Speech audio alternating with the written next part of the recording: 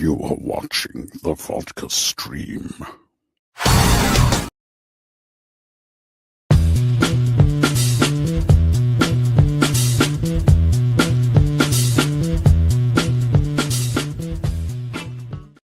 Come on, there we go. Jeez, tell you, StreamYard is just kind of a pain in the ass to maneuver sometimes.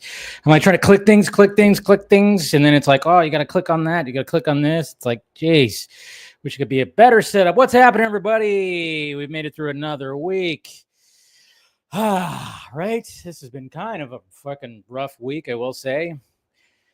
But hopefully you guys are doing good. Let's turn on a little mood music right now. Let's get a little romantic, huh? Well, kind of. You know, I don't want to get too romantic, guys. Relax, all right? Sometimes, you know, some of you guys, this is the first time here. We got to go gentle. We got to take our time. Anyways, here we go. Turn on that. Turn it down a little bit. Okay. Welcome to the Vodka stream, guys. Oh, boy. Do we got things to talk about, huh? As I rub my chest. And I'm not doing it just to do it, partly. But there's a reason, obviously. If you see what is on my shirt, and my God, thank God, we'll be definitely talking about that tonight. The Batman Part 2 finally happening, and the picture that they posted was so beautiful, showing that script and everything. And man, I tell you, just shut up all the haters out there. Shut up all the doubters out there, right? So cheers to that. Cheers to Matt Reeves for finishing his script. Even though you can't really see him, it's blurred background, but you could tell he's happy. And Mr. Matt Tomlinson, if I'm saying his name right, congratulations on both of them for doing that. So yeah, it was good times when it comes to that. So. That was like the big news. That was definitely the big news when it came to this. So, all right, what are we doing here? Okay, who's out there? Let's talk. Talk to me. Tell me your name. Today, me and my girlfriend at Olive Garden, her favorite restaurant, is about her whole dinner. Oh, okay. So 1 month anniversary. Nice. So you're celebrating 1 month, Ryan. Congratulations. Hey, 1 month. That's right. Made it through 1 month. Many months come after that. Can't wait for F1. Superman, Denis, Denis. What's going on, Anna? Good to see you. Shabbat shalom. Hope you had a wonderful week and wanting to wish you a terrific weekend. Cheers. Thanks for mentioning that melatonin for sleep. It seems, there you go. Yeah. Melatonin can help. It didn't help me when I had troubles with that. It just didn't really help me too much. It made me a little too groggy, but I'm glad it helped you. What's going on, Mr. Tosca Beckham? Nice profile image right there. What's happening? Looking forward to Superman and Batman 2. We're eating good as DC fans. And I'm also hyped for Jurassic World Rebirth and Fantastic Four First Steps. Great time being a fan. You are correct. What would you want? Who would you want to be as James? You know, I'm going to talk about this. And I'm going to rant because that's what I do here on the Vodka stream. I rant. And I'm going to rant about James Bond casting. That's something I read today, and I'm just kind of going like, okay, I'm going to rant, and then I'm going to have some suggestions. So I'll get to that, Mr. Beckham. Phil, what's happening, sir? How convenient that Matt finishes the script right before Superman releases. Oh, what are you trying to say here, Phil? Oh, he's coming in hot. Well, Phil will be on later, of course, so we'll see what he meant by that. Shout out from Bama. All right, we got some Alabama people in here. You know, obviously Scott is from Alabama. You guys are going through like a crazy heat wave. I know Cloned Avenger, who's usually in the chat, he was talking about that. I think on Wednesday's show, talking about how. And hey, I was born in Alabama, and then we moved back. So I lived in Alabama. I didn't, you know. I'm an Army brat, so I was born in Alabama. Then we moved to Washington, was there for about 6 years, and then we moved back to Alabama and lived there for 3 years. So I know what's Alabama. And then, of course, my dad ended up moving back because, again, you know, he was stationed. You know, he had to be stationed. And he actually got stationed back to Alabama, and I visited him during the summertime when I was, still in school. So yeah, it was grueling summers. The humidity. That's what sucks about back east is that humidity. Like over here in SoCal or California in general, we don't get that much humidity. It's a dry heat. I can stand the dry heat, you know. So, but yeah, that freaking sweltering. Oh, that sucks. When you can literally just like take a shower, get all nice and clean, and you just walk outside, and all of a sudden your sweat glands just go, what the fuck? They start losing their minds, and you just start just getting all sticky. Ugh. But hopefully you're doing good. Gilmer, what's happening? Bond has a history of non-British directors. Irvin Kershner was American. Martin Campbell is from New Zealand. Lee Tamahori is also from New Zealand. Mark Forster is German Swiss. And then, of course, we got Carrie. I'm Fuka. Yeah, I'm gonna say that name wrong. You know me. I'm really bad at that. I'm sure some of the freaking watchers that like to give me hell about that are just they're gonna go to town on me for that because I can't pronounce names sometimes. But it's just like I can't pronounce Denis Villeneuve. Yeah, I know. Now we got a French director. So yeah, it's the history of non-American directors. Kind of interesting. So what's going on, Kenneth? Hey Dave, hope you had a nice Friday. 3 questions. 1, have you seen Melissa Benoist's new show, The Waterfront, on Netflix yet? No, I have not. Heard it's really good. No, I haven't seen it. When do you think Superboy and Steel will show up in the DCU? Well, I mean, they might. Who knows? I wouldn't say too soon, but they might show up eventually. You never know. Are you getting the new Superman poster for the new film? I do want to get that retro poster, to be honest. I don't know if I'll get it. I mean, maybe I can. I don't know if I'll fit it somewhere behind here. I might have to, rearrange some things. Monique, what's happening? Hello. Fantastic Friday, you all. I got to help my awesome niece with her school project, made mayo garlic parm chicken thighs on the air fryer with yesterday's produce sale blueberries. Jeez. Monique, you're always, every time you talk about the food, every time you talk about that food, that sounds amazing. Garlic, made with mayo, garlic, parm, chicken thighs. First off, chicken thighs are better than chicken breasts, okay? If you're trying to, get some good protein and you want to, eat clean, and I know everybody always says, oh, you got to eat chicken breast. No, go for the chicken thighs. Chicken thighs are so much better than chicken breasts. Don't just go for the dark meat. It's so much more tastier. And then blueberries. Eat your blueberries. I eat blueberries almost daily. Okay, blueberries are like my favorite fruit. When I have my lunch, I always just I have a little thing of blueberries that I get every week, and I'm always just munching on them. That's like my little dessert when I eat lunch. I'm all about the blueberries. Never used to be a blueberry guy, but recently, probably about a year or so ago, I just started freaking eating blueberries. It's delicious. Hoy, hoy, Mr. Jason McKenzie. What is happening? Cheers to you, sir. Always great to see you, my friend. Oh, man. We got Dell in the city. What is happening?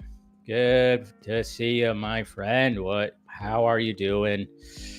Always love seeing you out there. Music Man, what's going on?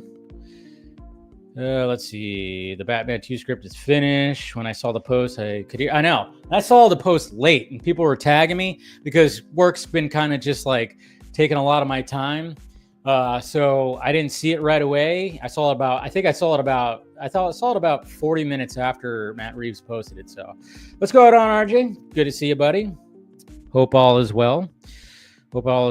Now social media can finally move on to, I know, they could finally, Jesus Christ, we don't have to hear that anymore. My God, what's going on, Clone Avenger? There he is. Good to see you, my friend. We got Mr. Axel Droga right here. What is happening? We got D-Man, the Batman, Fale Adu. Sly Bat Dude, what's happened? Just a little under 2 more weeks, I know, for the Superman screening. Crazy. We're getting so close. Steven Ortega. Hey, Film Junkie, is William joining you? Yeah, I think so. Did I send him a message? like I said, I got wrapped up in things, so I'm sure he'll join tonight. I'll send him a message. Did I forget to send him a message? Crap. Did I forget to send him a message? Crap. Anyways, okay. Well, I'll send him a message. I'm sure he'll want to join. I think I forgot. There he is. Here, I know. So I got wrapped up. Like I said, work has been kicking my ass, and then I was trying to edit something, and then I was watching something, and then I'm like, let's see. Who else we got here? Oh, yeah. Dave, now it's Supergirl, then the Batman Part 2. I know, right? Soon. I mean, that's the thing. It's going to shift. So Superman's still going to be talked about. There's still going to be things. Of course, we'll be talking about it for, into August. But then, things will relax a little bit. Well, technically, Lanterns might be when is Lantern supposed to be coming out? It's supposed to be coming out before Supergirl, right?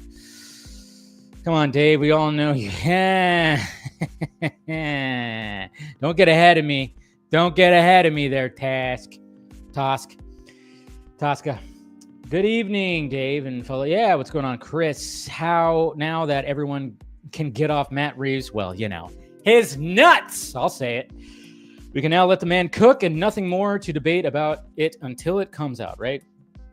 Oh, I'm sure there's still going to be people that are going to be like, James Gunn's going to cancel it. James Gunn's threatened by Matt Reeves.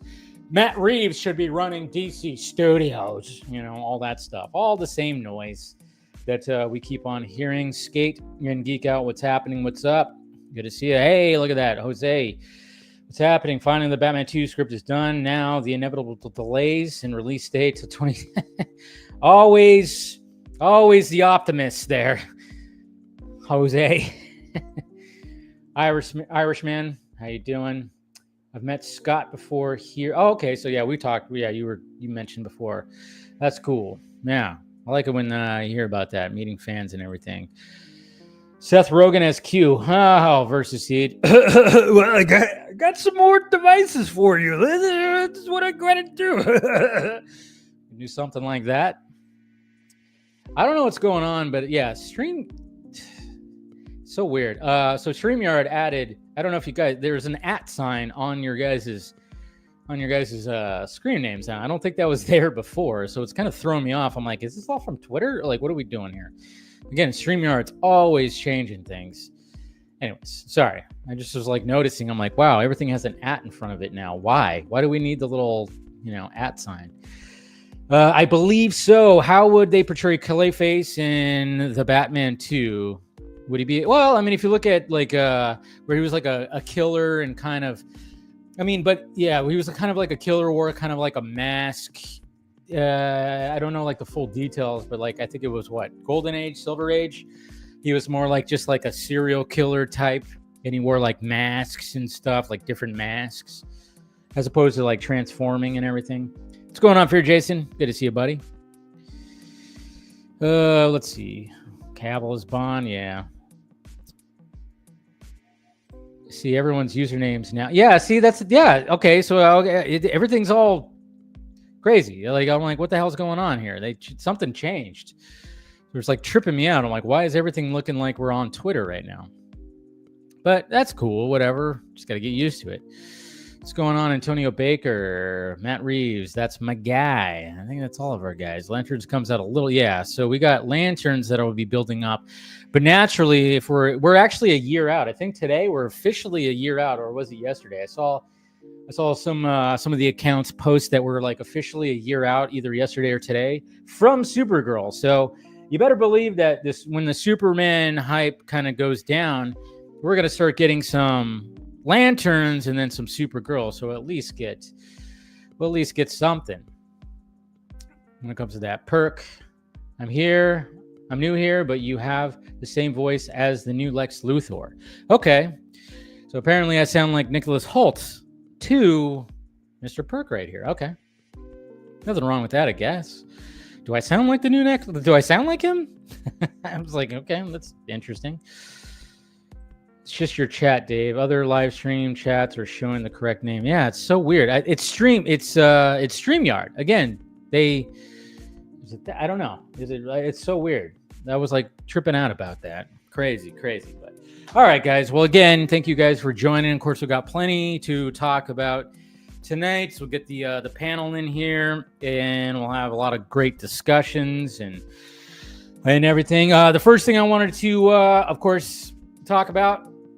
Not a great thing to talk about, of course, but this stuff happens, and anytime it does, I always like to raise my glass. But my Uncle Butch, may he rest in peace. My Uncle Butch passed away late last night. We had just gotten home from the movie, and I was just about to go to bed and found out that he passed away. So my Uncle Butch.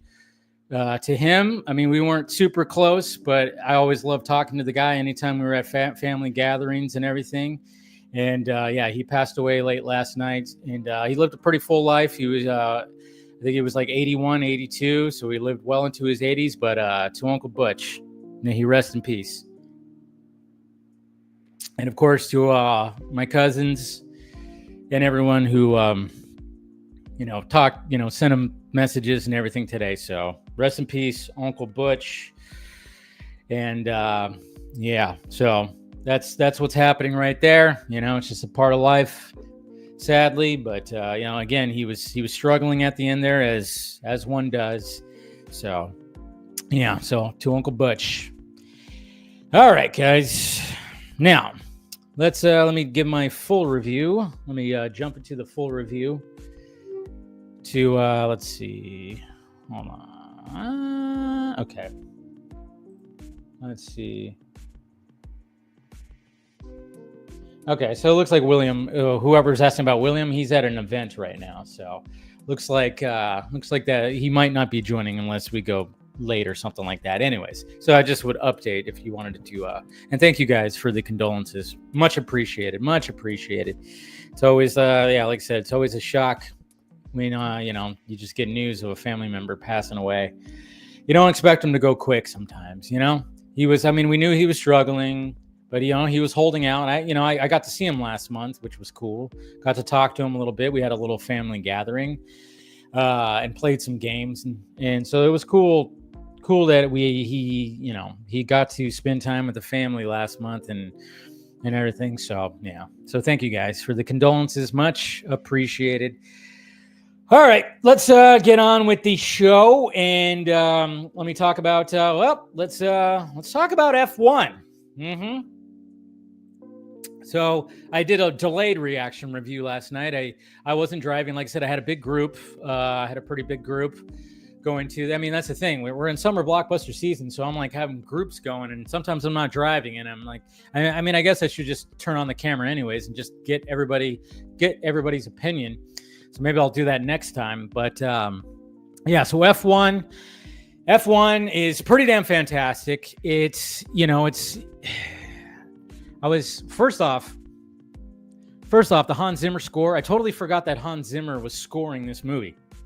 I remember hearing about it when it was announced, but I totally forgot until, of course, the opening credits, and then I see Hans Zimmer. I'm going, oh shit! And you're already hearing the score, because the credits show up a little late, and I was already hearing the score. And I tell you, that score, I was listening to it today while I was working. I had to put it on because I was like, I really enjoyed the score. It gives me, and I know some people hate Mission Impossible, but fucking listen to the goddamn Hans Zimmer score for Mission Impossible. I don't care what you feel about the movie, listen to the score.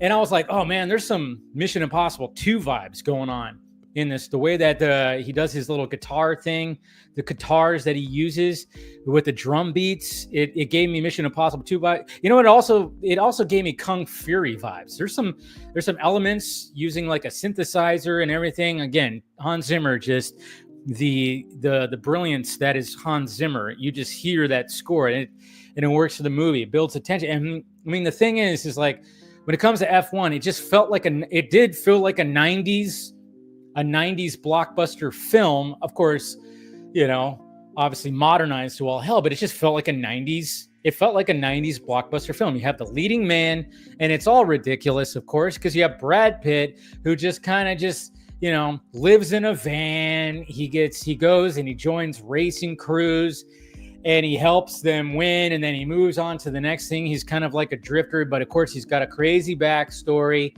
and even though he's older, he's still good looking and whatever, even though he lives in a van and eats peanut butter sandwiches and blah, blah, blah. He's still ripped, it's that same kind of cliche, but he's very likable in the movie. His character is very likable in the movie. And then of course you got the clashing with the young stud and, so they have that whole element, there's just a lot of things. There's the love interest.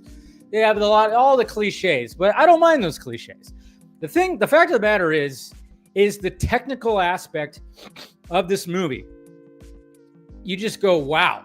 And I'm sure, and it's kind of cool that they actually had the real racing crews from F1 be there. They're in the movie. You see the crews, you see certain people, but just the technical aspect of this movie is great. Joseph Krasinski, he really just created something just pretty freaking awesome. And when you're learning about the certain things and how they design these cars, it's really fascinating. It's really fascinating. And then the way that, obviously Brad Pitt's character being the experienced one, he just kind of knows the track. He knows the ins and outs. He knows kind of how to quote unquote cheat the system kind of thing. So he knows how to play, or I guess you could say he knows how to play the system when it comes to racing in it. And it just works. It just works, even though, like, yeah, you know how it's going to end. You kind of just figure, yeah, they're going to have this scene and that scene. And yeah, those scenes are there. The tropes are there. But at the same time, it's still just kind of showing you, like, yeah, you can still have a blockbuster like this. I mean, it's a Jerry Bruckheimer produced movie, and it feels like a Jerry Bruckheimer produced movie. I mean, it feels like a Bruckheimer production. And, and I loved it. I loved it's like a 2.5 hour long movie. I don't know. It's like, it's pretty, you don't feel the runtime. It flows very well. And yeah, it's still, even though that, oh yeah, this is going to happen, it's still gripping. You're just like, okay, they kind of play it like, well, maybe you don't know exactly how it's going to end, but really enjoyed it. Really, really enjoyed it. If you like racing, or if you like Top Gun Maverick, I mean, for God's sakes, watch the movie and enjoy yourself. Take your dad. I mean, I took my dad, and of course he enjoyed it. So Pop's Film Junkie, of course, approves. But it's always funny when they talk about it being a dad movie. I mean, my dad loves movies, so it's there's nothing that's really a dad movie when it comes to him. He's like pretty much open for everything. That's why, like, now he's retired, he joins me almost every week. Sometimes he just doesn't. He hasn't joined me in the past couple of weeks.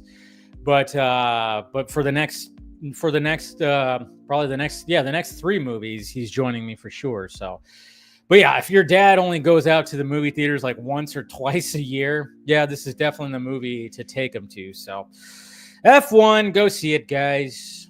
Pretty damn excellent. Really enjoyed it. And like I said, that Hans Zimmer score, man, that guy was doing some, it's excellent. I was listening to it today, and it was like amping me up, man. I'm like sitting there working, just like, I don't know. Hans Zimmer, just such brilliance right there. All right, so now it's time to get to the ranty part of the Vodka stream right now. Ford v Ferrari vibe. Yeah, I would say that it's more intense than, Ford v Ferrari was like a different kind of intensity. This one, I don't know. It's got similar vibes, but it's a little bit more crazier. It's a little bit more extreme and more high tech, because obviously Ford v Ferrari, it's a biopic. It's a period movie. It's like, obviously takes place in the past, so you don't quite feel like how it is right here. But, there's still similar intensity, even though, yeah. James Bond. All right. So 007 is happening. And man, I tell you what, when it comes to having Denis Villeneuve, which I know I'm still saying probably incorrectly because I just can't say names correctly because I have some kind of disorder when it comes to pronouncing names. But when it comes to him now taking, I think we all had a sigh of relief. Everybody collectively, it's like you felt it. It's like you felt it on social media. Everybody felt that sigh of relief because everybody's kind of going, what's happening with the James Bond franchise? Are they going to be doing like a bunch of crazy spin-offs and this, that, and this, which they still might, who knows? But everybody was wondering who's going to be the next one to direct it. And, there was talks of Christopher Nolan wanting to direct it. There was a lot of like things that were up in the air, but, a lot of us were kind of going, what's going to happen with this franchise? So as soon as Denis got announced as doing it, everybody just kind of went, all right, I think we're all good. Huh? I think we're all good here. Yeah, I think we're all fine. No matter what, this movie's going to be pretty good. That guy's the guy who's never made a bad movie? Yeah, that guy's directing it. Sweet. Love it. But then, now, the next question is, who is going to be playing the character? Who's going to be playing Jimmy Bonds? 007.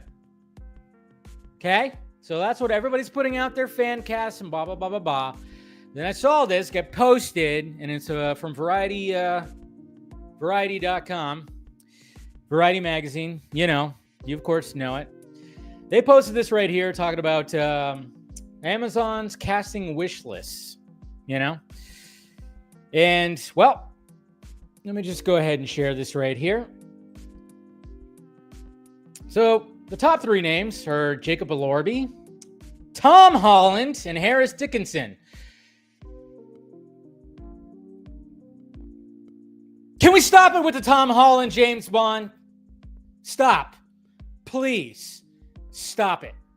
Why? Why is he been fan cast? Why have I seen content? Stop it. Stop it. Nothing against Tom Holland. Nothing against him. I think he's a fine actor. I like his Spider-Man. I've seen him in, not much else, but he's a talented actor from stuff I've seen. I think he's great. He is not James Bond, okay? He still very much looks like he's 16 years old. Okay, he still looks very young. Unless you want to go do James Bond Jr., because there was a cartoon that was out in the 90s, 80s, 90s that was James. No, stop it. Stop it, please. Just no. Stop it with the Tom Holland.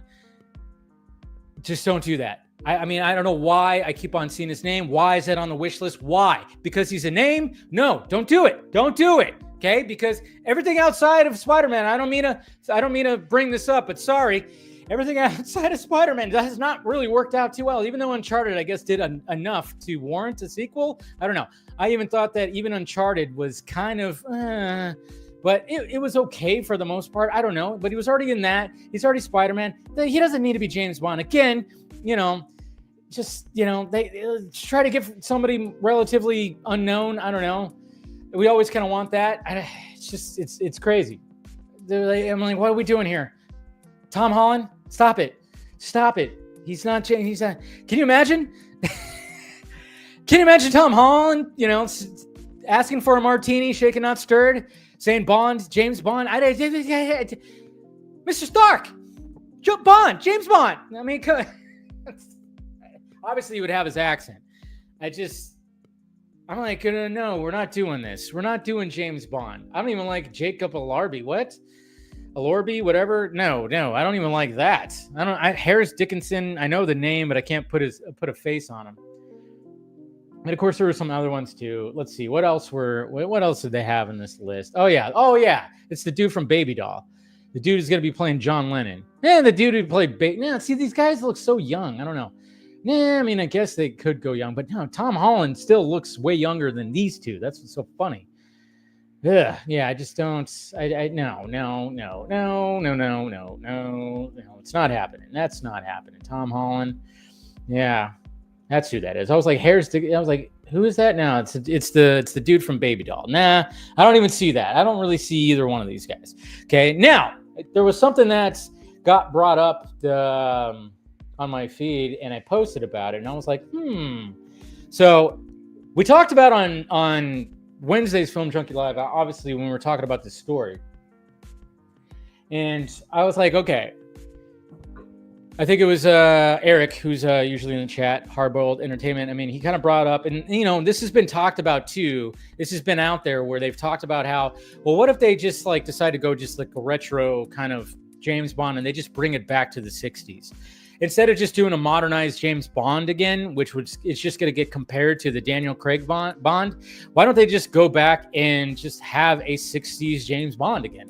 Why not just have that? Maybe Denis would want to do that. He'd want to do something like that just to represent the essence of James Bond. And I thought that's actually a pretty cool idea. I think that would actually work. And Screen Rant actually posted like, well, would you want this actor to be James Bond? And I was like, you know what? If they do that kind of concept, I would totally be down for Tom Hiddleston to be James Bond. Now, Tom Hiddleston is a name. He's not a huge name, but he's a name. So maybe they wouldn't. But at the same time, I'm looking at this going, yeah, I mean, if they were to do like that 60s type of like James Bond, I would welcome a Tom Hiddleston James Bond. I think he has that suave. He has that style, He doesn't have to be, this brooding dude, because Daniel Craig was pretty brooding. He's, Hiddleston, not a bad choice, I would say. But really, but as a modernized James Bond, maybe not. But if they were to do the 60s, if they were to go back to the 60s and just take that approach, I think he would fit that big time. Another actor, could probably fit both back in the 60s, if they do that, and even modern day, is Theo James. And somebody responded, and I went, yeah, Theo James would actually be an interesting choice too for James Bond. I think good-looking dude. He's got the accent. I think he could pull it off pretty well. And I don't know. So those are the two that I'm thinking. Some people are already going, Robert Pattinson. I'm like, no. Robert Pattinson's already Batman. Let's spread the love a little bit here, Spread the love. So, no on Tom Holland. Stop it with the Tom Holland casting. Please. Please stop it with the Tom Holland casting. No. Nothing against Tom Holland, okay? I like him. But not as James Bond. Are you kidding me? Ugh. All right. There you go. That's all I wanted to say. But yeah, I don't know. When I saw that when Screen Rant posted that, I saw that image. I was like, okay, I could see that, obviously when it comes to, at least if they were to do that little vibe, if they were to do that vibe of a 60s, if it took place in the 60s, which I just would not be surprised if Denis would actually do that. I mean, I would not be surprised. I don't know. Seems like they need to change it up a little bit, right? They should change it up a little bit. So, all right, just sending out the invite. Go ahead and ask some questions. I'll ask them. Yeah, you ask questions and I'll ask them back. No, I'll answer them. So, all right, sending out the invitations. Hold on a sec. Sorry, guys. I always forget to do it like this. I'm just going to put my glasses back on. But yeah, go ahead and answer questions. Oh, what did I do? I just don't you hate it when you hit a wrong button? You're like, oh, you hit a button and you're like, your screen goes crazy. That's what I just did right now. What? Why are you not working? Okay. Sorry, I got to send it in like 5 different ways. Here we go. Okay. Go ahead and keep asking questions. Do it. All right, here we go. We're good now. All right, let's see what you guys let's see what you guys are talking about right now. All right, Tom. Let's see. We're talking about James Bond. Timothy Chalamet. Yeah, I know. I made that joke. On Wednesday. Great pick for Denis. Now announced the Bond actor. They brought in Pascal and Heyman to fast track it. Shouldn't have taken this long. Yeah, but the thing is, though, if you think about it, though, I mean, like he's still about to shoot Dune Messiah. So I mean, we probably won't get. We might not get this casting till next year. We might not get the casting till next year because he's about to shoot Dune Messiah. And he'll be working on that. That'll probably be a 4-month shoot at least. 4-month shoot.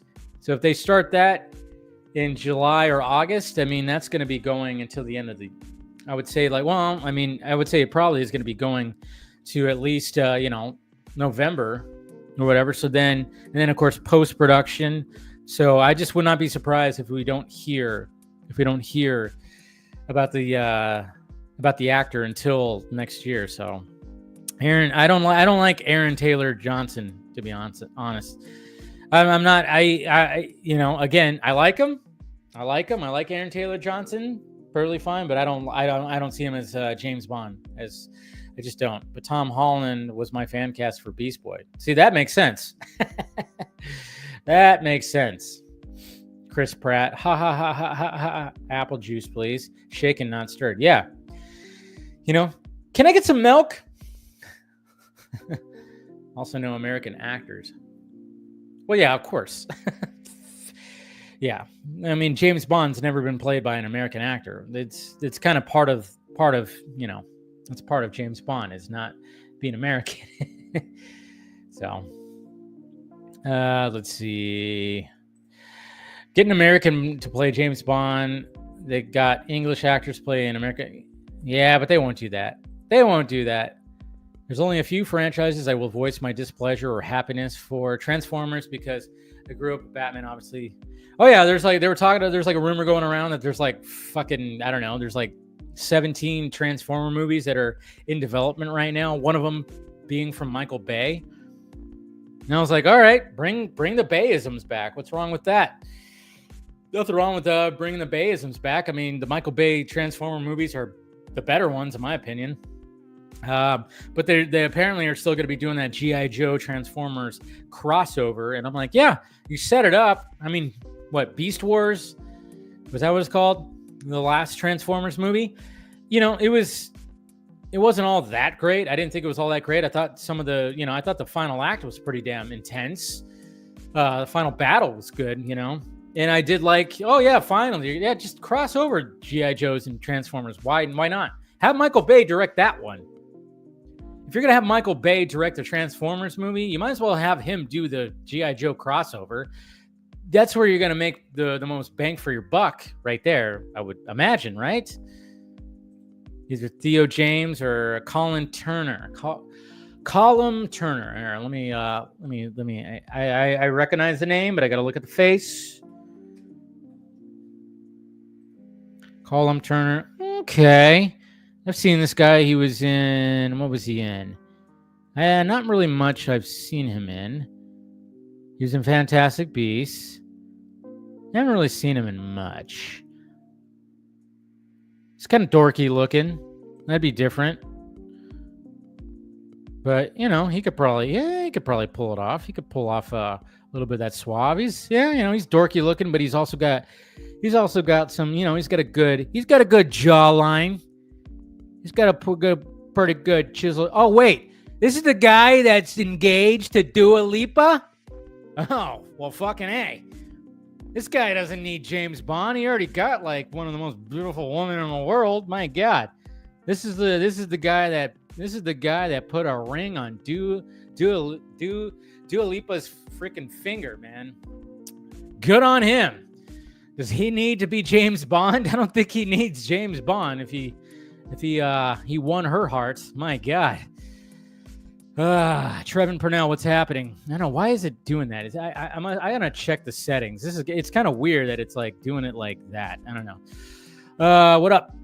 Washed ashore from Slav's live stream. His internet crashed on him. Oh, I hate when that happens. Yeah, my internet was kind of messed up a little bit this week too. Like, not my internet, but the output was kind of messed up. So I take Zendaya over all of this.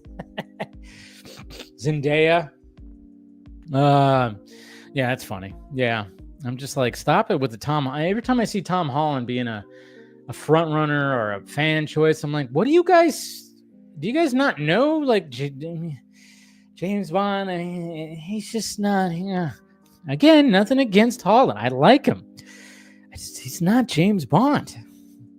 We're about to find out if he's a fine actor when he is in the movie with Nolan. Oh, that's right. I think, yeah, I mean, that's the thing. It's like, Tom Holland's had some struggles outside of Spider-Man. He has. But at the same time, like, what was that movie? There was that movie where he was still younger. It came out probably like a decade ago. It was that based on a true story of Ewan McGregor about the tidal wave. The tidal wave that I forgot which tidal wave that washed up ashore.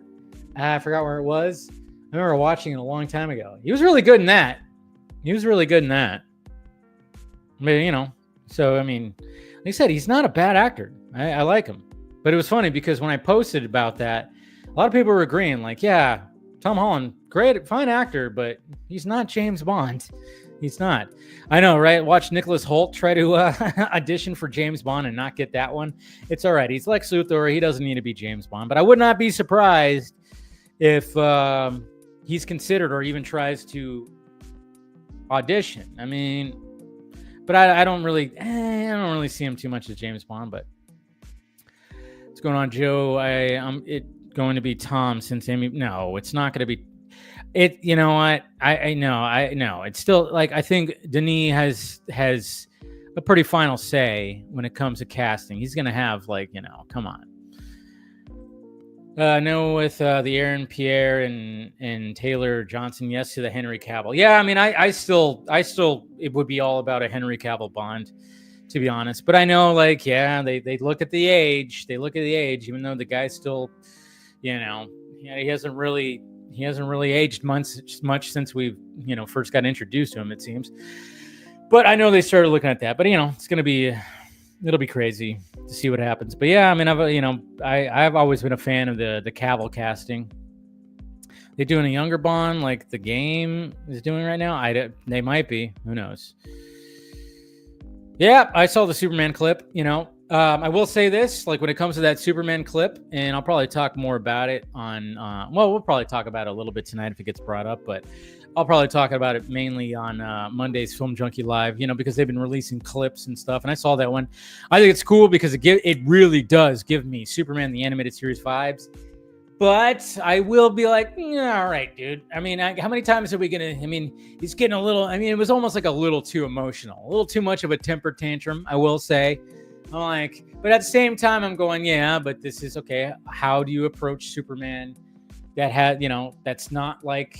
so much like the last couple, I guess you could say, if you want to count Tyler Hoechlin, but so you want to distinguish, and but I will find it sometimes it was like when he's just like yelling at Luthor. But I do like how Nicholas Hoult was he wasn't even like worried. He's just sipping his coffee like a piece of shit, and I'm going, well, that's Lex right there. But I'm not saying that that's not Superman. I mean, obviously, hey, somebody steals your dog, you're going to be fucking pissed. I don't think any of us would show up charging through a door and flipping over a desk, but, it's Superman. He's got super feelings. But still a pretty good clip. Like I said, I think Corin Sweat's still going to, nail it. It's just, I thought it was a little too amped up. But that's all. What's going on in M4? I'm so looking forward to seeing Superman. Good. I mean, it seems like a lot of people are. It's going to be interesting to see what happens with the box office, and hopefully the general audience is liking it. My brother, he actually told me that he's a little hesitant about it. He's still going to go see it, but he was like, I don't know about it.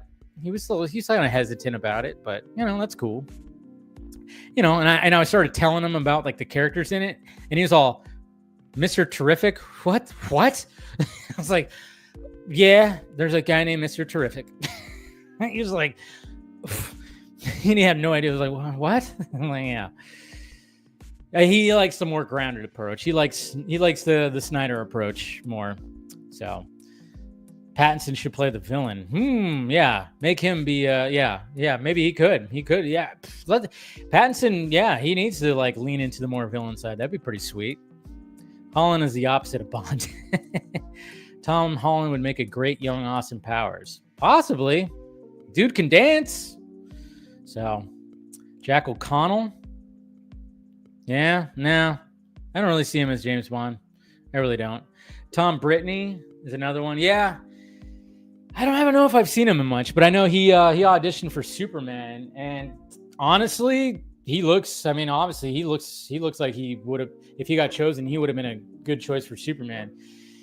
I mean, his eyes look similar to Corn Sweat and Cavill. But yeah, Idris Elba would be bold, yeah. But Idris Elba is like, he's 50 something years old. They're not gonna go like that. He's always been like looked at as, oh yeah, what if he's James Bond? I mean, yeah, I wouldn't have hated it at all. I think John Boyega. No, not John Boyega. John Boyega. Again, nothing against John Boyega. No, but I don't see him as James Bond now. No. Oh man, I still remember the first movie I saw John Boyega in was Attack on the Block. Oh man, if you guys haven't seen that movie, watch that movie. A crazy little alien invasion that happens in this apartment complex, and I think in London. Awesome movie. It's got Nick Frost in it too. Awesome movie. It's a great movie. But no, nothing. Like I said, nothing against Boyega either. Not Bond material. All right. I think that, let's see, pretty much. Yeah, we're all talking James Bond. Hey, what's going on, Max Wolf? Night Danger. Hey, Dave. What up? Naya, long time. I'm doing good. I think Jacob Lorby would be a good James Bond. I don't know. I don't see it either. I always thought he was American. Apparently he's not.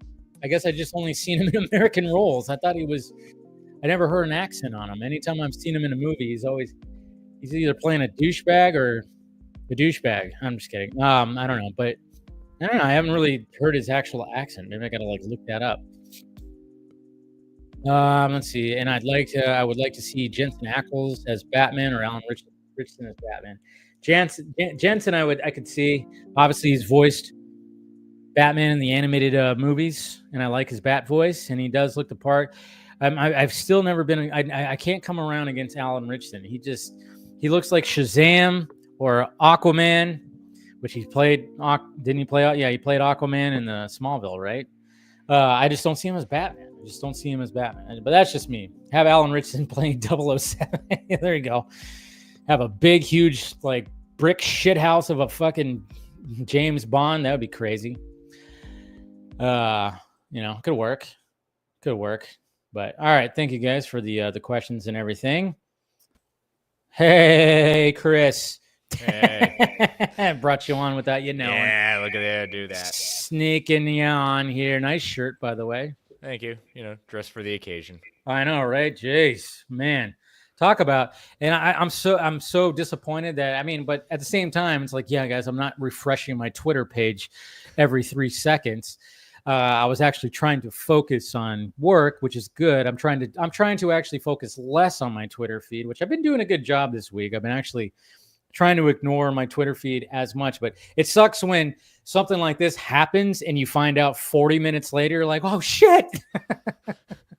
After being tagged, all of a sudden I'm looking and I'm like, I look at my mentions and people are tagging me. I got people sending me in DMs, all the different social medias. I'm like, holy shit. Tagging me on Instagram. Yeah. It was between that and Bond. Yeah. And like, it was just like, we said it on Marvel Lines yesterday that it seems like the studios want to get everything, just dump it the week before the holiday, because there's going to be nothing next week. Absolutely nothing. That's right. You're absolutely correct. Next week's going to be probably, there's going to be still Superman, Fantastic Four, some Jurassic World, obviously. But yeah, when it comes to like big news, it's like, oh yeah. Let's announce it the week prior to the holiday. The holiday week, short week for people going out of town, Yeah, so that was probably like a good idea. And then, when you get somebody like Denis to direct this, that's just, again, there was like a collective sigh over everyone that just washed over everyone going, where's this franchise going? It's not sounding great with all the stuff that they're talking about. And people were just worried. And then all of a sudden they announce him as a director and it's official and he has a quote and everything in the article. It was just kind of like, okay, we're on the right track, guys. That was a big, huge, a weight lifted off of the shoulders of anybody worried about the next version of James Bond.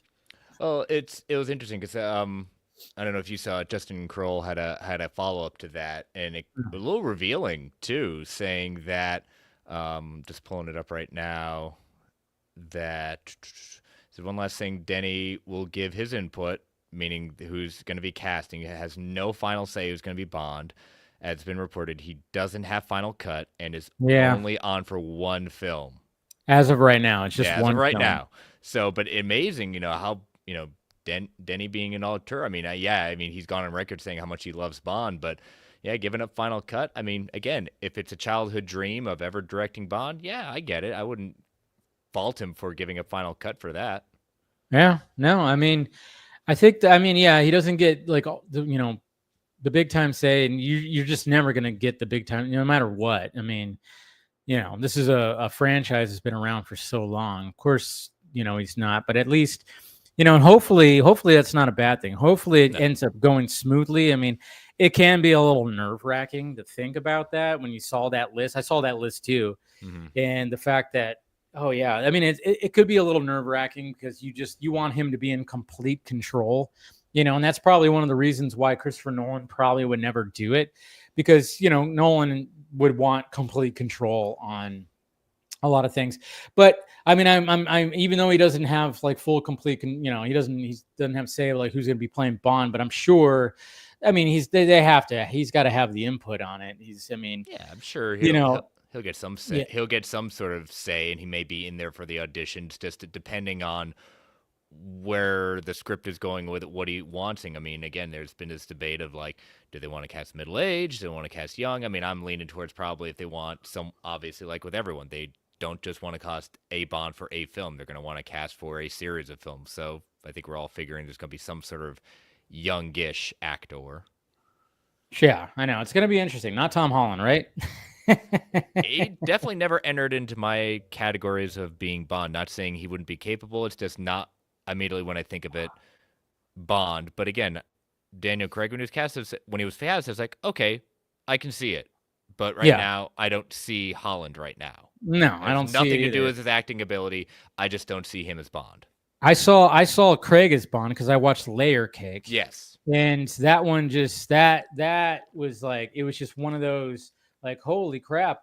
Like and when I heard that he was like in the running for Bond, I was like, wait, didn't I just watch a movie where he kind of had that vibe? I mean, obviously it's not anything like James Bond, but I mean, even the cover had him holding a gun. I think it had a silencer on it too. And it was just almost like, did Matthew Vaughn just like totally just audition you to play James Bond with Layer Cake? I mean, it was just kind of insane. Nothing beats that opening sequence in Casino Royale, the black and white, where you just see that whole discussion of how he got his status. If anyone had any doubts, never saw Layer Cake or anything else, was Daniel Craig, that there said, all right, different Bond, I'm there. This is the Bond for this generation. Dude, I know when he he kills that guy, and then of course the opening where he just turns around and fires, and you have the classic James Bond like opening. It was like Chris Cornell. Goodness gracious! Chris Cornell. God, you just I exercise to that dude. Probably once a week. That song. You just gave me freaking goosebumps, man. I'm like, what are you doing? I was like, oh God, yeah. I don't know the words, but I know I just know like Chris Parnell's like voice, like yeah. Man, he had Chris Cornell, not Parnell. I said that's the comedian actor. Chris Cornell, like man, he had a good run when it came to these big franchises. He did the Man is. I love his Man of Steel song too. Like yeah, you know, I never know the words. I just know his voice. Yeah, and then he also did. He had an Avengers song too. He had a song on the Avengers soundtrack. I'm like, Jesus Christ! May he rest in peace, man. We lost a freaking iconic. That one really hurt. That one did. Oh yeah, that did. I actually went to Applebee's, had a shot and a beer during lunch when I heard that. It like struck me like, oh shit. I'm like, you know what? I'm gonna go have some lunch at Applebee's, and I had a shot of Jameson and a tall beer. Because I was like, it was on a Friday too, I think. Yeah. And man, so what's going on, Phil? I might have to get a new car battery, but no shit. That happened to me 2 weeks ago. Yeah. Well, I've got a dual battery system, so I got to figure out if it's the front one or the back one. Hopefully, it's the wow. Yeah, it's a stupid car. I need to get rid of it. Nice shirt, by the way. Yeah, Thank you. I love it. feel like we're all in unison. Riddle me this, we got Batman theme going on. I want to get that shirt. I need to get that shirt. I've been always DC wanting shop. to get that shirt. DC I'm shop, sure, 25 bucks, man. I'm telling you. Definitely gonna get that. Hey, we got Scott. You showing up? Don't. The second one is easier. Yes, considerably. Yeah, that opening for That Casino opening Royale. to Casino Royale. When Chris was talking about it right now, I literally got goosebumps. Like I just was like, oh, I was imagining. Have that I opening. ever told you this? Have I ever just told you gonna my do a Casino rewatch. Royale story? Nah, maybe. No. Okay, so this was, when the movie came out back in 2006. I was still working at Barnes and Noble, and my best friend, who is the biggest James Bond fan I know, he had a signed "From Russia with Love" poster by Sean Connery. Like that's how serious he was. He was living in Nashville at the time, so he called me up. Was like, "Hey, there's a midnight showing of Casino Royale. You wanna, come up and see it?" So I drove from Birmingham. So I got off my shift, got the audiobook for Casino Royale, popped it in my CD changer at the time, drove from Birmingham to Nashville to watch a midnight showing of Casino Royale. That thing is like, Nashville. yeah. That thing is over 2.5 hours long. Yeah. And there was no midnight showings in Birmingham. And then I saw the movie, and then my dumbass decided to drive back to Birmingham after the movie. You didn't get home to what, after 3 o'clock in the morning, 4 o'clock?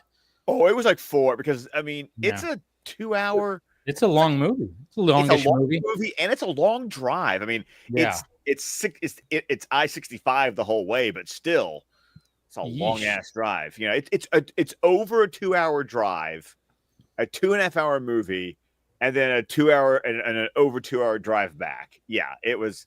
I think the sun was almost rising by the time. Yeah, it might have even been close to 5 for you. Jeez, you enjoyed yourself though. Scott always commits when he goes. He goes. You commit. I do commit. Yeah. Yes, Casino Royale. What an amazing Bond movie. Yes. I'm one of those guys, because I read the Ian Fleming novels. I've always said Daniel Craig is my favorite Bond. He's mine too. Connery's my second, but Craig nails the cold-hearted bastard of the books. Yeah, and by definition, by the dossier, he's the most accurate by the dossier in the sense of demographics and looks and height and everything like that, if I'm not mistaken, right?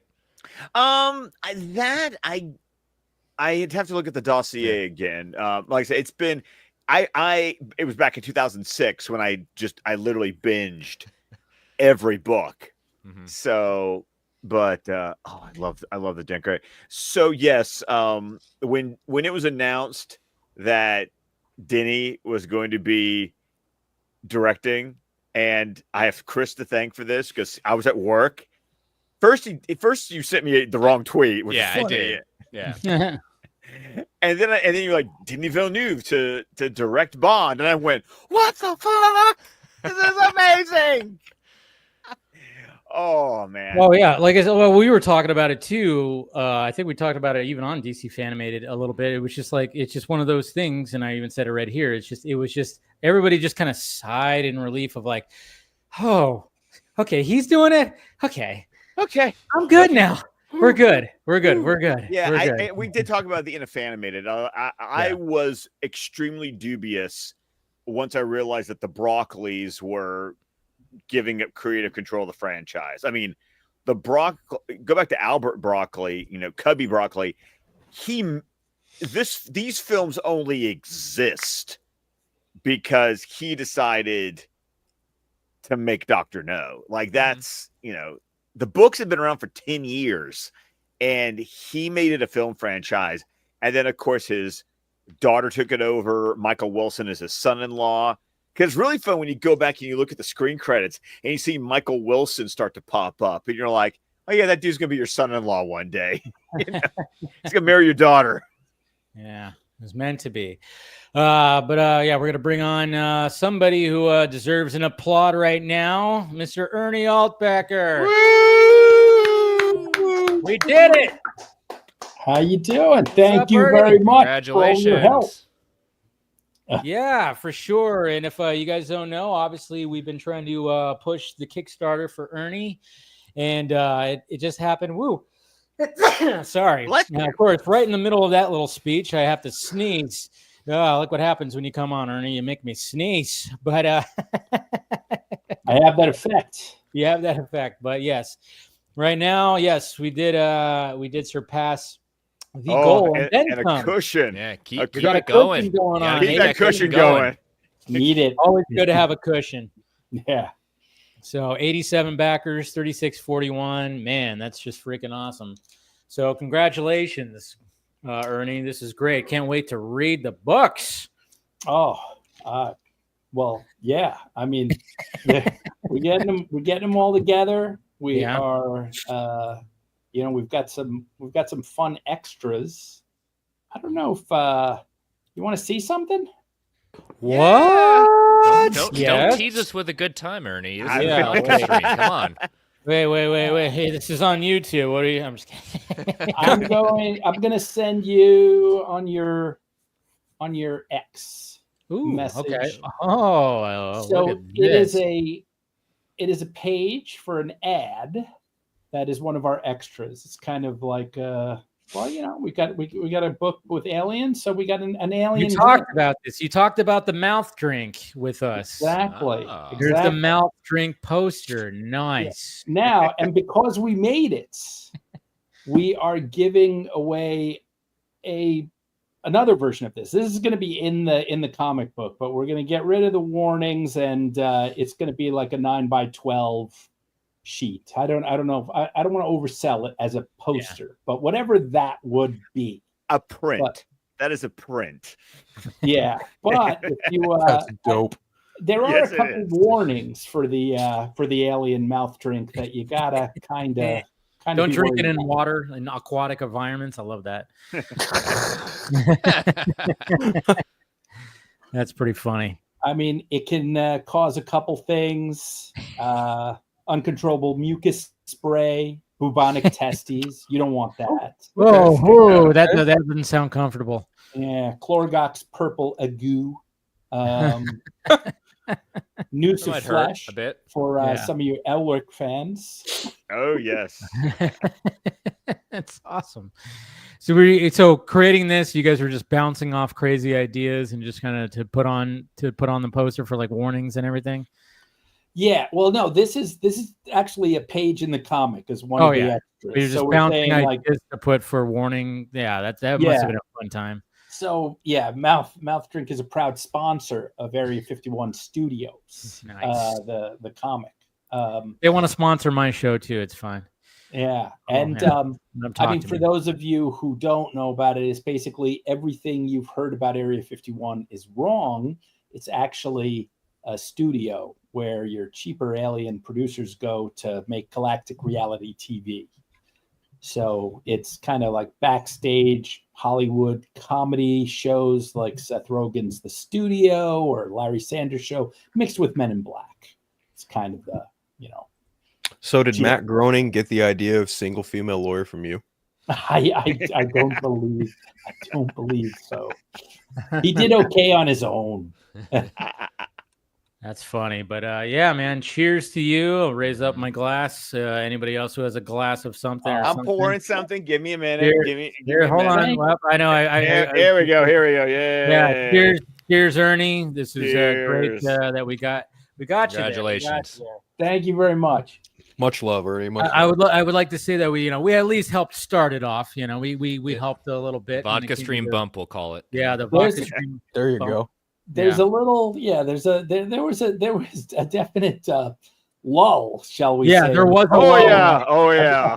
Until I know. I was kind of like, geez, yeah. I know. I was like, I remember on Saturday, I was like, man, there wasn't like really a bump when you came on last week, and then all of a sudden, just like, and then where do you think it took off? Was it like on Facebook, Instagram, or it just started rolling in? It just just came in like we didn't even know how it did. Well, I mean, according to a lot of people, it gets a bump at the end. So there's 3 days left. So maybe there were some people that were watching to see if it's going to fund, if it's going to actually become a comic. So that is definitely a thing, which is why when you reached out and you kind of confirmed for me that you'd made it, I was like, okay, now let's get the cushion by going, it's happening. Yeah. Like now you don't even have to worry about it. Like, let's do it. Of course, that kind of mentality always is weird. It's like you're waiting to see if it's going to happen, but yet you waiting to see if it's going to happen could keep it from happening. I have the logic escapes me sometimes when it comes to Kickstarter. And the work's been put in. You know, we basically right? did the work. So it's like, can it be printed? You know, that would be nice. I actually have a question for you guys because I do want to get to 100 backers for some reason. Okay. Now. Okay. And we dedication. Okay. Yeah. I got it. We don't have these like little dollar donations, you know, which I'd love to get. And I'm like, well, what can we give them, you know, for $1? And so everybody's name goes on the wall of backers, obviously. Right. But what I'm thinking is, a lot of people offer the wall of backers. What I'm thinking is, what if you could play practical jokes on your buddy with the name? You don't have to use your own name. Like, say you had a buddy, Gary, who threw up a lot, and you put Gary Upchucker in there. Then you could go, look at this. Look at this. Or you could get fancy, like with a middle name, like Brian Issa Farter, you know, or something like that. And a hug and kiss. That's like a lot of fun for $1, you know? And if someone said, well, no, then you're trying to get me to do the you know, the what do you call it? The EPUB version for $5. No. If you send me a note, I will cut it out and I will send it back to you. So, you know, you don't have to go any more than the $1. So that I'm willing to do that. I think that's a good idea. I like little gimmicky stuff like that because it's just fun. Yes. And very much in line with the tone of the book anyway. I mean, it doesn't feel out of character for what the project is anyway. So why not? Yeah, it's got a little Monty Python, Douglas Adams weirdness in there. So I think we can get away with it. So, you know, I like the story, you know, so it should be fun. I can't wait to send the book to you guys. It's Oh yeah, we're anxiously awaiting it. I posted the link in the chat again and pinned it. So if anybody still wants to, like I said, hey, you heard it, Ernie. You know, I can't wait. I can't wait to be in the book. Yeah, that's right. You went. Yeah, that's gonna be awesome. I actually have to ask you a question. So you've done this how many times? This I've done it at least. Actually being in the book, probably 2 or 3 times I've done this before. All right, let me ask you. So what was the best way it was done for you? Because this is the first time we're doing it. Like, is appearing in a panel okay? Do we, you know, do we need a line? I mean, like, actually, every time I've done it, it was, my favorite one is one where I showed up in like a couple like on one page. I was a killer. I was a serial killer clown. And it was funny because I was wearing a mask. So it was like I had to like spot the one that was me because I was the one with the beard. And it was kind of fun. But I know panels are fine. Like, dialogue is not required. It's really just it's just based on kind of what you promise. All you promised was be in the comic. Like that's cool. Now, if I get dialogue, it's not like I'm going to whine and complain, but all I paid for was to have my likeness drawn into the comic. Yeah. And actually, because sometimes in other Kickstarters, there are various tiers based on if you're just going to show up in one panel or if you're going to be like a speaking. Like they actually like make that like reward tiers based on how much you get in the comic. So Interesting. Well, we're doing that in book 2 for sure. Yeah. And you know what? I even think we can screw a little bit with. I could give you like 5 or 10 line choices. That'll be fun. That'd be fun. Multiple choice. Like is it? How would you respond right here?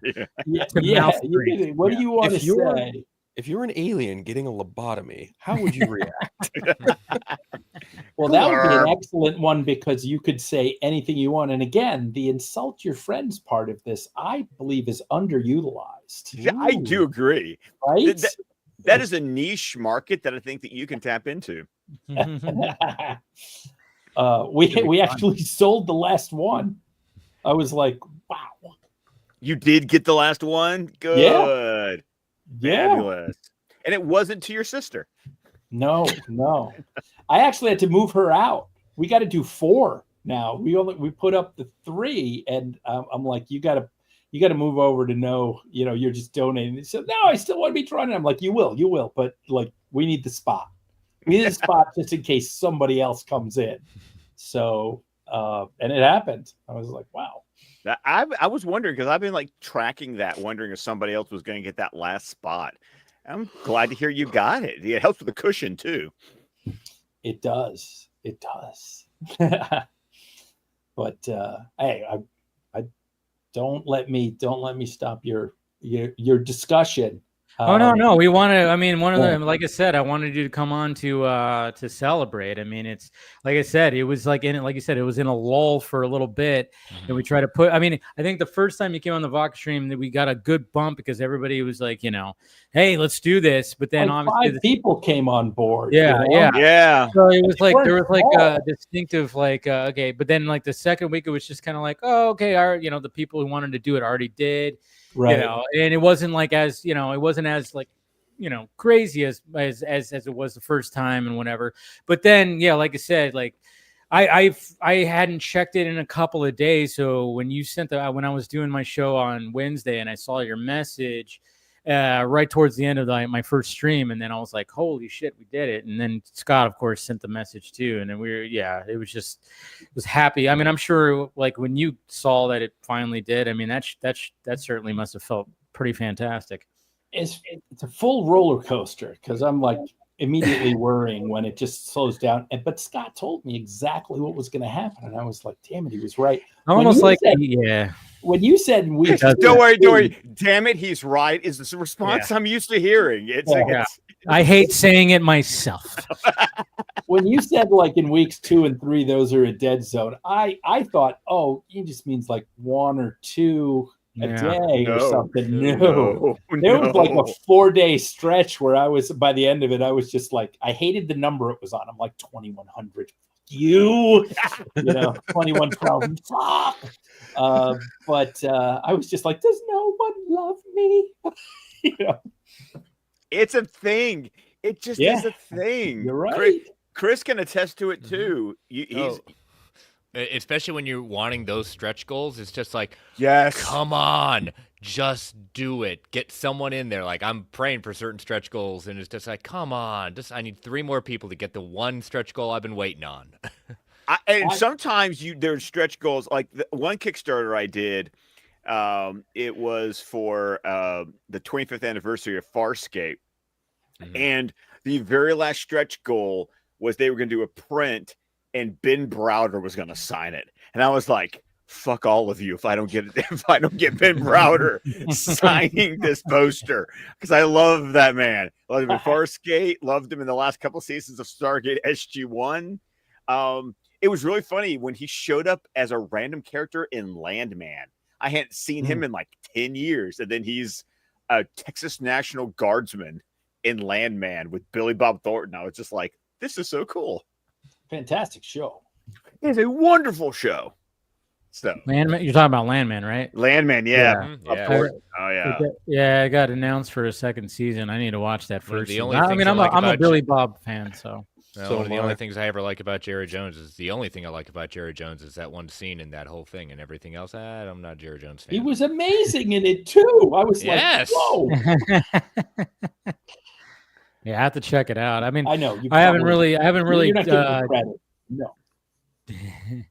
I haven't really like when it comes to who's the Taylor Sheridan. Taylor Sheridan, yeah. I haven't. I've watched one episode of Yellowstone, and I haven't watched anything else really when it comes to the world that he's created. When it comes to at least like shows, it seems like there's a new show that he's creating like every Year? 6 months. Well, Yeah, he got that deal from Paramount Plus, and dude has just been, because because he got 1883, 1923. He had Lioness, Mayor of Kingstown, Tulsa King, and Landman. I mean, it's and they all like work. That's the thing. Yeah, I need to watch Tulsa King too. I like Tulsa King, but not as much as the Mayor of Kingston. Holy crap! That's that one that's a too. good Jesus show. Christ. That was Yeah. okay. Ernie, I want to ask you this: did you feel like the second season was a little bit of a sophomore slump? That's how I felt about season 2. Okay, thank you, because I've been having a struggle getting through it. Oh no. And season 3 picks back up. But yeah, for me too, Chris, season 2 was it was a chore a little bit for me. I think I'm a little bit like a dory fish on that. Whatever season we're in, if it's good, I don't remember that there was like people always go Walking Dead on the farm season. Oh, that's bad. I'm like, oh no, they're over here now, man. This is awesome. And I watched all those. Obviously, I didn't feel it. Those were the you know, dark times. I don't That's remember. funny. Don't funny. remember. Ernie mentioned The Walking Dead. I'm on season 8 right now, rewatching it. Like I just got to season 8. So like I watched The Farm like 2 weeks ago. I was like, oh yeah. Jeez, you've been I pouring remember through this. it, bud. I mean, hey, Wow. it's what I watch to go to sleep half the Yeah. time. So I've seen it before, so that's why it's Yeah. easy for me to just put it on while I sleep. But like there are things that I remember, and like earlier this week I got to beginning of season 7 where Negan promptly kills Abraham and Glenn, and I was like, oh yeah, this is like the peak of the show. And then I'm now at the beginning of season 8, and I'm like, oh, now I'm getting to the part where I bowed out because I know what happens midway through season 8. Yeah, I think that was it's like season 7 or season 8 is when I bowed out. So is that when a certain character kind of takes exit stage left? Yes, Okay, all right. because that's when in the I bowed comic, out. that character does not make exit stage left. Yes, okay, that's when I bowed out too. Yeah. I've watched every iteration, even the one with the kids. That was a bit of a tough watch. Yeah. Oh my gosh. But I like Fear the Walking Dead. Too. I'm loving the one in New York in the Big Apple. Dead more City. Negan. Dead City. Yeah. Come on, more Negan. I liked what's his name in France, Oh, Daryl Dixon. Yeah. Yeah. Carol, whatever. I'm in. They got me. I need to jump into some of those. I tried Fear the Walking Dead way back when it came out, and it just wasn't my speed. But I want to go and dive into the Daryl Dixon show and the Dead City show, because I guess the premise of the Dead City one with Negan and Maggie is young Herschel has been like kidnapped or something, and Negan is the one who goes, "I will go with you to save your child because, well, I killed the father of your child." Something like that, right? Yeah, he was ready to die. Now, let me ask this question: was the Croat in Walking Dead, or did Negan just go, "I know this guy," and he's the one who kidnapped young Glenn there, and they're going after him. But this whole backstory of what the Croat did and stuff like that, and I'm like, news to me. Being the dory fish, I don't remember. Yeah, news to me. Like I'm fresh into season 8. Like Negan was just about to kill Carl when King Ezekiel comes in with his tiger, and everyone from the kingdom and the hilltop comes and like lays waste to, the trash people and Negan's saviors, and they kind of save Alexandria. So I'm like right where their all-out war is about to begin. Like the season 7 ender was Negan falling back from Alexandria, and then everyone kind of coming together and be like, okay, we can do this. And then like Negan steps out onto the big savior ranch, and he's like, all right, we're going to war. And you just see like a fucking army of people, and it's like, oh, okay, this is tracking from what I remember in the comic. Okay, because oh, this isn't like a spoiler or anything, but you remember that one scene where the good guys get their ass handed to them because they got some 50 cal machine guns or 30 cal machine guns and just mow everybody down, right?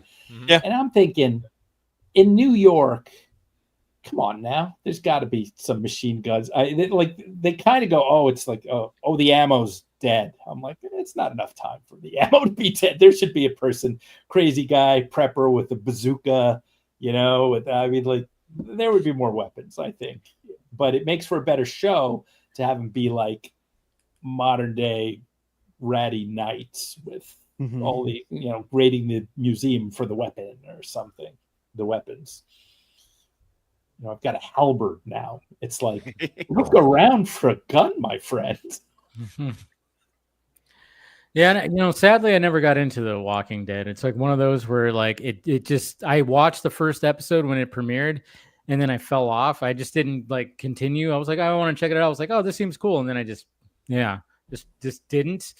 And now I regret it because when I see people talking about it, I'm like, damn it, I should have just kept up with it, but never did. So one of these days, I'm just gonna have to binge watch it, turn the lights off, lock myself into my house, and just watch an entire weekend. That's a lot of binging. Yeah, I know. There's so much. It would probably take a couple of weekends. Yeah. But Phil can attest to it. Phil's doing it right now. So I am. Yeah, I started it like I need to do it. 3 weeks ago, and I just throw it on whenever I just feel like catching a nap or something. Yeah, I mean that's not the the big thing of praise that you might want to get another. No, but again, I'm kind of approaching it from the fact of like I've seen the majority of it before. So when I get to the point where I haven't watched it, obviously I'm probably not going to want to feel compelled to fall asleep. But like, it's if you're a fan of Greg Nicotero as a special effects artist and you've seen his work before and other things, this is a show you should take a look at because he's worked on some pretty prominent zombie related projects. But that's kind of as far as I go with that. Man, did anybody speaking of zombie projects, anybody see 28 Years Later yet? I have not seen any of that franchise. That's not zombie. Once again, as I think I've said before, the zombie genre is very much I'll take this one. I'll take that. Like as a genre, zombies are not something that I just gravitate towards. Yeah. Right. So no, I haven't seen 28 Years Later, but I haven't said 28 Days Later or 28 weeks later. So yeah, it's an interesting franchise. Like I like it. I mean, obviously when the first one came out 22 years ago, I think it just came out like I think I saw it on my feed that 22 years ago it like came out. Which is crazy to think about. I was like, Jesus Christ. But I mean, obviously it evolved the genre to, oh my God, they can run. They could, they're crazy. Because obviously zombies were always just, which was scary in its own regard. But, there needed to be an overhaul. It's like, okay, yeah, if they're just doing that, it's kind of easy to avoid them and kill them if they're just walking all slow. But if they're running at full speed, with no like having to relax or anything or run out of breath, essentially, that's scary shit. And then of course you had Zack Snyder doing his first debut movie of Dawn of the Dead remake where he also had zombies running amok. But I think 28 Days Later, that's why it's so iconic. And then it just kind of has like it really showed it emphasized how bad humans could be during that type of that's kind of always been the metaphor of zombies is that the humans are worse. I mean, even George Romero's original Night of the Living Dead had some racism commentary. Oh yeah, because there's that, but also it's just like in the event of something like that, society inevitably collapsed to an extent too. Like that is pertinent through Night of the Living Dead as well as Dawn of the Dead. Funny, I actually met George Romero at a pop-up horror thing in 2015. I remember that. Yeah, you talked about that. Yeah, I am one of the few people on the planet who probably has the luxury of saying I've met both men who've directed Dawn of the Dead. So, so like I'm in San Jose visiting family, and in one piece of an auditorium is half of Metallica playing, you know, a set, and then another half there's this like pop-up horror thing. And I walk over to this booth, this tall guy, big rim glasses, and he's got fucking posters of all sorts of movies from the 70s and the 80s. And I see one of like Dawn of the Dead, but it's in Japanese.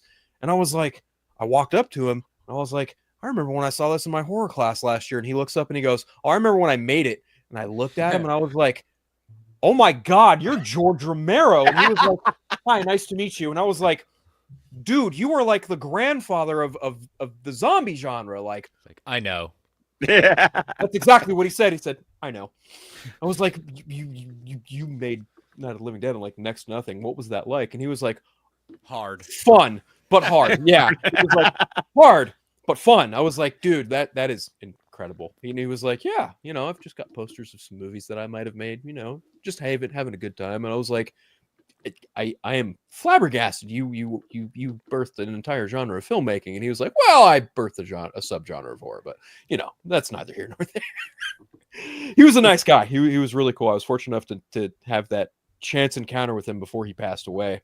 And then, you know, 2 years ago I met Zach at Full Circle. So it's just like one of those things that I kind of think about. It is kind of, yeah, it is a unique thing. I mean, probably not too many people can say that they met both directors of Dawn of the Dead. That is interesting. Didn't even think about that.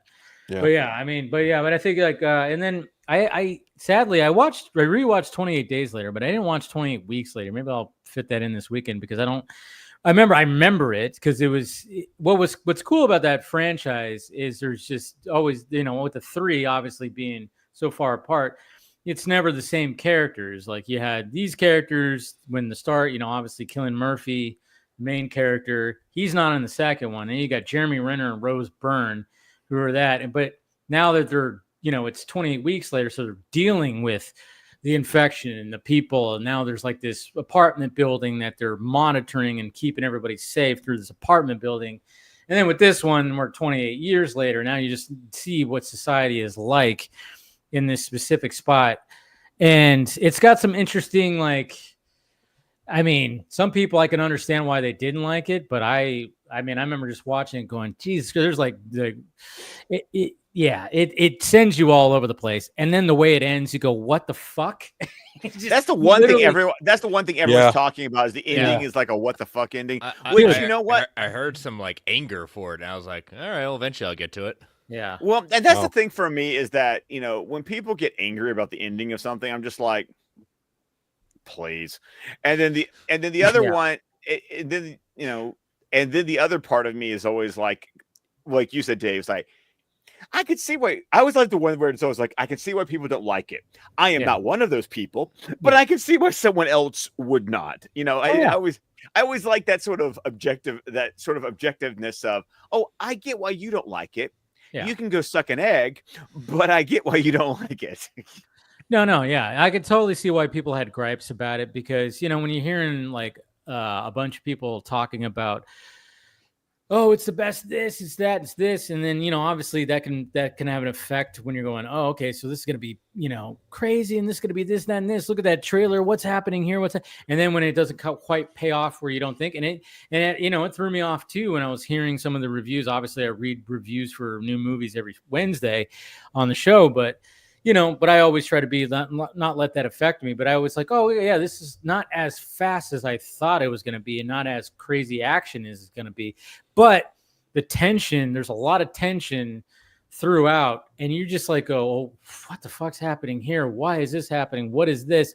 Oh, there's that aspect. I've seen that before in a different zombie movie, which is interesting. I wonder if Danny Boyle got inspiration by a little Zack Snyder, like when it came to certain things. And I was like, oh, okay. You know, there's a lot of interesting concepts. And then, of course, they just kind of leave a little bit of a cliffhanger for the next one, which is apparently coming out next year. Directed by Nia DaCosta. Nia DaCosta, yeah. Which she needs after the Marvels, she needs she needs something because she got fucked over on that. Go back to the roots. Go back to it. She did a good She did the Candyman. Oh my God, that was amazing. Oh my God. No, like she knows her shit. but she got sucked up into the Marvel machine, and I love the fact that she was kind of vocal about, oh yeah, this ended up not being the movie I was set to direct. So, But now I can do a couple of other things because I got a payday. So yeah, I can't blame exactly. her. Well, So and that's the that's thing. sometimes is what people need to realize is that directors do this one's for the money, this Yep. one's for the art. For me, yes. Yeah. Bingo. Mhm. Yeah. Well, even actors do that. I mean, Oh, you hear about that absolutely. too. They True. go like, this one's for me, this one's for them, this one's for me, this one's for them, and you got to balance it out. And that's how some of these, these people like, end up sticking around for a bit because they do, okay, I'll do this, I'll do the one where I'm the leading man or whatever, and I'm winking at the crowd and I'm doing that. And maybe it doesn't always work, but at the same time, then all of a sudden, like the next movie, you're in an A24 and you look completely different. You gained weight for it. You're like, oh, this is my passion project right here. And that's, and that's what way it should be, to be honest. I mean, it's kind of like, if you're gonna talk endings of in the zombie thing, I mean Zach's remake, which is fantastic. The first 10 minutes are beautiful, right? Yeah, you get some Johnny absolutely. Cash in there, you get this montage, but so at the end, right, we go, oh, they escaped on the boat, right? I see like most of the people just leave. Most of the people just leave, and I'm like, oh, there's something. I'm gonna sit back down, and I was like, no, not Ving Rhames.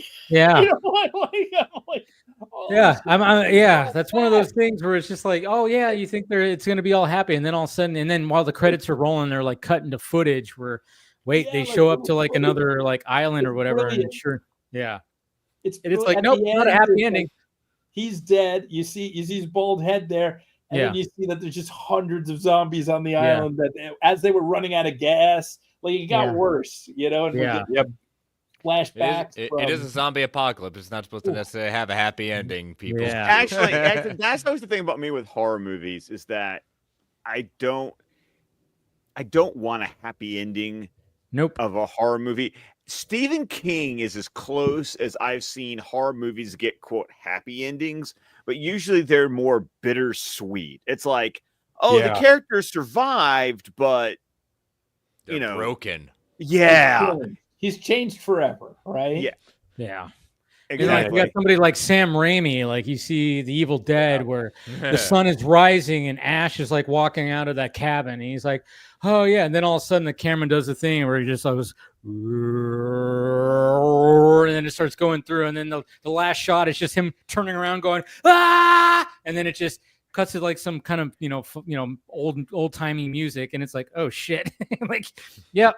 He didn't survive. He ended up not getting possessed. My God. So. But we also got Paul. What's up? Hey guys, what's up? Right here. How's it going? How's it going? How you doing? Are you sure you're not being held hostage? Newspaper, please. Recent comic. Show us. Always going to be the running joke, Paul. Well, I don't get the single issues that much anymore. I just get all the books basically. But at least he's not wearing just the white shirt. I mean, they at least are giving him something. They gave him a robe. Well, I'm in and Florida, a really nice headset, Thanks. I live in Florida, and my roommates are the people that own the house that I'm in. They like to keep it really cold at night, so there's 2 vents that are just blowing in a lot of cold air. And usually I'm under the covers by this point, so the robe keeps me a little warm. Well, you do realize how hot it gets in June in Florida. I do when the sun is out. Oh my God. But you got the Yeah. AC cranking in there, I'm sure. Yeah, they like to balance it out here. They like to keep it frigid. But I can't complain because I don't pay the utility bills. So there you go. So they're like, let it roll. Let it roll. I gotta no. Honestly though, it's been nice. It's been nice. It's been relatively quiet. I got the gaming systems. I just read on books and try to watch movies. Did anyone see F1 by any chance? I am seeing it 4th of July because I'm taking my dad to see it in IMAX. Yeah, that is his his idea. His Father's Day. That's his belated Father's Day present as I'm taking him to the movies. Because the last time I took him to something like this was when I took him to go see Ford versus Ferrari. And similar vibe. Yeah. Well, my dad I've said this before in the Vodka stream, but Paulie, maybe you haven't heard this, but my dad at a car movie is like me at a comic book movie. Like a car shows up on screen and my dad just leans over and goes, "Oh yeah, that's a 1960 it has a 3.8 liter under the hood."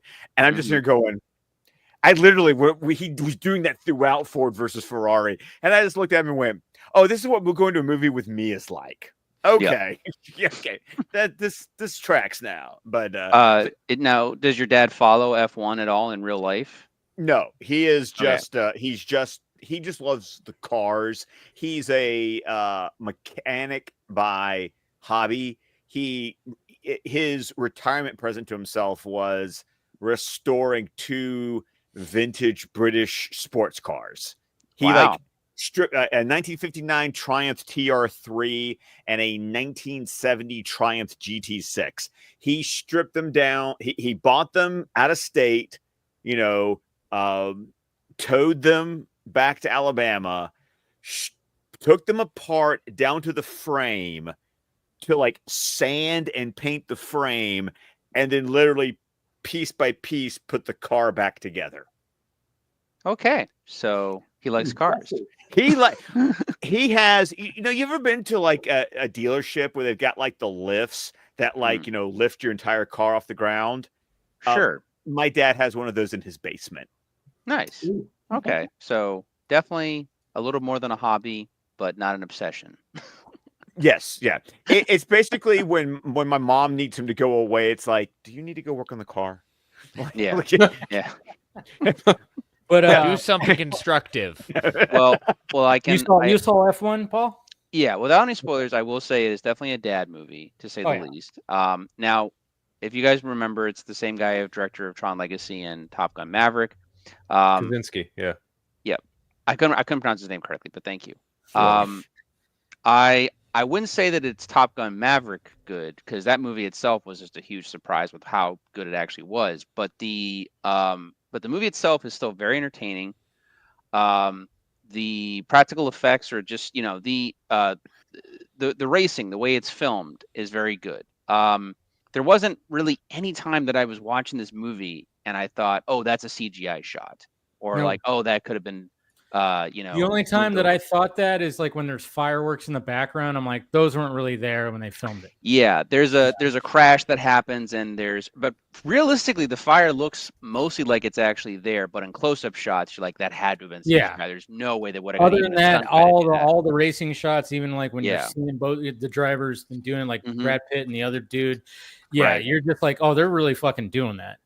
Yeah. Well, I mean, that's the beauty of it, because that's what was the fun part about Top Gun Maverick was like, oh no, they're in the planes. Yeah. Well, you know what's funny too is like Brad Pitt was on Dak Shepard's podcast, and I listened to it because I was like, what? Brad Pitt's on a podcast? I mean, that's what's so crazy now, how podcasts have, now it's like, yeah, if you want to promote something, you better go on a podcast, because that's who cares about going on, late night with Seth Meyers? You want to go on a freaking podcast, you're going to get way more eyes on it. And so he was talking about, he's been wanting to do a racing movie for over 20 years. He's been trying to get a racing movie in all the different genres. He's been always wanting to do a racing movie. And he said, thankfully those all fell through, because then this one wouldn't exist. And he said this one was he was absolutely just like crazy, because he's kind of an adrenaline junkie, and the way he talked about how like just being in that car, and it's like no other feeling that he's ever had. Not even like it's a different kind of feeling than, because he's been in jets and somebody's like, done the whole thing. He's all, yeah. Some people think like, oh, just being on like a fast roller coaster is like something when you're feeling like the gravity. He's all, no, it's nothing like how you are when you're just scrunched into this car and it's just you in the car and you're feeling every little bit of it. He's like, it's nothing else matches it. But yeah, he's been wanting to do a racing movie for over 20 years and just never could get it off the ground until now. It's really funny is that I don't watch racing. Like I don't either. I'm one of those. I find it boring. Well, I live right by a track and I never step foot into it outside of someone doing a. Why? You could just play along. Mario Kart World. I mean, it's like the Jeff, or just jump in my car. I know. It's like it's the Jeff Dunham joke, you know, with Bobby J. Ooh, what's your favorite part? Another left turn. It's just like I've always doing another left turn. I was totally like that. And I mean, I've got cousins. My parents were from Hungary, so I went there. I got to go to a Grand Prix race when Niki Lauda was like king of the track at that point. And I was just like, this is the most boring thing I've ever seen. And that was like through the streets of well, wait, was it the Hungaroring at that point? I forget. I was young. But then I watched Drive to Survive. And you see all the behind, like you see what's going on in the car and the control room. And it is something like NASA, except if NASA it's something serious.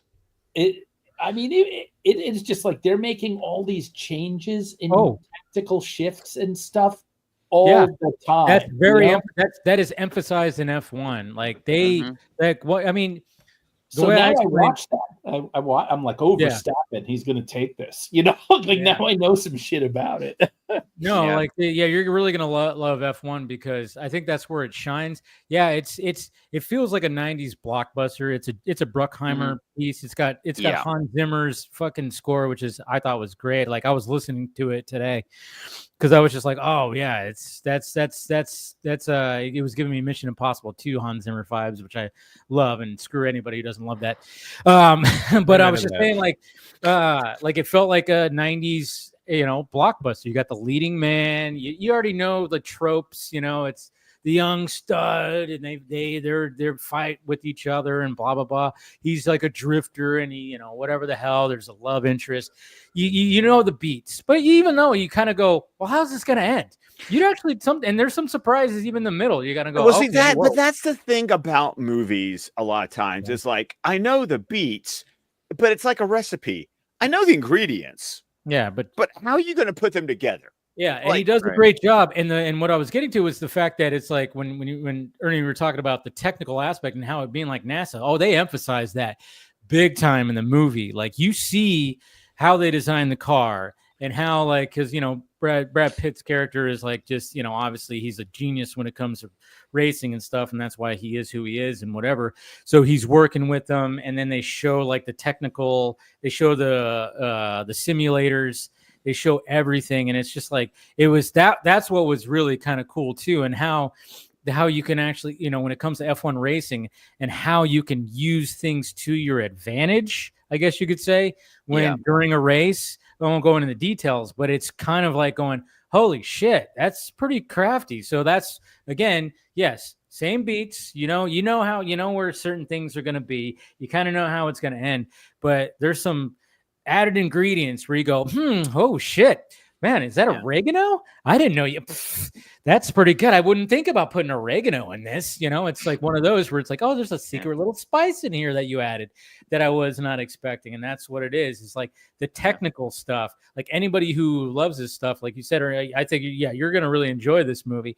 They really emphasize the technical aspect of the car and how it works and just all the different things that they have. My dad is going to be in love with this. Oh yeah. Your dad's gonna have the biggest smile on his face. So from that show, it was like I didn't know how hard it was. I thought, that's tough. You wouldn't think so. 4 hours or something, but like the brakes don't even go unless you press on it like 60 kilograms, and sometimes it's 100. That's doing a 220-pound leg press to brake gently while you're hurtling down the track, and the reflex portion of it too. And there's only 20 of these guys. Think about every other sports league. There's 20 in the world. There's 20 seats. There's 10 driving teams. Maybe some years there were 12. Some years there were 8, right? There's just 20 people that get to do it. And if you're bad, well, there are 1,000 people, or at least a couple hundred, ready to take your spot. I think it's freaking amazing. Now, I do have a question for the group. When I saw Le Mans, I was kind of Steve McQueen's Le Mans. I was kind of disappointed because I thought it was a little slow. But you know what? Brad Pitt gives me that Steve McQueen vibe just from the Oh, easily. Mm. I just looking at the trailers. I have not. Yeah, it's kind of like that. And would you say this is more Le Mans or Days of Thunder or someplace in between? Okay. Probably, Well, probably in between. yeah, a little bit. I haven't seen either of those films, unfortunately. I know What? You of haven't even seen Days of Thunder? Really? I know of Days Days of of Thunder, Thunder, obviously, you because that missed? was like the other Top Gun of its time, being Tom Yeah. Cruise and a thing, and Tony Scott. No, believe me, I actually got called out because my friend's fiance, she's raised on some movies, but has missed a lot of movies. She hadn't even seen the Star Wars films and stuff like that. So we don't like give her shit, but we tease her all the time. And we were coming back from the movie. Well, it's kind of and- like giving her, Shit. yeah, well, she was like, "Oh, I've seen Days of Thunder." I'm like, "You seen Days of Thunder?" She's like, "You haven't seen Days of Thunder?" And then so it was back. So she got to finally give me shit and stuff. But It's literally was pitched as Top Gun on a racetrack. Yeah, it was. Right, Yeah. even this film, honestly, and again, Brad Pitt's good in the movie. Like, don't get me wrong, but I'm watching the film and I couldn't help but feel like it was a vehicle for Tom Cruise, maybe. But Kaczynski had said you could feel it almost. He was like, I didn't want Tom to be in this movie because I don't think Tom would survive this movie because Tom would want it to be even more realistic than Brad Pitt did. Yeah. Like, it's pretty realistic. So I can only imagine what Tom Cruise would have done in that. He probably He would have been hanging off of it somehow or something. Yeah, I don't. But He's all, I could do a barrel roll and, I'll and survive. and live. I'll survive. Yeah. I'll be all right. Just make Yeah. sure I'm good. Matt Damon literally had a story about Tom Cruise that Tom Cruise was telling him about how it was one of the Mission Impossibles or something. And so I asked the stunt guy, and the stunt guy said not to do it. So I got a new stunt guy. So It was so four. that probably It was four. It was, I think, climbing the Dubai skyscraper. God. yeah. Oh, that, I mean, no So- matter what, I mean, anytime that scene happens, I mean, first off, it's like, yeah, it's crazy that he's doing that. But then I'm like, how the fuck were they putting these cameras in these certain spots and having them just pan through, going through, and just, the camera rigs also had to be just absolutely insane to just record all that, because they really wanted to, kudos to Brad Bird and crew for trying to. I remember seeing it in IMAX the first time, and you like go, whoa, my stomach, you just start going, ah. And even when you're watching on your normal TV, it's just like, Jesus Christ, like what the hell? Like, how do they, like, you just go, how do you plan this? How do you even plan this? Very carefully. Very Yeah, of carefully. course. Well, Of with course. these- But then you have a nut job like Tom Cruise, who just sits on the top of the thing, like, oh yeah, I'm just getting to know this building. It's Right. like, hanging out, playing Nintendo. You know how it is. yeah. If I had to guess, because I believe in Maverick, granted, it's somewhat of a different movie production, but still the same director. They shot, like, I think either, a couple hours to hours and hours of extra footage of them. There's bloopers of them messing up takes while they're being driven in those planes and stuff like that. I'm assuming it's probably the same with F1. There's just hours and hours of them just going around a track. I think the budget of this movie was insane. Oh yeah, it was like over It's Apple, 400 million. so- Yeah. 400? It's Apple. Yeah.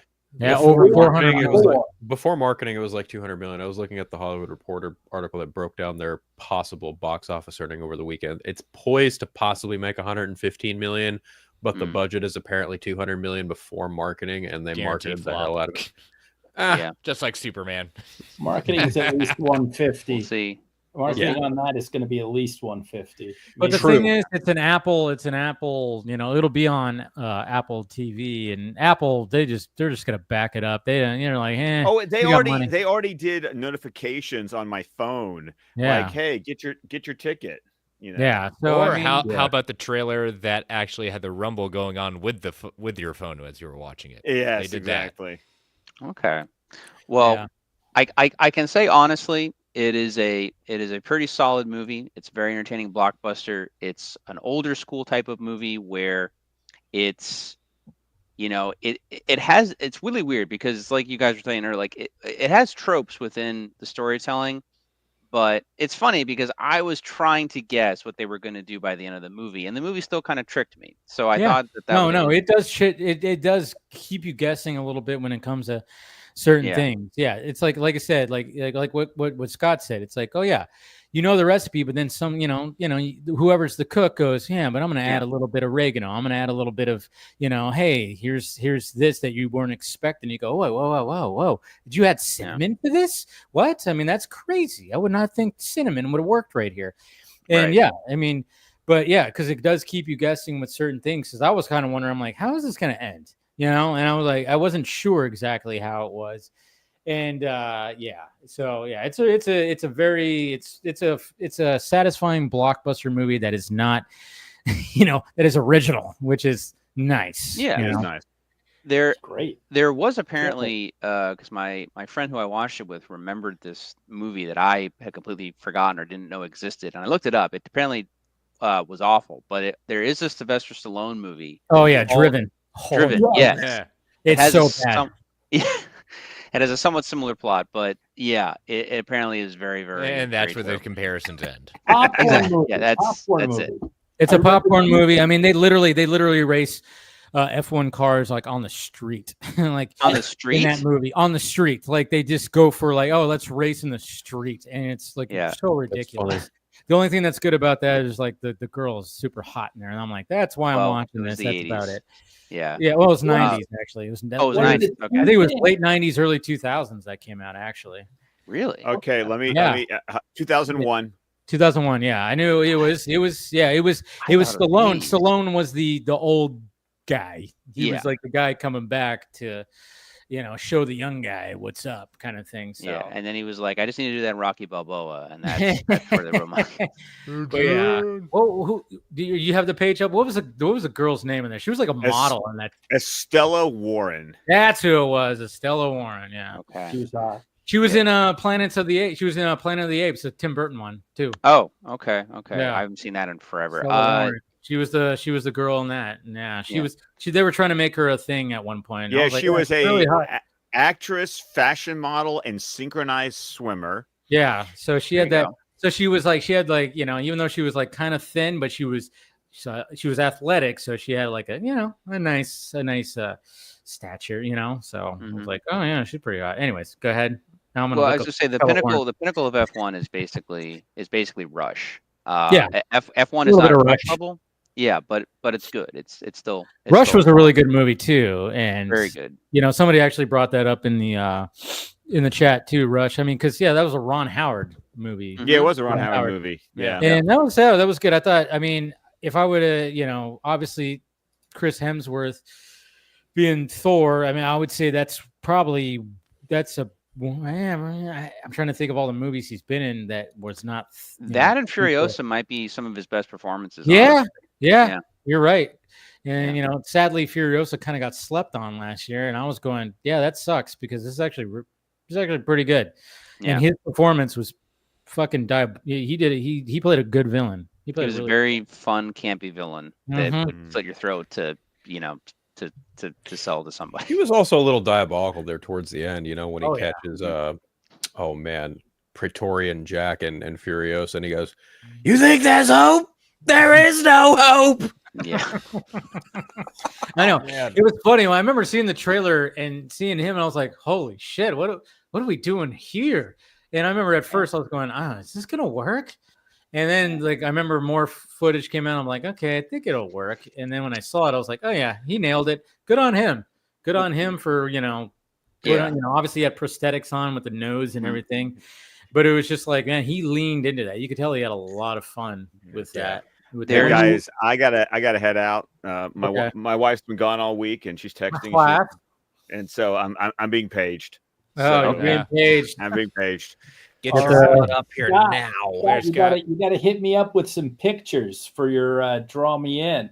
Oh, I will. That will happen. He'll put on some glitter and some rouge because guys like that. Make sure you oil yourself up, like Stallone and Rocky. Just be like, because could be a fancy oiled up glitter alien. Who knows? No, I want you to be happy. I want you to be happy. You can still be happy like that. Yeah, true. Sugar Edgar ate the sugar. A lot of Yeah. a lot of sugar. God. The sugar. Sugar. Sugar. Okay. Well, I will sign off by saying, of course, you can find me on X at ScottDC27, on Vero at Scott McClellan, and at Letterboxd as Scott McClellan or ScottDC27. As I talked about on Fanimated, check out my latest review on Letterboxd for Henry Johnson, the latest film written and directed by David Mamet. If you are a Mamet fan, you will enjoy it immensely. 85 minutes, and it's a lot of two people in a room talking. So I dug it a lot. So check out my review and look out next week because I will be seeing Jurassic World Rebirth and F1 one day after the other. So I'm gonna have two reviews hitting next week. So There you go. I'll talk to you guys later. Good to see you. There's Scott. Again, of See you, course, Scott. always. Bye. Yeah, there was also Gran Turismo that came out too when it came to, and that movie actually really surprised me because I Surprised thought a lot of people. because I played the game. I remember when like it was PS2, and that was like all the rage. GT3, that's right. Yeah, Gran Turismo 3 was like all the rage on PS2, and I remember me and my buddy during that time. It was like the first time you can actually play a race where you play, where you do like the full. We wanted to play full mode, where it's lap after lap after lap. So we were taking turns, like every 10 laps, hand them the controller. You do, and it was all technical. It was like crazy. I remember doing it by myself one time, and you're just hours just doing the same thing over and over and over again, going for a pit stop, it's so technical. And then when I remember when the movie got announced and they were kind of basing it was based on a true story. Yeah, the fact that they were trying to find racers who were playing the actual game to actually race the cars. And I'm kind of going, is that going to work? And then I saw who directed it. It was Blomkamp, right? It was Neil Blomkamp. Yes. And when I saw that he was attached, I went, well, fuck. Yeah. If anybody, Neil Blomkamp, yeah. Now you got my attention. I didn't see it in the theaters, sadly. But yeah, when I saw it, I was like, oh shit. I wish I would have saw it in the theater because I was like, wow, this movie was actually really good. So why do I believe that it would be possible in The Last Starfighter? But I just don't believe that it could happen in Gran Turismo because you're not pressing on a 200-pound weight. Yeah, very true. It's like, well, that's what they emphasize in the movie too. Is like how that's what David Harbour's character. He's like he's the old guy that comes in, the old racer guy who's trying to train these kids, and he goes, "Are you fucking?" His whole thing is like, "Are you fucking serious? They're trying to this is actual cars, and they're playing video games. Are you goddamn kidding me?" So that's the whole thing about it is, the whole concept is him trying to you have your little games and you might be able to judge it by that, but that's not real life. It's not the same thing. You have to learn the car, this, that, and this. So they get really technical with that one too. So, but yeah, it's not like Last Starfighter, which goddamn, I love that movie. Which I totally buy. I'm like, yeah, because of the technology, it's exactly the same control. Yeah, I'm in. You're out in space. You're flying a ship, and you could just this is perfectly logical and could happen. Gran Turismo, even though it happened, I'm like, nah, can't suspend my disbelief of this movie. I'm so surprised that we have not gotten a remake of Last Starfighter yet. I mean, it's crazy that they. I know it'll happen eventually. Now that I've said it out loud, all of a sudden, 2 weeks from now, we're gonna hear that Edgar Wright's going to remake it or some shit. What about a show? I'd rather that'd be better. Show would be better. Yeah. So I followed news on this because I was a big fan of Ready Player One by Ernest Cline. And if you guys know, he wrote another story called Armada, which is a terrible book. The Ready Player books are a lot better. But Armada was basically a lot of Last Starfighter ripoff, basically. But I think he'd been tapped or something to work on it because Spielberg actually wanted to remake it. I don't know about himself, directing it, but he was a fan of that movie too, and he wanted to. But there's something about the rights. It's something weird with the rights and who owns them and doesn't want to give them up or something to that nature. Because they've been wanting to retool it or remake it or do a sequel spinoff for fucking years. I think even Seth Rogen was involved at one point and wanted to do something. I could be wrong on that, but I believe that's the last I heard of it or whatever the case was. So it is a thing that has been worked on, just something about the rights and something about not being able to move forward with something, or it's just in development hell. But that's what's every story in happening, Hollywood. right? Yeah, A lot of them. Yep. I actually saw today that the Akira rights, Warner Brothers lost the rights to Akira. They can't figure that fucking movie out, can they? That's Well, When you've got an animated movie, that kind of takes the cake, you know. yeah. when I was younger and I loved that movie. I said the only guy that could American or more non-Japanese director that could remake that movie and make it line up would be James Cameron. Yep. And then cut to Alita years later with Robert Rodriguez, and I was like, maybe Rodriguez could do it. But they gave it to Taika Waititi, and I was like, dear God, no. And then somehow the gods above agreed with me, and here we are. I know I don't hate Taika as much as Phil does. I don't mind his other movies as I don't much. hate the guy. I don't even know the guy. I just think he No, makes I mean like you. bad movies. I know. You're not. I'm saying you're not a fan of his films. I'm not Not saying at you're all, like no. directly hating the guy per se. Yeah. Like, I don't personally. Jojo Rabbit was pretty good. Yeah. I like JoJo. I liked What We Do in the Shadows, the movie, Yeah, and then of course I've the show. heard stuff, about that. But Yeah. when I watched Jojo Rabbit and that movie, I was like, I didn't think I was gonna like it, but I was like, oh wow, this is actually a very unique. This is a very unique movie. Like it was very weird. I mean, and the fact that he plays Hitler, like the imaginary Hitler for the kid, I was like, at first you go, this is gonna be stupid as shit, and then like how it plays out and how dark it can actually gets, you go, Jesus Christ. Sam Rockwell was the huge standout in that movie. He was like the best thing in it. He's Sam Rockwell is one of those actors that no matter how bad the movie is, he's good. You know, it's like same with Stanley Tucci. You're just like, the movie sucked, but Stanley Tucci was good. You know, Sam Rockwell was good. You know, it's just one of those guys. If I met Sam Rockwell, I would just give him a video cassette of 1990 Ninja Turtles and be like, "Can you sign this?" Yeah, right. I always forget he was in that movie. He was in the regular or menthol. Deep cut. We're loyal to the shredder. That guy. Anyway, but so as you can tell, I've seen that movie too many times. But yes, there's nothing wrong with that. No, so the rights have reverted, I guess, to whatever, but Warner Brothers lost the rights because it's probably for the best at this rate. But years to get it right, and you couldn't do it, so it's time to go to someone else. I think if you're going to remake that, you do it either as a series of films or you do it as a very well produced series, because that right there, because the manga, the movie, the animated movie, they condense and lose a lot of different parts from the manga. So that the anime is very divisive in the community because of that. I love it. I think it's great, and I accept it for what it is because I have the manga sitting right over there. But to your point, a series to do it truest form, yes, I think that would be great. So it didn't ruin your childhood, Chris. No, neither did you either. So, I mean, that one could be another, nomination for series to get more of the manga in there, make it a little bit different. Nowadays with series, sometimes I don't know, it doesn't have maybe the esteem of, like it's a movie, it's going to have a premiere or this or that. But you look at like the first episode of Raised by Wolves, Ridley Scott. Oh yeah, have you guys seen that? That first episode is like insane. Holy crap! I mean, and it's 60 minutes, and I'm like, well, this is great. I've had my fill. You know, you've done a good job with the special effects, and then minute 40, she like goes onto a ship, and we have this action sequence that you don't see in many movies. It's so good. It's so good. You're like, holy shit.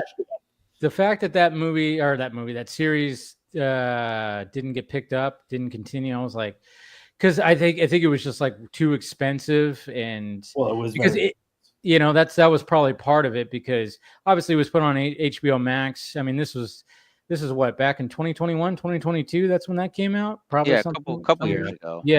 So obviously they were trying to just put everything on streaming, but I mean, you could see how because it was just, the visual effects were pristine. I mean, it was cinema. It was fucking, every episode was the locations, the cinematography. It was just so, but yeah, like you said, Ernie, at the end of that first episode when she did, just Oh man, $40 million 1 hour TV, 1 hour. Yeah, TV. pretty much. Yeah, I mean, it's just like for Game of Thrones. Hold my beer for cost. I'm shocked. Like, like, let me show you how we run up a budget here. Good Lord. But it's freaking amazing, and even the I don't so know if original based on a comic or anything. Yeah, it's so original. Yeah, what they got the killer droids to do, and it's really good. It gets very weird because they blew a lot of their budget on that first one. Then you got some. I'm not going to call them bottle episodes, but there's like we're just on the desert here, and we got the kids, and we're talking, and she doesn't go crazy in this one, but we have some interpersonal stuff. So you get some of those, and you're like, okay, but it's an interesting story. Very, very, very cerebral.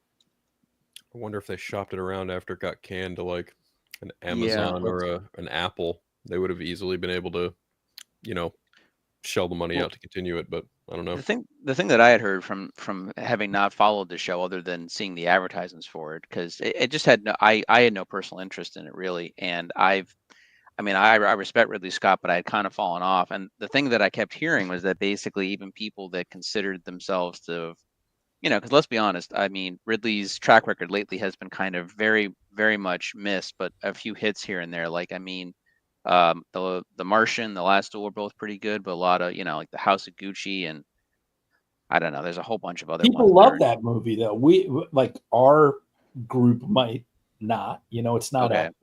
House of Gucci. Was House of Gucci successful box office wise? No, it wasn't. Okay. It was nominated for several Oscars, but it was nominated. I thought it was because the thing that I like it was an entertaining movie, but it was a movie that I go, I'll never watch that again.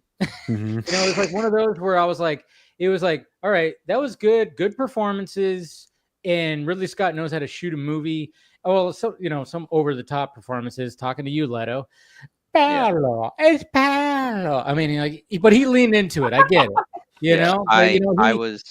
But at the same time, I'm like, I remember walking out with like two of my friends, and we like enjoyed it. And the main thing was I was just impressed by this movie. Could have really dragged and been boring as fuck, but Ridley Scott he's so good at pacing. He's so good at pacing of his movies that I was like, it's still like it flowed so well, and it just kept going. And I'm going, I'm just like I'm entertained enough, but I would never watch this movie. I can't see myself just, I'm gonna watch Gucci. I'm gonna put on Gucci right now, and I won't do that.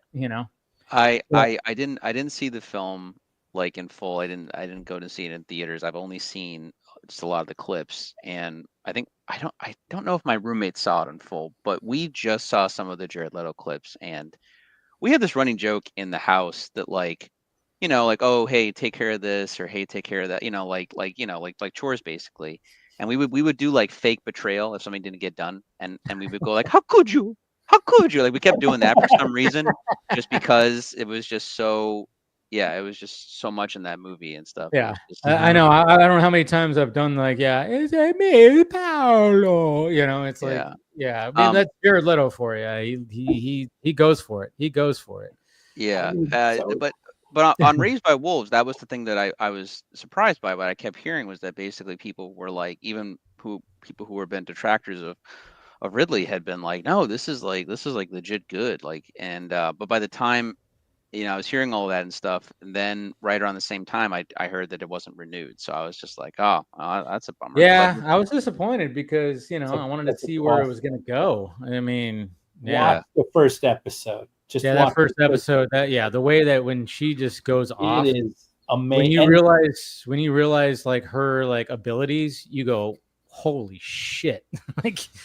Yeah. And did they have in the first episode the world before they blasted off? Because that was really interesting, but I don't know if that was a flashback from whatever, Yeah, there were some flashbacks that happened because there was that one character that one dude, can't remember his name, but yeah, there was some flashbacks in there. From Vikings? Yeah, the guy from Vikings, that guy. Yeah, the guy who has like those like piercing blue eyes. He always plays that kind of weird character. He was in the Dune Prophecy series too. Right. He was in the Okay. Dune Prophecy series too, and I'm like, man, he always plays that guy where it's like, Jesus Christ, you have like these chilling blue eyes and you're rugged as fuck. Yeah, like why? There's always something going on with you. Yeah, that guy. I can't remember his name, but he always seems to play. He's kind of typecast as that type of character, Viking type of like rugged kind of like character. But yeah, I think there is and yeah, it just sucks when I saw that it didn't get renewed. I was like, I kind of understood it because I'm like that series had to be really expensive, and I think they reported that it was really expensive too. And that's what sucks, Yeah. that when you have something as quality as that, and it's just like, well, how are you supposed to pay for that? Especially Right. when the streaming like platform doesn't exactly work out the way that they wanted it to work out. And the fact, I mean, how many times did we say that, it was always leading towards streaming. That was always the future, but COVID just like totally just bumped it up like about 6 years, 7 years. Yeah. And they weren't ready for it. And that's why you're seeing the after effects. Like Netflix spent way too much money on their shit. Disney Plus spent way in Marvel Studios and in Lucasfilm. They spent way too much fucking money in trying to just pump out all this content during that time. And then all of a sudden it's like, oh yeah, we went way too overboard. We were losing money. All the streaming services were bleeding money. It's crazy because, I mean, for the most part though, I mean, we got a lot of really, was it all quality? No, but it was, good content at least. Mm-hmm. So Yeah, Well, I it's mean, golden age of TV. I mean, there's so many Yeah. really good shows that never would have gotten made before. We only got 1 or 2 seasons. Sometimes they pulled the ripcord early.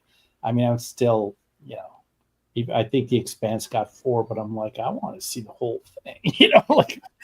Jeff Bezos. It was Jeff Bezos' favorite show. He owns Amazon, and he can't keep it on the air. So. I mean, and that's what sucks. That's what sucks. Like when you like a show and then you're just hoping that everybody in the world is like on board with you so that it stays. I mean, yeah, that's what sucks. It does. I mean, that's why I think that, nowadays when we got these series and we only get like 7, 8 episodes because they don't want to go further because God knows. And then they just, you don't get a resolution or whatever the hell. And it sucks when especially when, oh yeah, there's a season 5, but they cut the budget and now they gotta cut character. That happened to Superman and Lois. I remember like where it was like, oh yeah, the last season they gotta cut a bunch of characters, they gotta cut storylines, and they gotta cut the season in half. And stuff suffers, but then it sucks when when it doesn't return and you're like, it was left on a cliffhanger. It always sucks. And I've heard that many times too, where I was like, oh, I got to watch that show. And then it's not renewed. And then I go, well, should I even watch it now? Because Yeah. I'm not going to get a finale from it. So yes, you should. yeah, I know. I should. I know. And there's times where I do anyways, I'll still watch a show. Back. Yeah. Cause you never know. It could find somewhere else. Yeah. Now you get a 2-hour movie. I've got 3 shows like that. I'm struggling for the last title. But Above and Beyond. Mm. It was legit. That just legit ended after the first season. And it was like, no, I mean, it was great for the years. Now the special effects, sometimes they don't, but the character work was so good. What was the one with Skeet Ulrich? And there was like nuclear bombs that went off, and then it was like Texas against some other, the Oh, was that the Jericho Castle? Something Jericho. Oh, okay, I was thinking something else. Never mind. That Castle. Yeah, I was thinking something else. I was like, damn it. And Deadwood. When Deadwood got canceled, I was like, what the fuck is everybody doing? If this show can't stay on the air, what show should? This thing is brilliant. And then finally they got kind of a movie. I'm glad there was some closure for some of the things, but I would have rather seen how they originally planned it. Yeah, and then you hear stuff like Breaking Bad, which obviously everybody talks about now. Everybody's like, it's that show where you go, have you seen Breaking Bad? Have you ever, even though like we're a decade out from it's not a decade, but close. I think I think it's kind of a decade since the finale. 12 But years. yeah, shit, that's August. That is so crazy. I was 2013. like, yeah, oof. Yeah, August of 2013 is when the final season aired. Yeah, I remember like during that time when I caught up with it. I mean, I caught up with it so quickly because I remember during that time I was unemployed, and I had nothing really else to do except for just watching Breaking Bad, and I was watching it till like 4:00 in the morning because it was so good. Because every episode just like cliffhanger, and I'm like, fuck, gotta watch the next episode. I mean, that's how. But I remember Vince Gilligan talking about like, people didn't really start talking about it till like the middle of the second season or the third season. And it's like but it was on AMC, and AMC was trying to get into the scripted television game. So they were like, well, we're going to keep this going, even though like the ratings were low. And then all of a sudden it just, now it's the show that, because before that, the show was, hey, have you seen The Shield? The Shield, man. Oh shit. The Shield, so yeah, it's just, sadly, we don't really get that nowadays, like especially the streaming services. If you like, if they're not seeing the numbers, the analytics right at the beginning, they're like, that's it. Yeah, it's gone. Can it? Gonzo's.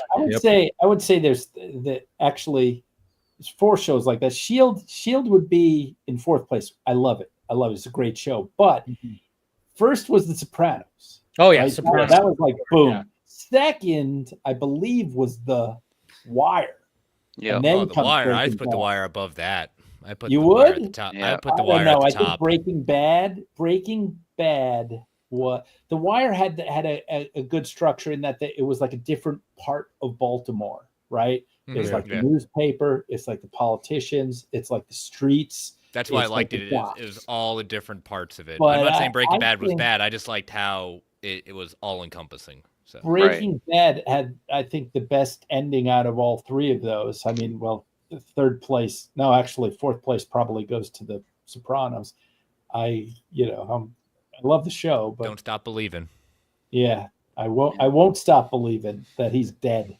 I remember Vince Gilligan talking about doing the ending of that show, and in a way, like there's the Ozymandias episode where Hank and Gomi die, and Walter effectively is now in the shoes of Gus Fring when Gus Fring lost his family member, because now he's dealing with the supremacists and all that shit. And effectively, the last 2 episodes are almost, I'm paraphrasing here, but Vince Gilligan kind of alluded to the fact that the final 2 episodes are more of kind of like an epilogue-ish type of deal, but even still, like they serve as a finale to everything. And like, it does feel epilogue, especially with Jesse being like in captivity, and he was in captivity for a long time and everything. So a year he was in captivity for a year. So it did feel, it definitely did feel like. I mean, they could have easily, ended it after season 4, like after they got rid of Gus.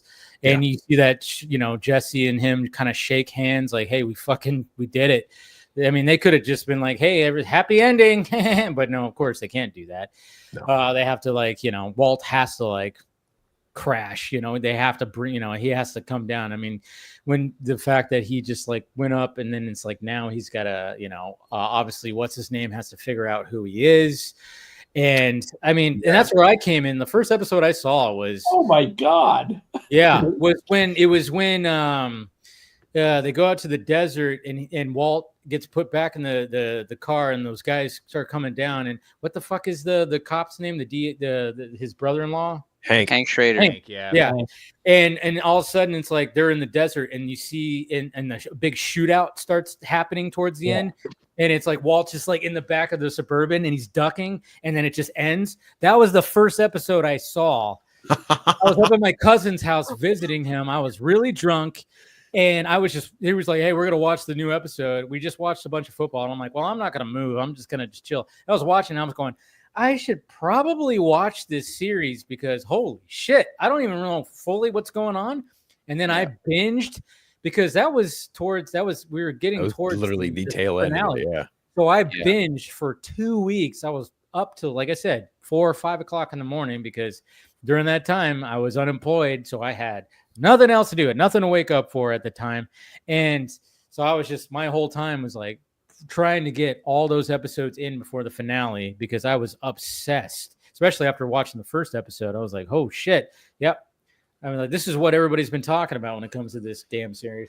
Yeah. Yeah, I remember it had come out. I had missed a good portion of it. I think it was at the tail end of season 3 or the beginning of season 4. But my friend at the time, who later became my roommate, was a hardcore fan of the show. And I know exactly why it took so long to get started, because the first 2 seasons are good, but they're rough, because the show, in my opinion, doesn't really pick up until Gus Fring enters the equation, personally. Sure. Like Yeah. yeah, I mean, in terms of just like, it's like, okay, it's like Inglourious Bastards is a terrific movie, but without Hans Landa, it's just not as, it wouldn't be nearly as good a film. You know what I mean? It's like, that's kind of what Gus Fring to me kind of fills in as far as like Breaking Bad. And so when I got to that point in the show, because beforehand my friend was like, no, just get through this with me. Like believe me, it's gonna get a point and you're gonna want to watch every episode. And then by the time we got to Gus Fring episodes, like, again, same thing. It would, like, cliffhanger episode ends. It'd be like 2 o'clock in the morning. I'd be like, all right, put in the next episode. Let's just keep watching. Yeah, because you just got to know. But and even like episodes where, I mean, it's, you know, Vince Gilligan even said that, oh yeah, we needed a filler episode with that needed to be cheap, so we wrote an episode where Walt and Jesse are just in the lab, and and Walt gets obsessed with the fly. And then it ended up being one of the best fucking episodes, because it's just them. They're acting their asses off, and the characters are just, you just get a newfound love of the characters. And to write a filler episode or a cheap episode that they needed and write it that good to be where people consider it one of the like top 5, at least the top 10, that's pretty insane. Yeah. It's a terrific show. The character of Mike was literally invented because it was supposed to be Saul Goodman that shows up to Jesse's place after the death of a certain character. Yep. And Bob Odenkirk had another gig or something, so they had to fill in, and so they had a guy that Saul would call. And then cut to later, because personally, I love Breaking Bad. I think it's a terrific show. It's one of the best shows ever. But I also think that Better Call Saul is almost just as good a show. It is. I would agree. Yeah. Yeah. And it has benefited hugely by Mike. And that actor has. Oh yeah. What's his name? I forgot his name, but yeah, just I always forget. But he's been around for he's in Beverly Hills Cop, for God's sake. Yeah. And he's in Airplane. Yes. He's one of the guys in the air. One of the patrol guys. But you look at like just the Vince Gilligan, great thoughtman, coming off X-Files like and that. shit. Yeah, he's an X-Files guy. You take a character, like, of any character on that show, like Saul Goodman is like, really, you're going to create a character, create a whole Jonathan Banks, yes. Yeah, you think about like, wow, you're going to do a whole show about him. I mean, I'm curious, but I don't know if I'm that curious. Man, never would have thought anything like that. That what journey went on. It shares all 4 of those shows that we're talking about that were like, this is must-see TV. They're run by really strong writer directors that have this vision of the story. They got that locked down. It's going to be something. But also, they're excellent casters. Everybody, the small roles, the two chuckleheads that are Jesse's friends. Oh, they become good characters in their own right. Yeah, Badger and Skinny Pete. Yeah. Badger was the way that he just said shit. Skinny Pete. Ugh. Every role is like a star-making role. They don't have to bring on great. They find these unknown great actors, and then when you get somebody coming in who plays, I'm forgetting his name. He owns a taco place, La Tortuga in Breaking Bad. And Dusk Till Dawn, Machete. Oh yeah. Danny Trejo. That's right. Yeah, that's right. Danny Trejo. And then and then what happens to him? Jesus. Yeah. Christ. Oh, Yeah. I mean, it's great. They come on to get slaughtered horribly Yes. or whatever, you know. Fucking, I mean, and that's what was so great about like that series too. It was almost like how like you almost treat like people talk about, you know, YouTube videos. You just, hey, start off the episode with a turtle walking through the desert with a severed head on top of it, and then it's just boom, and you're like, Yeah. what the fuck? Like what? Why is there? And was that Danny Trejo's head on a fucking turtle? And like you have no idea what. I mean, that's what was. Yeah. Oh man. Yeah. But you're like you said, every character. He did that really well, Vince Gilligan, in that they started off with that cold open where you go, it's interesting, but also I don't know what the fuck I'm watching. Like the glass eye that got stuck in the pool strainer. Yes, for the second season. And you had no idea how this. What's going on? That whole season, every episode started off with little tidbits of what the hell is this? What am I watching? And then finally, you know, you start getting towards the end, you start realizing, oh, plane crash. What? And then you see why the plane crash happened in the final episode. I'm like, that's just fucking beautiful. That's beautiful writing right there. It's from the girl, and you see the girl's teddy bear, and I'm like, oh, fuck. Well, especially when you get to Better Call Guy, right? Yep. Well, especially when you get to Better Call Saul with the like every season they'd give you just a preview of the future. In black and white. And that's all they would do. That's all they would do until the last season. You would just get that little preview of what was going on. Yep. And then last season it goes full out. Yeah. There's a Cinnabon, you know. There's many parallels. I mean, it's funny too because I remember season 2 and the plane crash and stuff, and at the time my roommate really had to convince me to stick around. Not that I was like hating the show, but I was like, oh man, it's a sweet like episode. He's like, no, dude, listen, this is as crazy as it gets. I promise. It's not gonna get any weirder than this. Like, he's not gonna get abducted by aliens. Just sit down, just please. And I was like, all right, man, okay, I'll stick with this. Because when that happened, I was like, oh my god. But like, I got why it happened. But I was just like, what is Walt gonna cause next? Is he gonna cause like a mass terrorist attack? Like, I don't like. But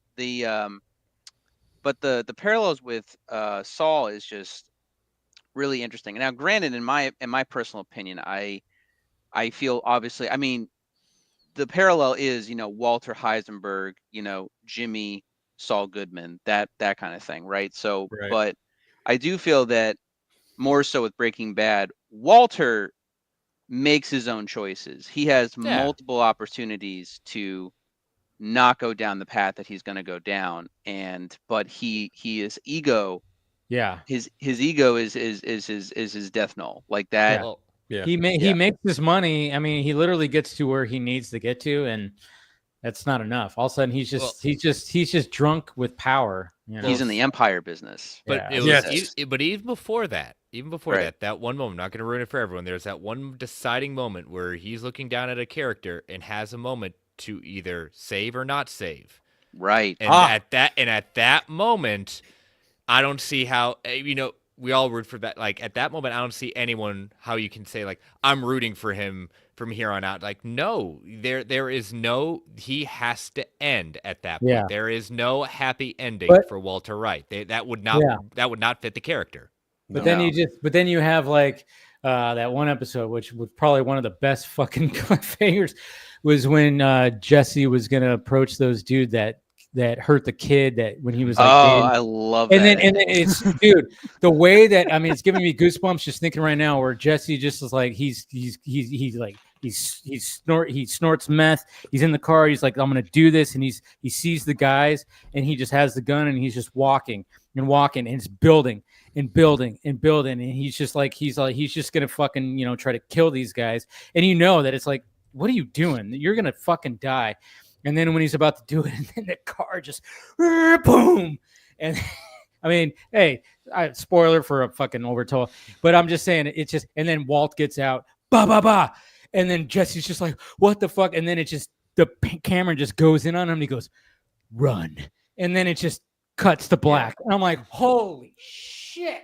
I think Ernie made a really great point in that of the shows that we're talking about, specifically like Vince Gilligan and Breaking Bad, like you have a really strong storyteller, but you also had a really great casting.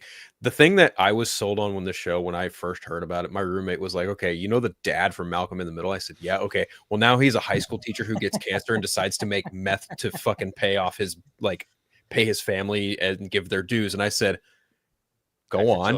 Go on. And he threw on the first episode, and I was just like, okay. Oh yeah. Well, the first episode had a great cold open. All of a sudden, he's standing in his underwear, pointing a gun, and you're like, why the fuck is he standing in his fucking whitey tighties? He's running around in the desert. In the desert, and he's pointing a gun, waiting for something. You're like, what the fuck? And then, of course, that's a cold open. And then it goes back, and then it leads to there, and you see what happens. And it's just like, Jesus Christ. And then the second episode, where they had to dispose of body, and he tells Jesse to get a certain fucking, bin that can hold there's the technical shit too, because he is a chemistry teacher. He knows the chemistry, and Jesse is just a fucking, he's a fucking tweak. He's a tweaker. He's just, he doesn't want to listen to him, but it's just such a good dynamic. And the fact that they were going to kill Jesse right away, but then they realized, no, this whole thing works. We can't kill Jesse. I mean, they were supposed to kill Jesse like in the first season, but one. They loved Aaron Paul so much they wanted to keep him around. Also, I mean, Walter by the end is pretty much completely unredeemable, but like the epilogue, you're still rooting for him in that capacity because the people he's facing are somehow worse. But what I love though is that as horrible as it is between him and Jesse, at least this is my take. I could be very wrong in terms of like, I know there's a hardcore fandom, but I always view Jesse as the last remaining shred of Walter's humanity. Like that's I can see that. He won't be, he changes. Right. He won't be redeemed for what he does by the end, but if Jesse can make it out, that's like, that's that comforting thought basically, okay. I gotta ask, when Jesse kills Todd in the finale. Oh God! God, it's so satisfying. Who all just fucking put their fists up? Oh yeah, I didn't put a fist up, but I was smiling, and then because I'm still in the moment. I'm still waiting for just the episode to end so that I can, the relief can wash over me. But in that moment, I was very happy for Jesse. I was elated because he got beaten down so many different times, literally, and just like all people around him losing everyone. Just to have that moment was so satisfying. Well, the biggest WTF moment for Jesse and Todd is like when Todd does the thing feels like, too. Sorry. It's just like, okay. He's done some fuck shit throughout the show, but when he did that, I said, okay, Todd's gonna die. Like, Jesse looked at that and said, fuck Todd, you're dead. At first, you're like, well, Todd's he's probably on the spectrum big time. He's definitely on the spectrum. He seems a little off. So maybe there's some sympathy, but then when you're like, all right, fuck this kid, fuck this guy, So, but it was kind of funny too. Like, I remember my girlfriend at the time, I already had watched it, and I was like, oh, you got to watch Breaking Bad. And then she was like, she had her daughter was telling her about the show too, and her daughter was like, oh my God, Jesse's so great, I have like a little crush on him. And then the first couple of episodes she was going, really, my daughter has a crush on this guy? And it wasn't until the episode with that when it came to that fucking meth family, and then that little kid that he like was sitting with and was like trying to like be nice to, that kid that, with that methy, that methy couple and everything, that episode. It wasn't until that episode where she was like, okay, I get it now. I was like, Jesse is actually really good. He just, he doesn't have the best introduction. He seems like a piece of shit or whatever. And he's just a dumb kid, but he's got the biggest fucking heart. It's like, he's just all heart, So I'm also glad in the early episodes that you see Badger at least, because Badger is basically Jesse's Jesse. So it's like, okay, Jesse isn't the worst. Description of that, but no, I think honestly, in terms of that finale or the epilogue of those last two episodes, I I got just as much, if not more, satisfaction from the Lydia situation at the very end after what happened to Todd, because I was like, yeah, that is karma. Because honestly, Lydia did so much damage just from a cell phone. You know what I mean? Yep. Like in terms of just she had. She's awesome. I mean, that was awesome to get her when he was just settling scores. Oh It's yeah. like, oh my god, he's like Lex Luthor. You're just gonna die because you touched something. And the wrong. fact that he uses Badger and Skinny Pete to like, shine the lasers through to make it seem like there's snipers out there. I was like, that's fucking so brilliant. Fucking good. Like But- for what's those? I forgot what their names were, but Elliot. It was Elliot his ex partner Elliot and Gretchen. that fucked him over out of like a bunch of money and shit. Yeah. That was so good when like all of a sudden it was like he's there and then all of a sudden the lasers pop in and it's like boo, it's all intense and it's like holy shit, did Walter just hire some fucking, and then it's just Skinny Pete and Badger shining laser lights into the windows. I was like, wow, so crazy. Yeah. Well, it was just another shred of brilliance on Walter's part because like he's at his end and he wants to give his money away to his family, but he legally can't do it. So he goes to the two people who can and he says, hey, you fucking owe me. So you're going to do this thing or boop. And well, I don't know. It wasn't. Yeah. Was it really legal or they wouldn't accept it from him? He wanted to make sure that they were going to do it because he even makes a point. He's like, I don't want your money. I want this money to go directly to my children. Wouldn't accept it from Walter. Right. Correct. There's that, but then there's also just like the legality is like, hey, here's a sack of money.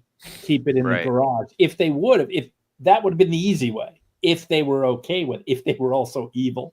Yeah. The King of Breakfast didn't like Walter at that point. The Walt Jr. scene at the school when he gets the phone call and Walter's on the other line, that is, I mean, it's karmic for Walt Sr., but it is heartbreaking when you see their relationship at the beginning of the show and then that scene at the end. Yeah.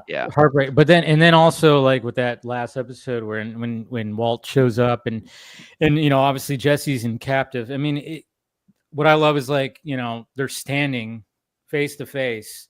Jesse just, I mean, they both look like shit. Obviously, they're just like, Walt's all bearded and got, a bunch of hair, and Walt and Jesse's been in captivity. And then he's just like, obviously it's just like, yeah, if you, go for it, you want to like, strike me down, whatever. And then just like when he tackles him to the ground, because he's like, I'm going to save you. I'm actually here to save you. Because then all of a sudden that gun pops out of the fucking trunk and just starts, bah, bah, bah, bah, bah, bah, bah, bah, bah, bah, bah, bah, and he gets shot too. He gets like pierced by one of the bullets too. But it was like him going, Jesse, like, he was like, I felt like it was him going, I'm sorry for everything I did. I am saving you right now. And when he jumps onto him, like literally going, like it seems like he's just going to jump on him too, like, because they're like angry at each other, but he jumps onto him to protect him from what's about to happen. And it was just kind of like a nice little, holy shit. Like, yeah, like he was just, Jesse, I'm here to protect you. And I'm sorry for everything that I did. And then that gun just takes out all those fucking pieces of shit. Oh yeah. Who Jesse takes care of. It's a what? Except for Plemons. Oh yeah, of course, yeah. And Jack, because God, I love one because that's a great one too. It's like you'll never find like he's done. Walter is done at this point. It's like the score settling is I don't got a lot of time. I got a lot of shit to do here. Yeah, and this has got to happen. It's revenge for Hank. It's a whole bunch of different things. Does anyone else think too that Todd was going to say, "Hey, Mr. White, there's a gun in the back of your car"? Before he gets... Yeah, he's just like to point out like the obvious things. Yeah, no, I mean that show is great. El Camino. I don't know how you guys felt about El Camino, the movie. I liked El Camino. I just felt bad that Jesse Plemons had put on weight for gained Fargo. a lot of weight, so he didn't really look. Yeah, He didn't look like Todd in the finale. That was the problem. But I- other you than know, that, I didn't mind the I El think Camino. didn't he it. have the weight in the Good Western? What was that one? Oh, Westworld? No, not Westworld. No. What was it? I know what you're talking about. You're talking about Flower Moon, Flowers. that one? Yes, Flowers. Right. Yeah, the Scorsese. The Scorsese. He had a little bit, but he mostly wore a suit, so it was hard to. Wait, wasn't there one where he was with a posse, and he was smoking the kind of the Sherlock Holmesy pipe in the 1800s? I thought he did another Western. He probably did. There He might have probably been. did. Yeah. I can't remember what that was. Somebody had to look it up, but yeah, I mean, it was one of those things where it's like, yeah, that's noticeable. You have to kind of just, but even like, when they do flashbacks with the other two, and it's hard to you have to you have to realize that years have passed and sometimes weight's gonna get gained. It's just the way it is. But for the most part, I thought El Camino was it was a decent little, okay, even though I don't think it was needed, but I appreciated it still because I was like, oh yeah, let's see what happens to Jesse trying to get back into life after being in captivity. I thought, all right, Yeah, cool. And of course they had the flashback. They had to get, Walt back in there somehow. right. So I'm not the hugest Stephen Colbert fan, but I vividly remember that right after Breaking Bad ended, there was a joke where he was talking about Breaking Bad, and then it cuts to because this is before he went on. I think this was before he went to the Late Show, so he's still doing the regular Colbert show. But he pulls his chair back, and you see there's a trap door next to his desk, and he opens up the trap door, and chained down there next to a typewriter is Vince Gilligan. And he's like, now you make sure that Jesse's safe. And he's like, I'm working on it. He's like, yeah, and you better get it done. And then he shuts the trap door. Oh god, that's all I vividly That's remember funny. when El Camino got announced. I was like, I guess he finally finished. that's hilarious. No, I think I can understand the perspective of was it really necessary? But I also think that El Camino answers the obvious questions of how does Jesse evade the police? How does he really begin a new life? And does he make good on certain loose ends that he needed to take care of, getting Brock squared away and a bunch of other shit. I think it was a really good story. It was. To put it simply, when it comes to the Breaking Bad stuff, I don't think Vince Gilligan missed at all. He fucking rocked socks straight up with all of that, and he is one of the best writers. Period. Mm-hmm. Yeah. I think because I think Peter Gould as well was the Yes. other half of Yes. that with You're Better correct. Call Saul. But what I love about Better Call Saul is that Walter, it's really weird because Walter dies, Jesse's able to start a new life, and then Jimmy is sort of in the middle basically. And I kind of love it because every one of them kind of met the fate that they were supposed to kind of have in the show with, based on their characters and stuff. And Walt was always supposed to die. right. Sure.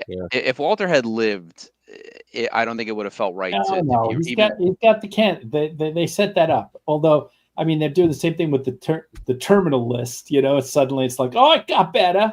My cancer got better. I can go kill some other people with what's his name? I mean, with Pratt. I'm ready, and I'm ready for that. I'm in. Yeah, there's I was gonna say the I forgot his name. Bob Odenkirk. Bob Odenkirk. That's one of the best roles. Any character actor could basically have, and the fact that he was able to, manage. And now, granted, to be fair to Better Call Saul, they did bring back Mike and Gus and stuff because it's a prequel and things like that, which helped deviate time away from Jimmy. But at the same time, just what a terrific show they're able to do with that. And sometimes spinoffs won't work, but this went five seasons. It went 5 seasons. I think it went the same 63 episodes. Oh, it went 6. Okay. 6 seasons. Yeah. I was just looking at Vince Gilligan because I'm like, what the hell has he been up to? Apparently, He's got an Apple TV series. It's called the Untitled Vince Gilligan Apple TV Plus series. If I'm not That's supposed to be Amazing coming title. out this Emmy year. award winner. Yeah, if I'm not mistaken, 11 episodes. Nobody knows what the fuck it is, but if it's Okay. on Apple TV and it's Vince Gilligan, Yeah. it's going I'm to be excellent. Yeah. So whatever if, the hell if, it is. if I don't I'm know not what it is, mistaken, yeah. Rhea Seehorn's in that. She's supposed to be a member of the cast in that because I Nice. distinctly remembered like she was one of the first people who was Yep, brought you're on right. for his, You're right. yeah, You're for his right. next Rhea project. Yeah. Seehorn, yeah. Rhea should have won an Emmy for playing Yes. that role, and she didn't get anything. And I was, Disappointed. yeah, there was no wins at all for Better Call Saul, and it was just as good a show as Breaking Bad, which was insane to me. It didn't. Yeah, they win kept on one saying Emmy. Bob Odenkirk kept getting fucking Snubbed. Yeah. snubbed. Not Yeah. not even Bob, the guy. I know his Everybody. name, but Yeah. the Spinal Tap, amazing character actor who plays. Oh, Chuck. McKeon. McKeon. Michael McKeon. McKeon. I was Michael almost at McKean. Ian. Yeah. No, Ian, he's Michael McKeon. Yeah. terrific actor. Yes. Chuck is essentially, if you go chronologically, he is essentially the catalyst for the entire Breaking Bad universe. Yes. Without- Yeah. Without Chuck, Jimmy probably would have been a okay lawyer in that firm, and even probably done pretty well for himself. And he would not have been able to help Walter White accomplish half the stuff that he did. And like Chuck literally murdered people by being a dick Yeah. to Jimmy and not Well, letting him true, succeed. yeah. Well, especially, it goes to the point like you put a good person in a bad situation, they're going to become bad. You put a bad person in a good situation, they're gonna more than likely turn. Jimmy turn had bad. a just a passing relationship with morality. I mean, Yeah. he called Slippin' Jimmy like from a young age. Oh, I know. right? No, but true. no, But I don't want to nothing- say that. Yeah. So I don't want to say that Jimmy was an angel by any stretch no, of the absolutely not. imagination. But there was a time in that show, and that it was a brief time that he legit wanted to go straight. That he wanted to, He wanted make to do Kim good. proud. He wanted Chuck to be proud, and then he had to find out that it wasn't Howard; it was his brother, like fucking him over the entire time. Yeah, Yep. Like- and especially there was that moment. I can't remember what episode or what season it was. I was like, he basically calls his brother out, saying, "What did I ever do to you? Like, what was so much of a threat I was that you decided to like just beat me down at every chance you could get, even when I took a step forward, even when I got out of past law school, like whatever. Like, what did I do?" Yeah, You know? and it's two things in my opinion. And it's pretty well documented in the show, but it's basically three things. It's one, that Chuck will never get over the younger years of Jimmy being Slipping Jimmy, for Yep. one. Yep. The second is that Chuck, throughout his whole life, no matter what Jimmy did or his friends or whatever, Chuck knew that he was good at being a lawyer, or that he was obsessed with the law, and that was his avenue. And because Jimmy, with a degree from an online school, was able to, get the same type of job, he saw it as an affront to his life and his identity. And he Mhm. pretty much makes that very clear to Jimmy in so many words in the show. Yep. By saying, "This is my life. It's not a joke." And he even refers later to Jimmy with the law degree as like giving a chimpanzee a machine gun. That's how he sees Jimmy. Yeah, and Very that, true, yeah. that basically wrote him off, saying, "Fine, I'm never, no matter what I do, you will always like find a way to like belittle me or stop me." I bet Right. you. I'll make one last comment, and then I'm going to bow out so you guys can get this thing back. Oh yeah, I love it back. when things go on a tangent and we have like a Yes. whole other conversation. I love it. Yeah. But oh my God, did I just lose it? Was the Uh-oh. bourbon too big? Oh, sorry. Oh no, I think it was simpler. You could tell from their personalities that Jimmy, the baby brother, was the popular one. He was the one who was like easy to make friends and stuff. He probably dated way more than his older brother, who was the bookish nerd that probably didn't have a great time. And it's that kind of resentment. But anyway, that's just my theory. I'm going to set this thing back onto a sci-fi fantasy genre course with, I think, the best show, my favorite show on the air right now, and I'm hoping there's still another couple episodes on it, Murderbot. And I'm going to go. Ooh, Oh, okay, I I've heard haven't watched it's that good. yet. I've heard of it. Oh, Which one of the Skarsgård? Alexander. I always like which Skarsgård? This thing is so good, and my only complaint about it is it's a half-hour show. It's 22 minutes. I am just like, fuck, it's over again. So you've got a lot. You've got like 7 or 8 of them. That's on Apple TV. Is great. I want to say Hulu. No, it's Apple. It's Apple TV. Yeah. Apple TV just I constantly. want to be wrong. Yeah, Apple TV. I mean, like I said, looking at Vince Gilligan, his next series is going to be on Apple TV. They just seem to always. I mean, Severance. It was. I don't know if you watched Severance, Ernie. Have you watched Severance yet? You know what? I never got into it. Yeah. I Did you try? Did you try to get into it or no? Yeah. First 2 episodes. Okay. And this is a little slow. But it's slow. It's a little slow, but once you start like going, what the fuck is going on here? And you start you might have to just like let it let it breathe a little bit. Because I get it, but I mean the concept intrigued me because I was like, Jesus Christ, wouldn't that be awesome? You don't have to know that you went to work, but then you go, well, yeah, then you have a whole different personality inside work, and I was like, ooh, I think I got. There's a lot of like very cerebral sci-fi shows, and I just completed Upload, and I'm like, I haven't watched that one yet. I've heard that one. I can't do Severance right now. So and then I just missed it. Sometimes they go away. I mean, like if you haven't seen Breaking Bad or The Wire or whatever, I mean, luckily Severance, they're taking their time. So I mean, season 2 just ended like 2 months ago, and it ended again another freaking like, oh shit, I gotta wait. I'm like, please don't say I have to wait 3 years because it almost took like 3 years for season 2, and a lot had to do with COVID and shit like that, of course. But they like Ben Stiller was like, I promise, and apparently they're going to be shooting it like this winter, so it should be out by the end of next year. It still seems like a long ways away, but you have plenty of time to rewatch. I mean, it's just one of those shows where like, the more you like, the more things get revealed into it. You're like, they don't give you everything. You just go, what the fuck? Like, what is happening? Like, oh, okay, so that's part of that, but why is this? And they just don't give it to you. It keeps on going, and they keep on uncovering things, and you're just like, and then every episode ends with like a little cliffhanger. Yeah. So I would say give it a shot.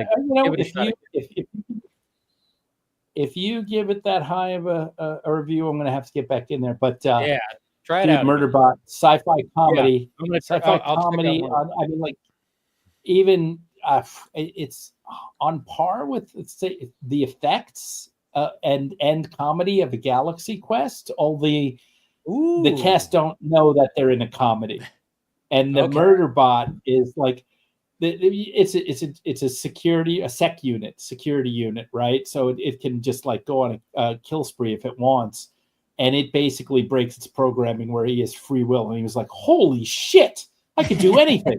I can kill all these people right now. Oh my God. And that sounds awesome. So he's watching he's like, I downloaded a lot of content. Like, and it's this cheesy space show. John Cho is the captain. So they have a show within the show, right? And it's like, this is like episode 1227 when blah, blah, blah did this. Okay. And people are talking to him, and he's like, yes, of course I was listening. Yeah. All right. I'm definitely going to check that out. Yeah, for sure. Fan-freaking-tastic. But anyway, I'm out of here. Thank you, guys. Yeah. Thank you, Ernie. Congratulations again. Cannot wait to read the books, and very much looking forward to it. And this is and thank you everybody, of course, who supported the Kickstarter, who's watching right now. Really awesome. Supporting original content. We love that, and can't wait to read it.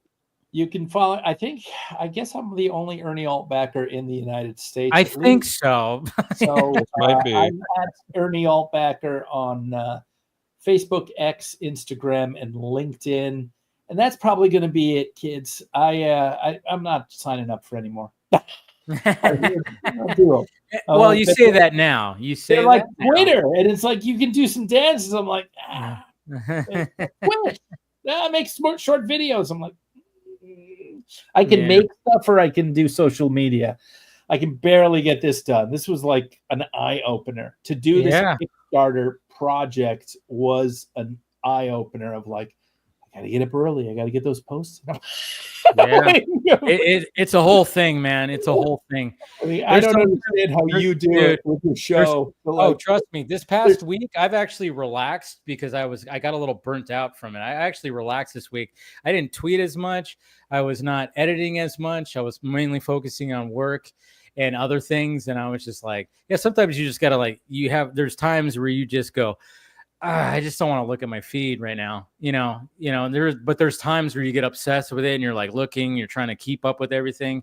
It's a lot. It's definitely a lot, but yeah, you do have to take those breaks. I don't get bothered. Yeah. I mean, I don't get bothered a lot. My following is like under 1,000. You've got thousands, and they know that you love this news. So you get pinged 20 times on every bit of all of these great films that are going to come out. You got to be a junkie for that. That's got to be like, that's why I'm the film junkie for you. I know, like especially with the Matt Reeves thing, which we'll talk about in a little bit. But yeah, I was ignoring social media. I was like concentrating on work because I needed to get something done today, and I missed the Matt Reeves post about the Batman 2 script.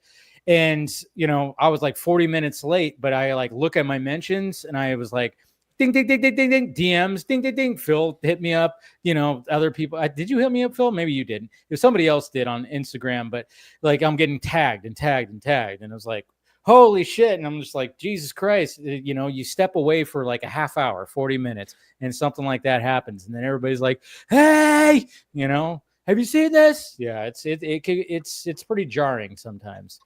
Like the thing is, if you do a good post and you put it on all these things, suddenly it looks like your phone is like it's wreckage. It's like I got messages everywhere on this thing. What happened? What happened? It's not easy sometimes, but it's like I did this one okay, or I pissed off a lot of people. I was one of these. Yeah, you childhood ruiner, you. The fun police is out. Usually with before this time during this Kickstarter thing, it happened a couple of times moderately. The only time it ever happens when you're just a writer releasing a film is something bad just happened, right? So when I did Injustice and then it leaked like three weeks before. And one day I get up and I turn on the phone and it's like my ex is like 252. I was like blinking. I'm like, that can't be, that number is that big. I don't get single digits, man. Single digits is it. I'm like, what the fuck is that? And then my phone rings. I pick it up. This guy from Warner Brothers is like, have you looked at the internet? Don't look at the internet. Don't answer anybody on the internet. Just stay off the internet. That's just general good advice, period. Whoa, let me go check this out. And that's crazy. So apparently there was a line, and I don't know if I wrote it. I get my 3 drafts, and then they do some rewrites. So I don't know if I put this in or not. But I believe the line was something like, and Superman and Wonder Woman swept the skies clean over disputed Kashmir. Well, India does not think Kashmir is disputed. And what was trending on the internet was hashtag anti-Indian Superman and anti-Indian DC movie. Right? And usually you'd think that the writer, which isn't out yet, would be kind of safe because how are they going to find my name out? Well, someone did. And they put in at Ernie Altbacker is the writer of this movie. Include him on all posts. He ruined my childhood again. I could just see it. I'm like, I'm like, holy shit, this is not great. But Hey, and then at 72 hours later, it was all done. That's the thing. It happens quick. Oh, trust me. I've been down those crazy, roller coasters where I get put on blast, and then all of a sudden it just, that's it. Everybody forgets about it. I had like 2 death threats in my Oh, regular thing. Yeah. I'm like, Oh, I've had a much. few in my day. That's I've had a few in my right day. of an animated movie. I shouldn't get death Fictional threats. characters. Although Fictional. I've ruined childhood. Fictional so characters, but maybe thanks, Ernie, and All yeah, we are extremely happy for you. And like I said, we'll have many more conversations about Breaking Bad and whatever the hell. I mean, that I love it. I love it when this kind of thing happens on the Vox stream. It happens numerous times where it's like, oh yeah, we'll talk about these subjects, and then we talk about it in a completely different thing for like an hour. And I love it. I love it where it's just, hey, let's talk about Breaking Bad for forever and talk about shows. It's fun. All right. Well, thank you guys. Great seeing you again. Yep. And have a good night. All right. Take it easy, Dude. Ernie. Later. Take What's care. love? I know you got to take off too, Phil. Oh, well, I Unless thought you we were want to gonna talk some about- Batman. Yeah, you know. I'm down for some Batman. Okay. You good, Paul? I know you were talking Yeah, about. yeah. I can talk Batman. I mean, We can extend this. Don't worry. Yeah, We'll we be- can we'll be extend it a all right. little bit. Just Yeah. for the Because, Batman, I mean, we got to. Of course, of course. I mean, Jesus Christ. I mean, like I said, it was just so funny how that I was just like, okay, this week I need to focus on work. I got to get some things done. So I was trying to ignore my Twitter. Not easy sometimes, especially when you work from home and you got 2 stations and like literally my Twitter page is like right here. But I was like, How what, dare I need you to- try to make a living and be an adult? I know, right? Jesus Christ. How dare I? But I mean, sometimes you got to find that balance because sometimes I find myself refreshing my Twitter page because I'm like, work this. But then I was like, no, I need to really focus on. And then, yeah. But then, of course, when I step away and then that happens, I was like, Jesus Christ. But no, I mean, I think, finally, we're not going to be able, James Gunn can finally relax and not have to, get that question of Matt Reeves and everything, which I'm sure that was probably pretty frustrating for him. And same, but it is kind of interesting, the whole thing. I mean, I won't lie, but because I was kind of wondering, I was like, oh, are they going to announce this after Superman? Because it felt like that. Because it feels like everything DC right now is just, hey, focus on Superman. But then it was like, we're 2 weeks out, and they go, all right, the Batman. But then I'm going, well, that's that they might have sat on it too to help some PR. I don't know. Like, it's like one of those things where you just don't know like what's going on behind the scenes sometimes. And I'm reading something right here from the Hollywood Reporter that somebody sent me. It says, you guys can stop asking James Gunn about this now. The Batman Part 2 script is in. Filmmaker Matt Reeves revealed that in co-writer Mattinson Tomlin during the draft Friday of them. But you can ask Gunn about who's writing the Brave and the Bold movie because we're not convinced there is one. Holy shit. Jesus. Wow. So yeah, I mean, Batman is becoming a thorn on James Gunn's side. This is from the Hollywood Reporter, a little screenshot that someone, I don't know if it's their heat vision thing. So I don't know if what that means, but maybe this was like the email thing that they send out. That's But, mostly from yeah. Boris Kitt and Aaron Couch. Is that what it is? But yeah, I mean, they say that and then right in parentheses, but you can ask Gunn about who's writing the Brave and the Bold movie because we're convinced that there isn't one. Oh my God. So that's the thing. There's all this PR stuff that, and that maybe Gunn was not ready for sure when he took on this job because he's not going to do everything perfect, regardless of like some of his diehard fans think he's doing. Yeah, he's just not going to do everything perfect. I think it's a crazy task. And then of course, balancing 2 different Batmans, a crazy task for sure. But I just love the fact that he defended Matt Reeves this whole time. He kept on saying, and then even like the recent quote where he said, get off his fucking nuts. Get off his nuts, man. He's going to do it. And then all of a sudden it's like, all right, there it is.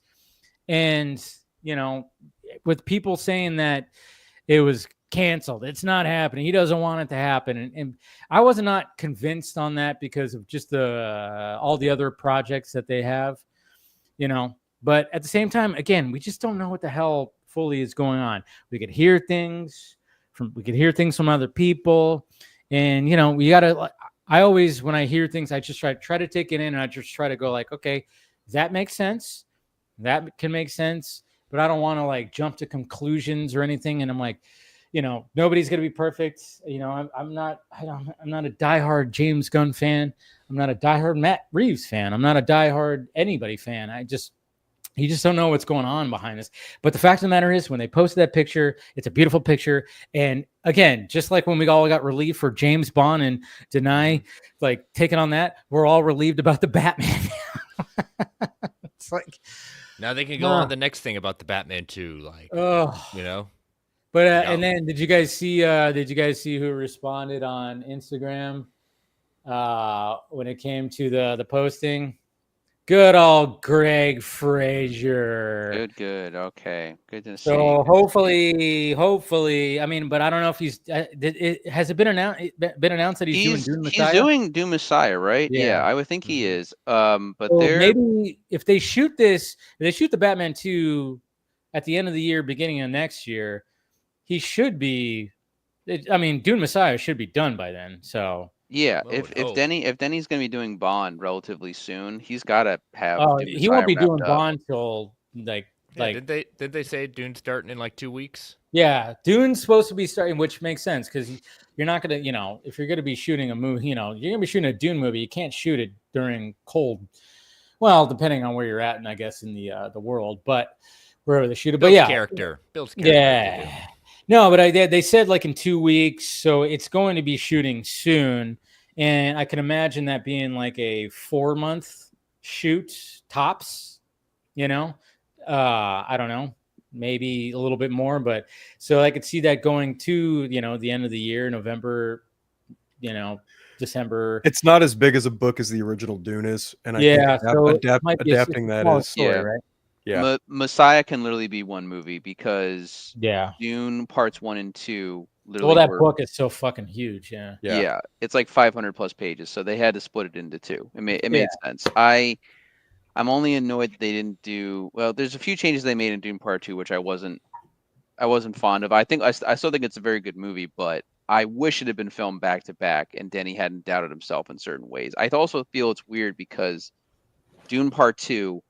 Like I said, while a good movie, it's really weird because don't get me wrong, the Lynch version is not so accurate, but there's things about the ending in the Lynch film that is actually closer to the book than the version that Denny does. But that's more of a logistics issue, and can we make that work on screen? And I don't know. I think Denny is a terrific director. He's one of my favorite modern directors, but I think with Dune, he was afraid to get too weird with it, like the books go, whereas Lynch didn't give a fuck because he's David fucking Lynch.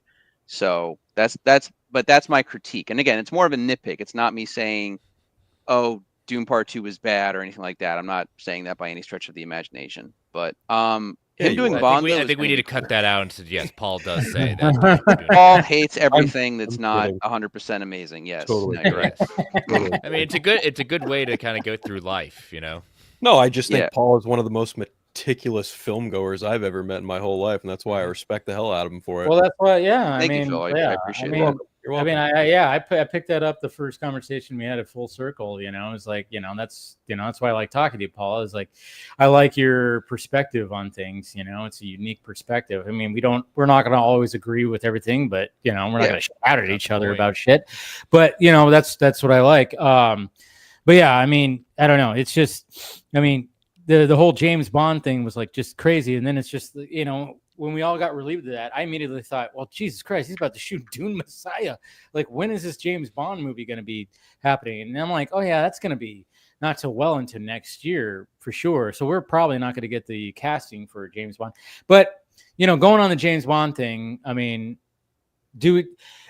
I talked about this on my Wednesday show. Was, there's always been the idea of bringing Bond back to the 60s and just kind of doing like a retrospective type of Bond.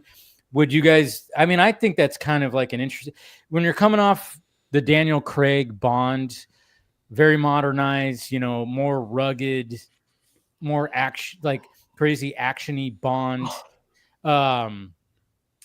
Would it be kind of like a refreshing take if they decided to go like back to the 60s and just be like, yeah, let's just go back to that, and just now, you know, but with obviously the way filmmaking is now, we can actually just, you know, it won't be like cheesy, but you know, it'll still have that feel of the old Bond movies. I don't know. I kind of like the idea.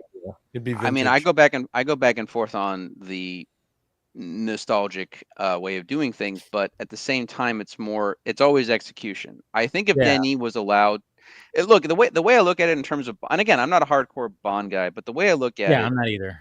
The ending of No Time to Die with Daniel Craig and how that story ends, for me, it leaves the door open for them to do whatever they want with Bond going forward. There doesn't need to be any continuing continuity. You can switch between actors because we've done it so many times now. You're never basically going to top classic Sean Connery, you know, Bond. So have fun with it. Go nuts. Some people prefer Pierce Brosnan. Yeah, some people prefer Daniel Craig. Some people prefer Connery. But like overall, if you get the essence of what Bond is as a character, without making him too rapey, then you're pretty much good to go. Like that's the way I look that was at it. a thing I wasn't expecting, but here we are. No, I mean, but I not mean, wrong. I know you're not wrong. Not wrong. That's what the next one's going to be called. You know, 007. Not too rapey. Not too. Yeah, no, that would be the Austin Powers parody version of it. And that would be the subtitle, not too rapey. No, actually, you know what? I give props to Austin Powers. I don't think about it too often, but I love the first movie. There is that great scene where Vanessa's hated him the entire movie, Elizabeth Hurley, and he actually treats her out to a legit good night, and she gets drunk, and they're back at the hotel, and they're play flirting, and she basically wants to she literally throws herself on him, and he goes, no, it's not fair. You're drunk, and I didn't respect that as a kid because I didn't get it as a kid, obviously, because it was 97, so I would have been like 9 at the time, I think. So I didn't get that, but I think even Mike Myers knew that, like, yeah, Bond's a little much, so I want to do the opposite of that. Oh yeah, totally. I still remember that SNL skit where he gets all the sexually transmitted disease testing and finds out he has all these, so he has to call every single partner he's been with. Like we all thought it, and it was just great to see that happen. Yeah, Robot Chicken did a skit where, because almost at least most times with the Bond movies, he goes because there's always two. There's always like the first girl that he'll it's always the one in the beginning who ends up probably dying. Yeah. Right, they're usually killed off, and then he goes with like the later girl. But Robot Chicken made the joke that if the girl sticks around, they become annoyed with him. He's not that great in bed, and then he does the sex puns at the end. So they're almost kind of wishing for death, and it's like that. That's a little bit. It's like, oh man, okay, I guess that's why we don't see them in the rest of the movie. Okay, that makes sense, I guess. So yeah, that was what was cool about. That was what was kind of cool about the Craig Bond and the fact that they kept the continuity going. It was like when you see the end of Casino Royale, and it was what's her name who ended up being the Bond girl. Is it Eve Green? Eva Green, whatever the hell. And then, you know, they were like basically like, oh yeah, let's, you know, I'm gonna run off. This is gonna be, I'm done. I'm gonna be this, that, and this. And then at the opening of Quantum of Solace, it was just like she dies. You know, it's like she done. That was at the opening, right? Or was that the end of? No, I think that was the end of Casino Royale, and then it haunts him, and then it haunts him. And then it picked up right after, right? Yeah, Quantum of Solace picked up right after with like a chase sequence or whatever, and then it like time jumped a little bit, right? Right, but Quantum was so rough, they basically Skyfall had to reinvent again, basically. So it was its own. Yeah, I mean, for me, I like Skyfall the most. I know a lot of people love Casino Royale. It's always between those two. It seems like, you know. Yeah. I like parts of Spectre. and then No Time to Die at least was I thought was a better ending for that Bond. than Satisfying Spectre. ending, I thought. Satisfying ending. Spectre was trying to inject some, obviously with Christoph Waltz playing what the fuck's that character's name? Jesus Christ. Blofeld. Yeah. Glofeld? Yeah. Blofeld. Yeah. So I mean they were trying, I think they were trying to inject, they're like, we have to let's try to, I know we're trying to make a different kind of grounded Bond, but let's try to inject some of the some of the Bond, villains and try to. I think they were attempting to do that. And, I don't think any of the Bond, the Daniel Craig Bonds are terrible. Where I'm like, ugh, I could watch every one of them. I just, obviously Skyfall and Casino Royale are just, they're just cream on of the crop top with the other ones. Yeah, the cream of the crop. And I think No Time to Die was a satisfying, because I was watching going, are they going to do this? Are they going to fucking kill him? Are they going to, and the fact that he had a kid and they did a lot of things where you go, holy shit, they really just kept the continuity going with this. And I was like, well, that's good. It's refreshing. Yeah. I'm not like you, Paul, I'm not a big Bond fan. I mean, Scott, he's read the books. He's more of a diehard Bond fan. And it's just kind of, again, I just would not be surprised if, when people like Scott, if he was still here, he would talk about this, how the novels were not as crazy, spy-y, gadgety, actiony as the movies are. I mean, obviously with movies, you want to create that entertainment, but you're reading some of these novels, it's a little bit more not, it's not like that. I'm just kind of wondering, is that what Denis going to do? And if he were to do that, would he put it back into the 60s? And then, when I saw Screen Rant suggest Tom Hiddleston, I'm like, well, if they do the 60s, if they were to do a 60s version, I could see him playing a 60s back in that Bond, not a modern Bond. I can't see Tom Hiddleston play a modern Bond, but if they were to go back and do that retrospective kind of 60s and they would be in the 60s, I could see Tom Hiddleston playing Bond. I don't know how you feel about that. I think it would be best to cast a mostly unknown, because then people don't have any expectation. But my thing is this. I mean, at this point in time with Bond, because they've adapted, I think they've adapted all of the Ian Fleming books to the best of my knowledge. So at this point, James Bond, as far as pop culture is concerned, has basically entered the same sort of stratosphere as, Ninja Turtles or Batman or even Superman. Like, he's just known. People who are fans of the character know the shtick and know the tropes and know what he is mostly as a character, what's mostly consistent with him. So if they want, what they could realistically do now that it's in the hands of Amazon, you can have a situation. I'm not saying they should do this, but it's an option. They could literally just give it to a director and have that director do their Bond, however they want to do it, within reason. Because I know Denis did not get final cut, and I think Chris Nolan was on the table, and the same thing applied. He wanted final cut, and I don't think they gave it to him or something like that. Chris and I were talking about that before you came on. We were talking about how there was a list where he doesn't get final cut, he doesn't even really get final say on the actor. He gets to have an opinion. He gets to have an opinion, which of course they hopefully are going to work. I mean, there is a worry.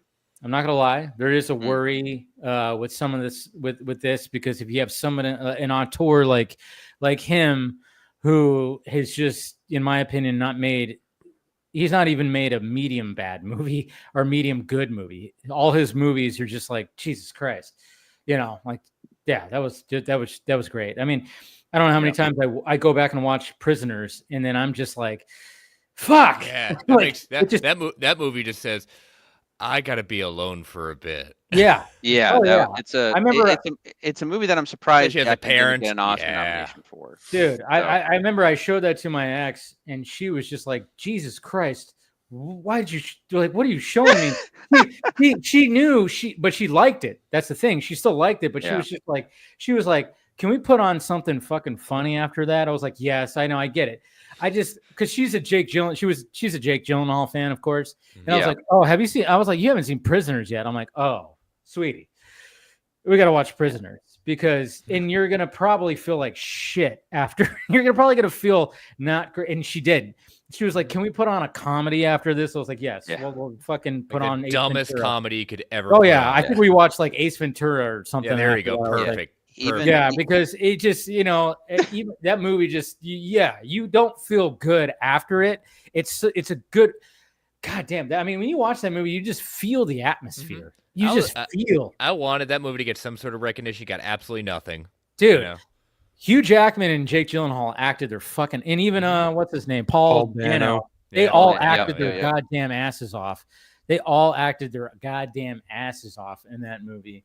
And it didn't get any recognition, which is just a crime, in my opinion. Yeah, and no, and then like only a couple months ago, because they were playing it in the small theater in Boston, my buddy and I went to go see it. But the first movie he did, Enemy, and again, yeah. Jake Gyllenhaal, very underrated. Very underrated. It's hard for me to watch because I'm arachnophobic. Oh, Yeah. well, it only comes Yeah. up. I mean, so Chamber of Oh. Secrets is probably hard for you too, I would assume. Yeah. Yeah. No, but like I know what there that scene when he like walks into like the room and he sees the big spider. God damn, did that make me jump? Yeah. Oh my god. Like he walks in and literally the spider's like in the corner and I went, whoa, Jesus Christ, what the fuck? I was like, but no, still a good movie. I know it's not most of the movie, but the fact that there's like a giant spider that looms through, I was like, Yeah. It's difficult for me because I'm arachnophobic for big spiders. So hold on. So let's get back to because I know Phil has to go. So I want to just finish talking about Batman real quick. One, I liked that Matt Reeves himself announced the thing, and then James Gunn reacted to it later. But I thought that was a good move. I was happy to see the engagement online. I feel really weird because with DC, as you guys know, I'm kind of all over the map with it right now. But the Batman for me, but it's more so because I'm a hardcore Batman guy. Like for me, it didn't hit all of the boxes, but I thought it was an adequate movie. And then the Penguin comes out, and I'm like, all right, I'm fully back in. Like, and now like this has made me happy. Like I can't wait to dive back into this universe. I'm just what I hope that they've done. And again, say what you want, because I know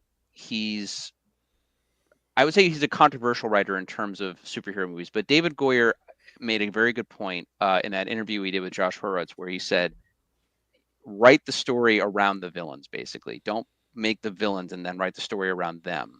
So it's like we need Bruce Wayne to deal with his fear of the loss of his parents, how he deals with crime, his identity. Oh, we get Scarecrow. He needs a mentor figure. We do Ra's al Ghul. Like, I hope that is what Matt Reeves has taken going into this next movie with Tomlin there writing the next script and everything. So I hope that's the case, and that's how it's made. That interview with David S. Goyer, I went through it on my show like last week. Yeah, and it was just, I mean, I didn't go over everything, of course, because there's, it's a 50-minute interview. I just wanted to touch on the bullet points of, especially when a lot of people didn't know that during that time when they were trying to make a Batman versus Superman back in the early 2000s with Wolfgang Peterson. And then Chris Nolan was trying to do Troy. And then they gave Troy to Wolfgang Peterson, which was crazy to think about. And then now, of course, 20 something years later, now we got the Odyssey from Christopher Nolan. He always seemed like he always had that in his back pocket. But then, the fact that Batman, and then I love how Goyer said, like, well, essentially as, hey, sorry you didn't get Troy. You want to do Batman?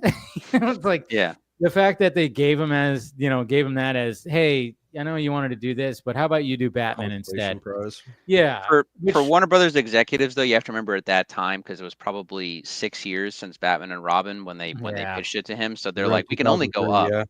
Yeah, it can only go up from there. And at that point, it finds Hollywood. You fail upwards in life. Yeah. Pretty much. But at that time, Christopher Nolan wasn't Christopher Nolan.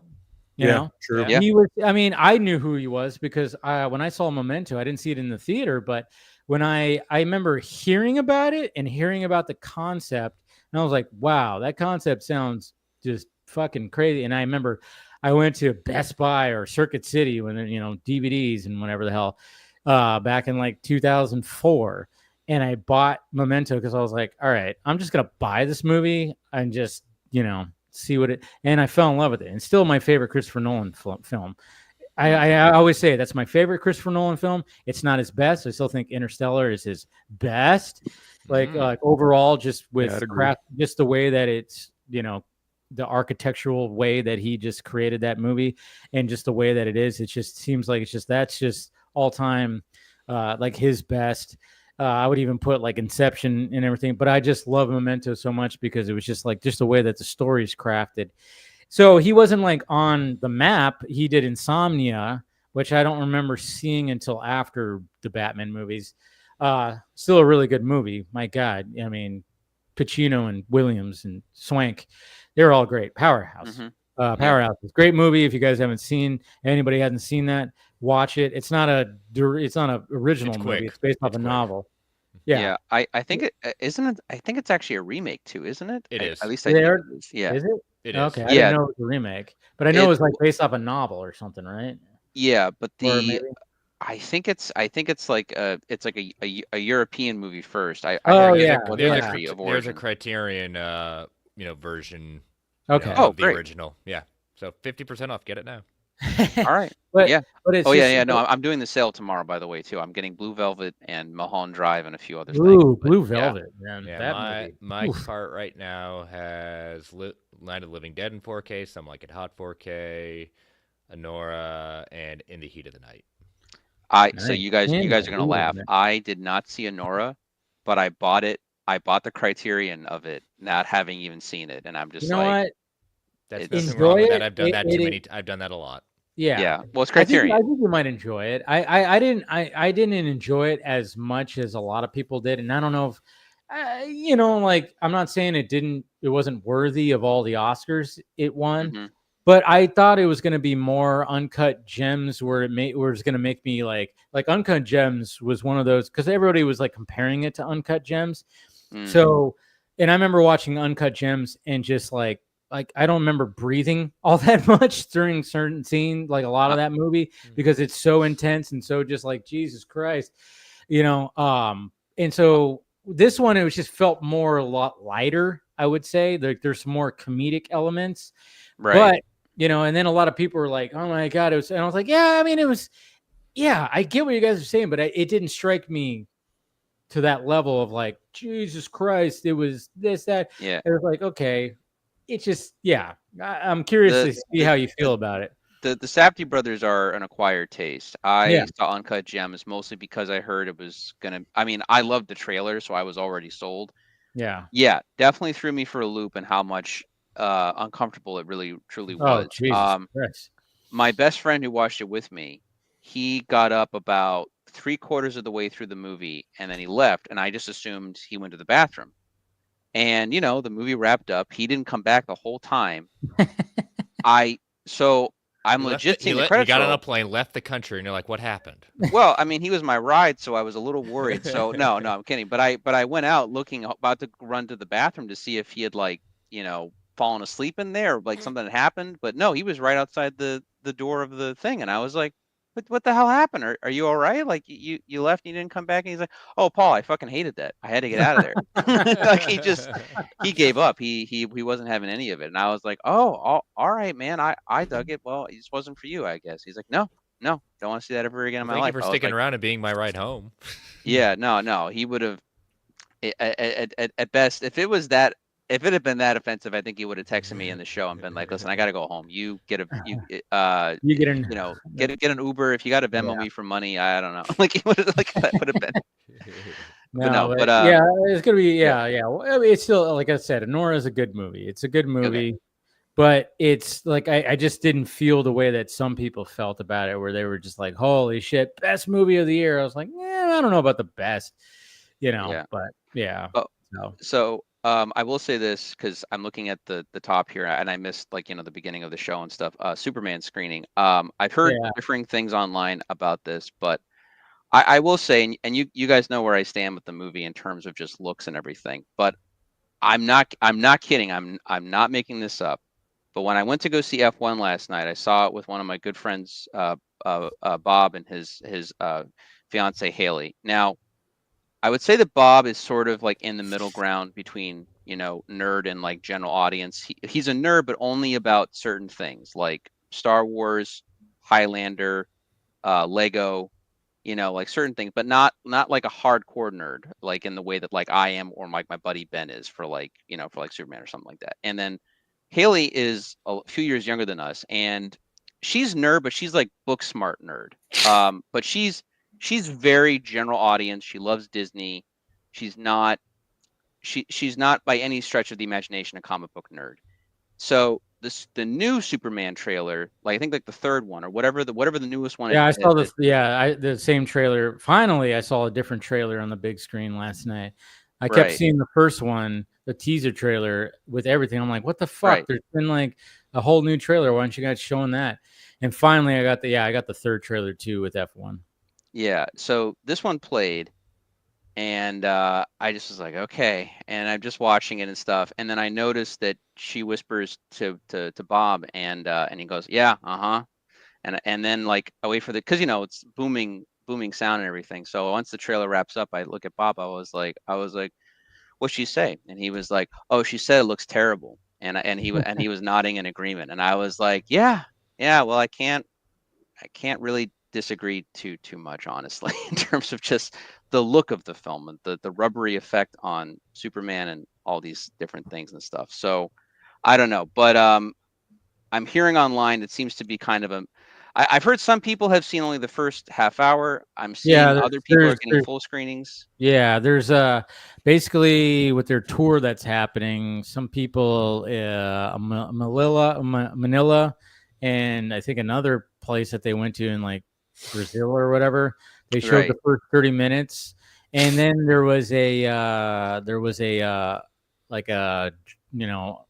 they invited influencers and critics and all the people who are going to kiss James Gunn's ass about this movie. Yeah, we know. They invited them to the Warner Brothers screening to it. So they had that, and of course they can't say anything because the embargo is not lifted yet.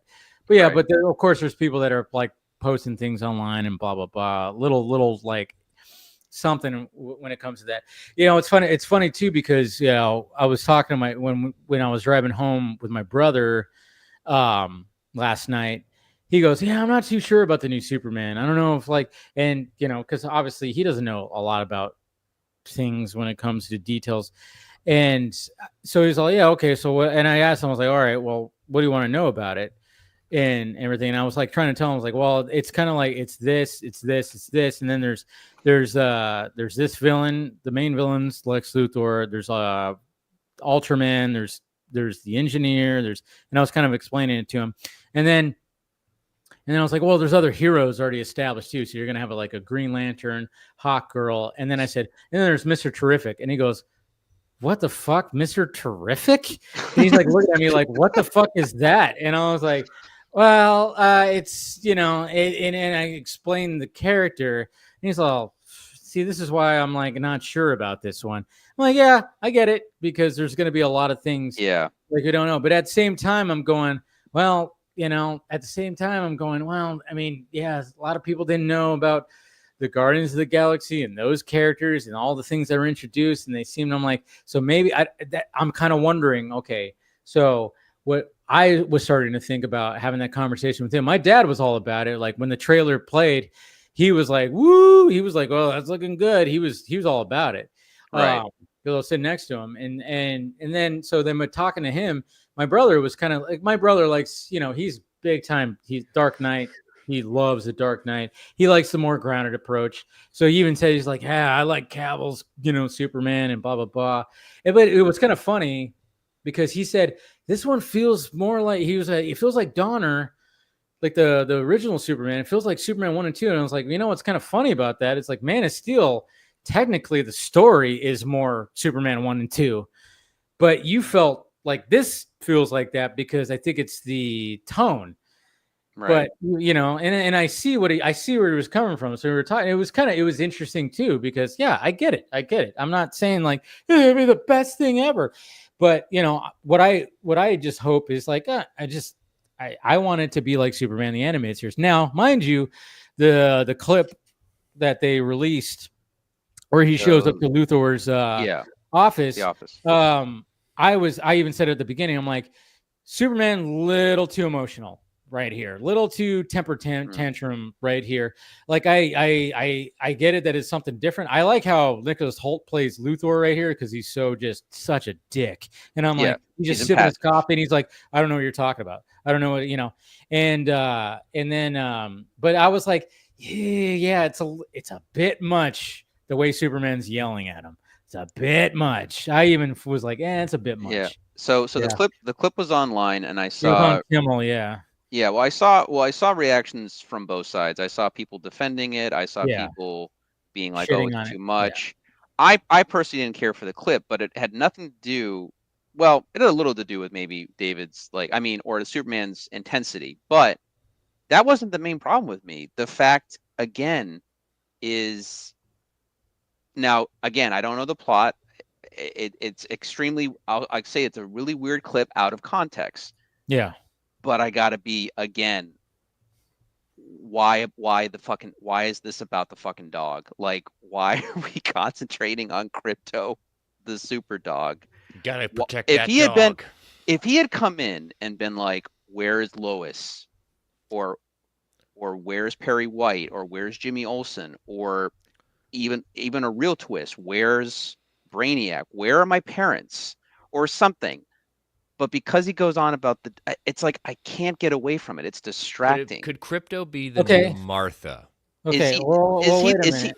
Does Crypto's collar have the genetic code of all the Kryptonians like embedded with him or something? Okay. So is Crypto a MacGuffin? Okay, so let me put this out here for you, Okay. just to kind of, let's see. Say there's a car that crashes, family in it, people in it, and it's tragic and blah blah blah. And there's a report that says like, oh geez, yeah, the whole family died, and then some people, especially there's the female demographic, particularly. Oh, that's sad. Oh, and then there was 2 dogs that died. Oh my God. All of a sudden, when you hear dogs, there's a different reaction. That's what I think is kind of like the thing here. Maybe it doesn't affect everybody, but there's something about you hurt a dog. Something happens to a dog. There's just a different kind of. I mean, I don't know how many times look at how John Wick fucking started. No. Okay. So hold on, because I want to defend the John Wick defense here. Because first off, just a few things. All right, and again, this is not necessarily the writing or the. And again, we don't know the full context too. We don't know the full context, but I want to preface a few things. One, okay, James is probably. I'm assuming James is doing this to make a point that Luthor has no boundaries, that he's evil because the dog. I don't need to be reminded that Lex Luthor is evil. I know going into a Superman movie that Lex Luthor is evil. I've known this and again, I'm talking because again, I know that he's making this for children to a degree, but he's also making this for guys his own age who have grown up with Superman. Like I don't need to be reminded that Lex is evil or won't go to the previous Lex Luthor that we had in live action literally tied up his mother and was going to burn her alive as a witch. Like, I don't need to be reminded that Luthor is overly evil. I know this already. This has been established for me multiple times. But we know from, leaks and, I mean, the fucking movies that are coming out, we know that the Supergirl is right around the fucking corner. The possibility is that Crypto is not even, Clark's dog. It's possibly Kara's dog, right? Or Kara, however her name is pronounced in this universe. But Kara, if the dog was like Crypto from the books, and we didn't know Supergirl was around the corner, and the dog was all that was left of Krypton in terms of life that he was aware of, and again, I'm not saying that like, oh, dogs are less creatures or anything. Like, I understand him being mad about the dog being gone because the dog obviously means something to him, and it should. Like, if it's your pet, like, I understand. I think it would have meant more in that moment if it had been connected not just to him as his own personal dog, but also in the fact that it is connected to the remnants and remainder of Krypton. Okay. I see what I you're think- saying, but then again, we might get that context of why he's more important in the movie. Yeah, no, Yeah. I get it. Yeah, but at the right now, we don't have the context, which I totally get. Like, I get it. I'm like, really? Yeah. They released that? I mean, I even thought they released that clip. They're trying to show also a younger Superman to a degree. Like, I will accept the fact that they're trying to show a Superman. I think it's weird the fact that he's been around for 3 years and this is the first, at least according to what Lex says in that clip, it's the first time that they're meeting face to face. I think that's a little odd, but it is what it is. Clearly Lex knows that Superman is easy to or this version of Superman is easy to react because immediately he has Eve Tessmacher filming their reaction. So he wants to film Superman looking like a clown by not having restraint and throwing the desk at the wall and threatening Luthor face to face, essentially. So clearly he's using this to then, probably spin that in some media type thing on whatever social media he'll probably own in this universe or whatever the case is. So there still is some context, but again, my problem, like I said, was the focus on the dog. And it's not even the scene itself, it's the fact that Krypto is everywhere in the marketing, in like side marketing, in ice cream cones. It's trying to put butts in the seats when it comes to just family and in the female demographic. I mean, this was made relevant from the first. I mean, when I was watching reactions to that first teaser, I mean, I don't know how many times I saw, especially if it was like a couple reacting or just it's always just, oh my God, and it's like, okay. And James Gunn, he's known for, I mean, obviously when it comes to Rocket Raccoon and all, that's just his specialty is, I mean, and I'm not going to lie that I got emotional for CGI animals when it came to Guardians 3. He got me on that one, of course, but if I have to defend, and it's weird because I'm defending a James Gunn against James, but and again, I'm not saying that Krypto should do this, but I will give credit to Rocket Raccoon because Rocket Raccoon can talk, and he can converse with the other Guardians. Granted, you have Groot who can only say one thing, but again, he's more or less like a mascot at that point. But the Rocket has a real personality. He has a 3-dimensional personality. And then, of course, you have the other talking animals in part 3, which is one of the better aspects of that particular film. Krypto can't do that. Krypto is this. I don't know. I'm tired of talking about it to the point where I feel like I'm kind of repeating over and over again. But that was my overall issue with those things. Yeah, I guess. Yeah. But yeah. Phil, do you have any thoughts on any of the Batman news, or just in general? I feel I've kept keeping you on your way longer than you need. Do I have anything to share about the Batman Part 2? That is a great question, Paul. I will say, and I said this in Dave's chat earlier, I find it very, very convenient that Matt Reeves happened to have a picture of that script ready to go today, mere week and a half or so before Superman set to release. Pretty convenient. Very convenient. Very convenient. Very, very convenient. The coincidence is just amazing. There's a great line, one of my favorite movies ever made. Don't believe everything you hear, son. Yes. And I will just say that I have a pretty solid hunch that script has been done for quite some time. No, there's no way that they were waiting for like a certain time to 100% to release so that. But it did feel like it was going to wait till after Superman came out. But I think that James Gunn is going to tell people what he wants them to hear. And if you understand what I mean by that, more power to you. I also think that Hollywood is a business where people in that business want you to know what they want you to know, not what the truth may actually be. Hmm. And when it comes to certain things at DC Studios, I will just reiterate something Dave said earlier. People internally do not like the fact that James Gunn is online a lot. And yeah, I think a lot of people like the fact that he shuts down rumors, and that's great. Yeah. But I also think that He goes overboard. Bingo, exactly. Yeah, And a lot of I would people do agree. not like that. Whether you like it, good for you. Whether you don't, more power to you. When it comes to the Batman Part 2, let me just put it to you this way. If Superman, from a quality perspective, for me, doesn't reach a certain point, if I think Superman isn't great, I'm going to be a little bothered at the fact that we sidelined Batman Part 2 for this movie. That would bother me above all. And listen, Summer of Superman, I get it. You want to get Superman's house in order. I get it, whatever. Batman pays the fucking bills. Batman is the most iconic superhero of all fucking time. And the Batman was one of the most successful superhero movies ever made. And the fact that Matt Reeves had to...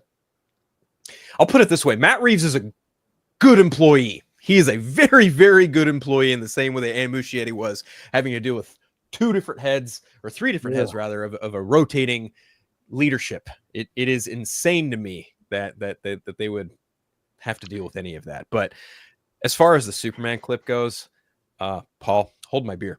I thought this was absolutely fucking ridiculous. Oh my God. I look at this Lex Luthor and I'm like, between the two of them, I'm just like, the more I see of the both of them, I'm just like, this is just, I'm less intrigued. Honestly, I'm just kind of falling back into what I've been saying initially. I think Rachel Brosnahan's going to be great. The more I see of David Cornsweet as Superman, I'm just like, you are way too emotionally reactive when you probably shouldn't be. And when it comes to Lex Luthor, he's not menacing. He's like every other dillweed armchair clacking away at the fucking keyboard. And look at me, I'm being an asshole on the internet. It's like, fuck you, dude. You're not Lex Luthor. It's weird, right? Because so when we were coming home after the movie wrapped up, and I brought back up Superman, and because like I said, Haley doesn't know anything like about movies really that much, other than like what she likes. So I had to be like, and I wasn't speaking to his acting ability because I haven't seen David Corns, I haven't seen Pearl, I haven't seen anything else that he's been in, so I can't speak to that. But at the same time, I can say, Haley, I've seen David outside of the Clark Kent Superman, costumes that he has, and he's a very handsome, attractive person in real life. But for whatever reason, he looks weird in the movie, like especially when the effects kick into gear. No, I'm just saying, like in terms of the suit, in terms of weird. I don't know, like I mean, he looks like the hair looks off, the black hair, it looks off. I don't know. It's just I can't explain it. Holt, on the other hand, like we've seen him in other stuff. Nicholas Holt is a terrific actor. Yeah. He's a terrific actor, and I think he could make an amazing Lex Luthor in maybe a different film. And I was very worried about what kind of dialogue he would be having, and the fact that he's whispering insult as he's sipping coffee, I'm assuming. And then no, Superman, that's all in his head. Superman read his mind when he heard that. The Superman, is that a Silver Age power that I don't know about? I think so. Well, Henry Cavill's Superman could hear all the voices when he was flying around, so I'm assuming I was confused thing. why Superman is saying, "What did you say?" when he because when he says "ugly dog with a cape" as he's sipping coffee. Yeah. It's here, and Superman's like, "What did you say?" And fuck me. It's like, just it's the execution is what it is. And I've seen a Superman or a Clark Kent react emotionally in various other mediums. I've seen it happen in the animated series. I've seen it happen in Justice League. I've seen it happen in a couple different books. I've seen it happen in, God forbid, fucking Smallville in the short amount of time I watched that. I've seen it happen in Superman and Lois. And here, it's just fucking goofy. I told this to my buddy. I was like, and this is no slight to Dave. I know a lot of other people are out there saying like, oh, it's like an episode of Superman the Animated Series. I'm sorry, I don't see that at all. I see this as Super Friends Jackass Edition. That's just my. I remember in the animated series, because it was one of my favorite, because I believe it's in the origin, 3-part origin episode. Like the first time he actually sees Luthor, he's quiet the entire time until Luthor gets eventually aggravated with him and he throws something at him. Like, I think it's the model of like the robot or something.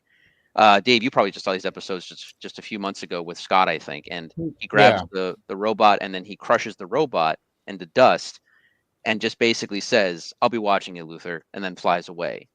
It's like, I mean, again, it's like I said, this is a younger Superman. This is a Superman that's been around for a little while. Maybe Luthor is playing up that he hasn't had to have much actual confrontation other than fighting a monster or stopping a robot or, again, saving a cat.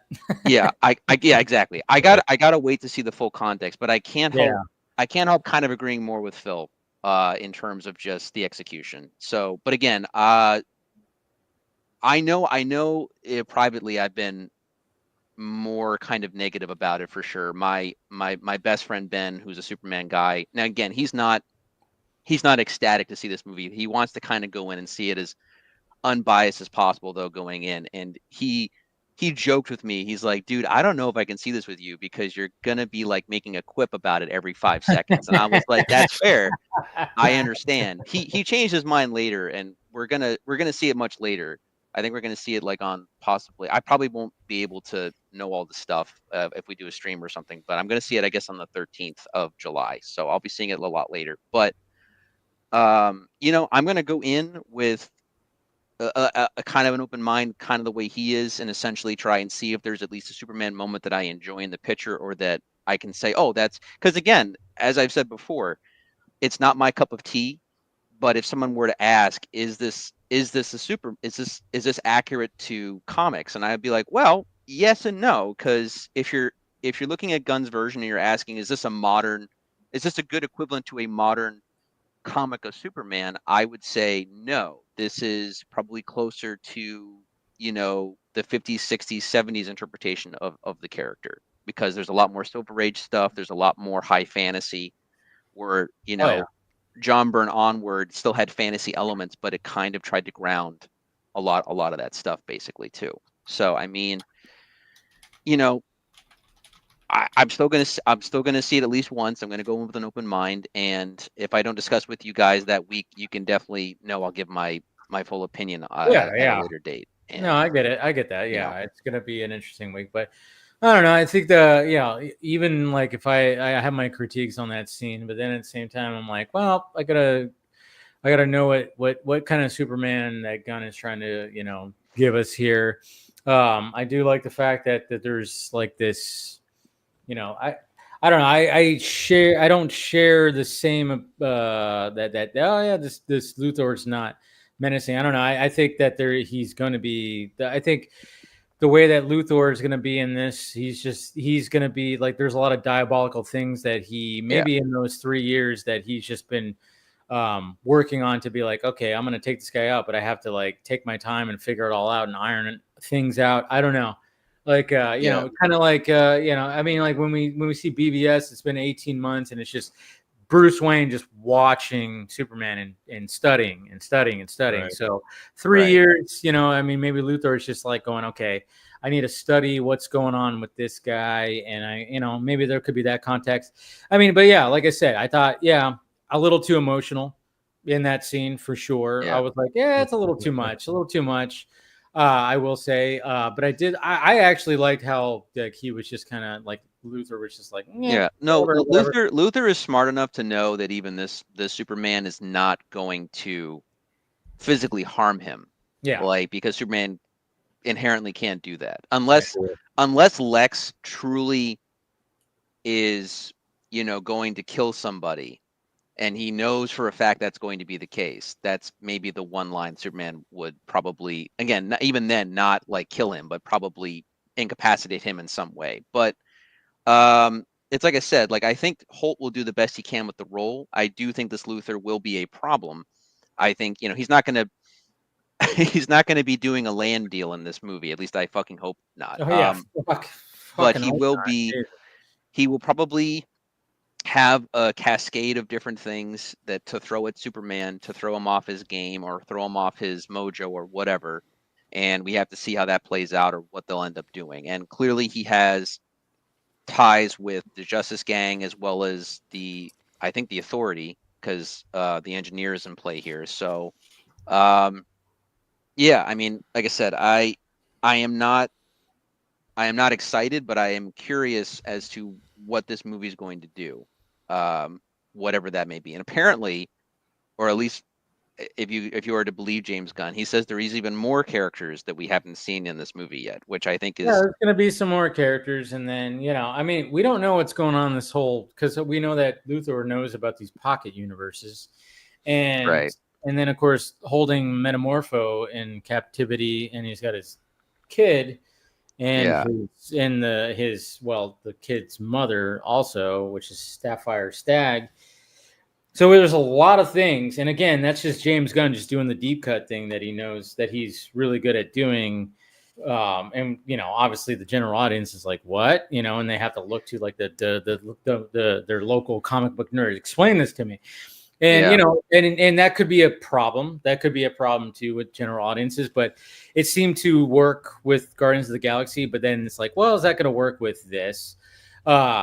But that's what's going to be the ultimate like test. But then at the same time, again, you have to reinvent these characters and you have to change it up a little bit. You can't be like the last guy. You can't be like the guy before that. You got to change it up. You got to change it up. Just like what Matt Reeves did. I mean, people were like, why is fucking Bruce Wayne emo? So emo. He's like a vampire. Well, pardon the Robert Pattinson pun, but I mean, he's like walking down.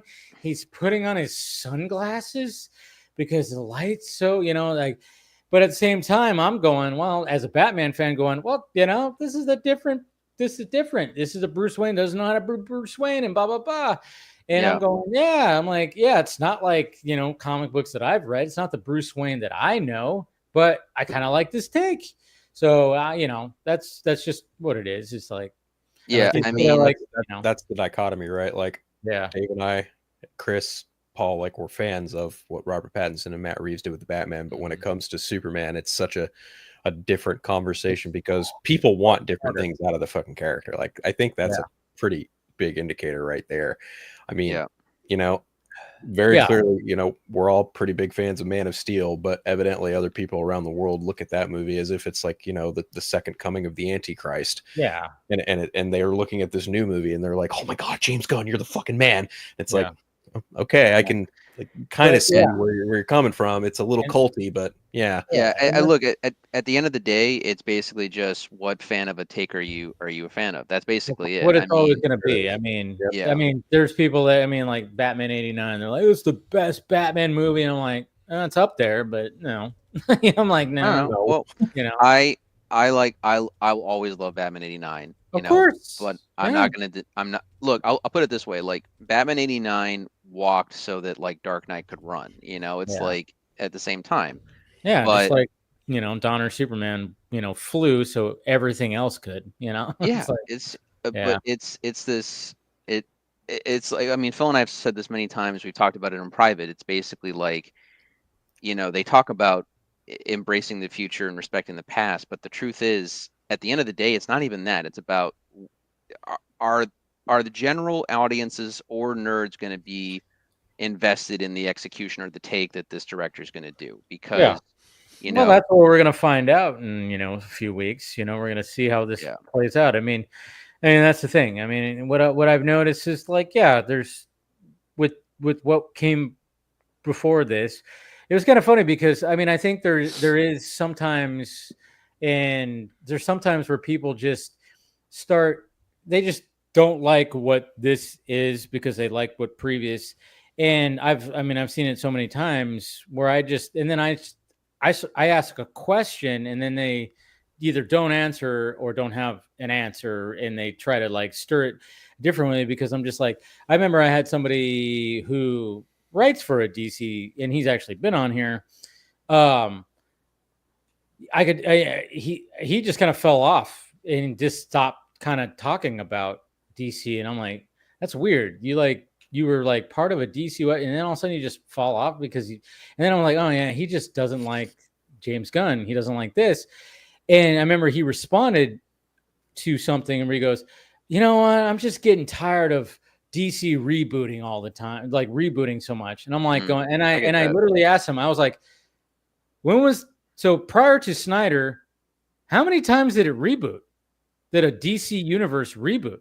Well, he may not even be referring to just live action films, because I'm talking as a guy that, I mean, guess, but he didn't answer. I mean, well, I don't know what he answered, but I mean, if he you're didn't talking answer anything, because I don't. if you're think talking there about if you're talking about multimedia, you're talking comic books, Yeah. you're talking the animated he was movies. specifically talking about. If he was just talking live action, I can get it. But I mean, to be fair, like I know this isn't going to be an origin movie, this new Superman, but which is good. Just like the Batman wasn't an origin movie. Right. But you know what? Look, here's the same thing. Like I said, like the Batman, right? So at the time when that was announced, and I was pissed because I wanted the Batfleck, movie. And then the more I found out about it, of course, with Deathstroke, I was like, I want that fucking movie. Now, on one hand, I've come to really love the Batman. I think it's a solid film. It's not my favorite Batman, but it's a solid movie. It's a solid universe. The Penguin's great. Love it. But and again, it's more so because you're programmed a little bit on the Marvel formula. Like, I can't help but feel, a whiplash effect at the same time, because if I'm looking purely Batman, in 2021, I'm watching a fully realized Batman who's been redeemed, who is formed a Justice League, who is friends with Superman again, who is fighting fucking parademons and staring Darkseid in the fucking face through a portal. And then now we're back to year 2 facing the Riddler again. You know what I mean? Like, yeah, that might be what he's talking about, if I had to take a guess. But again, like I said, I like both films, Zack Snyder's Justice League and Batman. But it's maybe that's the feeling. Maybe he worded it, but he didn't correct. He didn't respond, and it was just kind of like, because I just took it as wait. I was like, when was there a DC universe before Snyder? Like, there was never a DC universe besides Val Kilmer's Batman and Batman Forever saying the circus might be halfway to Metropolis by now. That was like the only thing we had. I was like, yeah, I mean, it was the only thing we had for an expanded universe. I mean, Jesus Christ. I remember that Easter egg when he said Metropolis. It was like, oh my God, Bruce Wayne said Metropolis in a Batman movie. It was like, that was the only thing we had, but I don't know. Yeah, it's all, it's all interesting. Like I said, it is going to be all interesting. Like I said, even talking to my brother, who does not know dick about anything DC, he was not a comic book guy. I was the DC guy. And like I said, when I said, the characters in it, I said, there's a Green Lantern, there's a Hawk Girl, and then there's Mr. Terrific. And he literally was like, there's a fucking hero called Mr. Terrific. Right. What the hell? Yeah. He was like, why would there be a hero called Mr. Terrific? Because he's terrific. Yeah. I can't even imagine you trying to explain to him Max Lord and Justice Gang. Dude, I didn't go that far. I was just trying to Justice Gang? Yeah, I was just trying to do my best.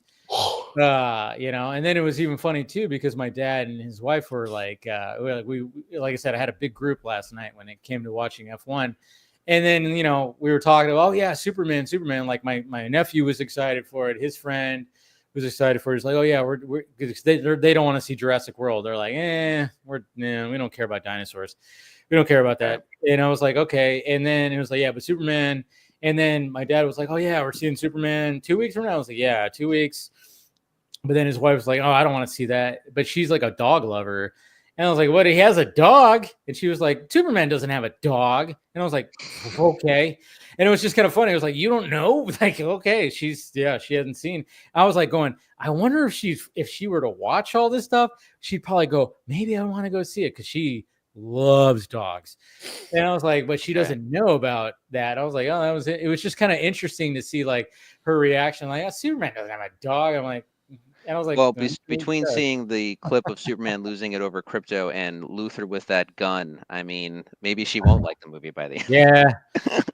I don't know. It's going to be interesting to see how that all plays out. He looks like a fucking James Bond villain in that shot. He does. He really does. He really does. I like his little, like, I don't know. I mean, what I've seen from Nicholas Hoult, I mean, it just seems like, he seems like he's going to be a great Lex Luthor. I don't know. I think to me, I'm going all right. I mean, again, context is everything. Seems like when we get clips, I did like the the Daily Planet clip where it's just like, okay, we do get the full crew. It did seem a little, obviously it's like, yeah, I know it's going to be a very lighthearted and comedic and stuff like that. But I think, I don't know, maybe I've just prepared myself to be like, okay, yeah, this is going to be, I know what this is going to be. And it's going to be very, it is going to have an animated series vibe. Not fully, because obviously the animated series Superman would not show up to Lex Luthor's, office and do what he did in this one. But then at the same time, I'm like, well, that's good because I don't want the same thing, but I want the vibe. And I still feel the vibe of the animated series. I feel vibes of even my New Adventures of Superman as well. But but it was just kind of funny too. Like one of the things that I was and before we wrap this up, when I was like on Wednesday, I was like, like my whole thing was like, hey, balance Donner and Superman, Donner and Superman, or Donner and Snyder, try to balance. Yeah, I know. Yeah, Zach is Superman. Yeah. Zach is Superman. Well, according to some people, yeah, he definitely is. But no, I'm just saying, like, balance that. And when I said that, some people were like, what the hell? This feels nothing like Snyder. I'm like, but then I was like, well, wait a minute, guys. When that fucking full trailer came out, you know how many times I got sent to me and in my chats, in my mentions, that this is BVS light? I'm like, to me, I'm like, well, then if you're saying it's nothing like Snyder, and I'm getting a bunch of messages from diehard Snyder fans going, well, it's BVS light, they're doing same themes and stuff like that. And I'm like, okay. Like, what? It was just kind of like, I'm kind of going like, well, I don't know, what do you want me to say here? I mean, yeah. So I'm like, yeah, we're dealing with themes that Snyder was dealing with, but now we're dealing with them 10 years later. And I don't know. That's the way I always kind of looked at it. I don't know. It's just, again, I don't know why James Gunn wanted to even take this. I don't know why anybody would want to take these tasks. Even Matt Reeves. Why would you want to take the task of even Batman? But his worked out, at least. Now he's got to see. We'll got to see if the sequel works out. That's what's going to be interesting. Yeah. The interesting thing in the future is now we're going to have two different Batmen in two different universes, and that's what's going to be interesting to see how that plays out. Now that we have the official, that, it's just going to be interesting. It's going to be an interesting next couple of years. Superman is not going to flop, no matter what, like the diehard people say. When I see that in my mentions or see that in my chat, it's going to bomb, it's going to flop. Like, no, if anything, it could underperform. It could underperform. And I'm like, it could very much underperform. It's not going to be, Kraven the Hunter. That's a bomb. Morbius, that's a bomb. It's not going to be those levels. It'll make money, but it might underperform. There's always a chance of that. But I always hate it when people do the hyperbole thing and like, it's going to bomb, it's going to flop. No. Stop that. You just want it to, because it's not. I hate James Gunn. Yeah. You hate James Gunn, and you that all kind of stuff too. You're letting your bias get the best of you. But I'm just like going, okay, but yeah, so it'll be, if anything, it might underperform, but they're still going to move forward no matter what. But what's curious now that we can have that sigh of relief that the Batman 2 is going to come out, it's just going to be interesting to see now the reaction of like, okay, we got this, we're going to get the Batman 2, but then we're also going to get another Batman movie. It's going to be interesting to see how that all plays out. Because you better believe that when Gunn signed on and having the Matt Reeves thing, as much as he's like, oh yeah, that he probably even really enjoyed that movie, and he defended Matt Reeves, but at the same time, it's like, but I got to do my own Batman. It's got to be a little thorn in the side. I mean, that's probably going to be a really difficult task too.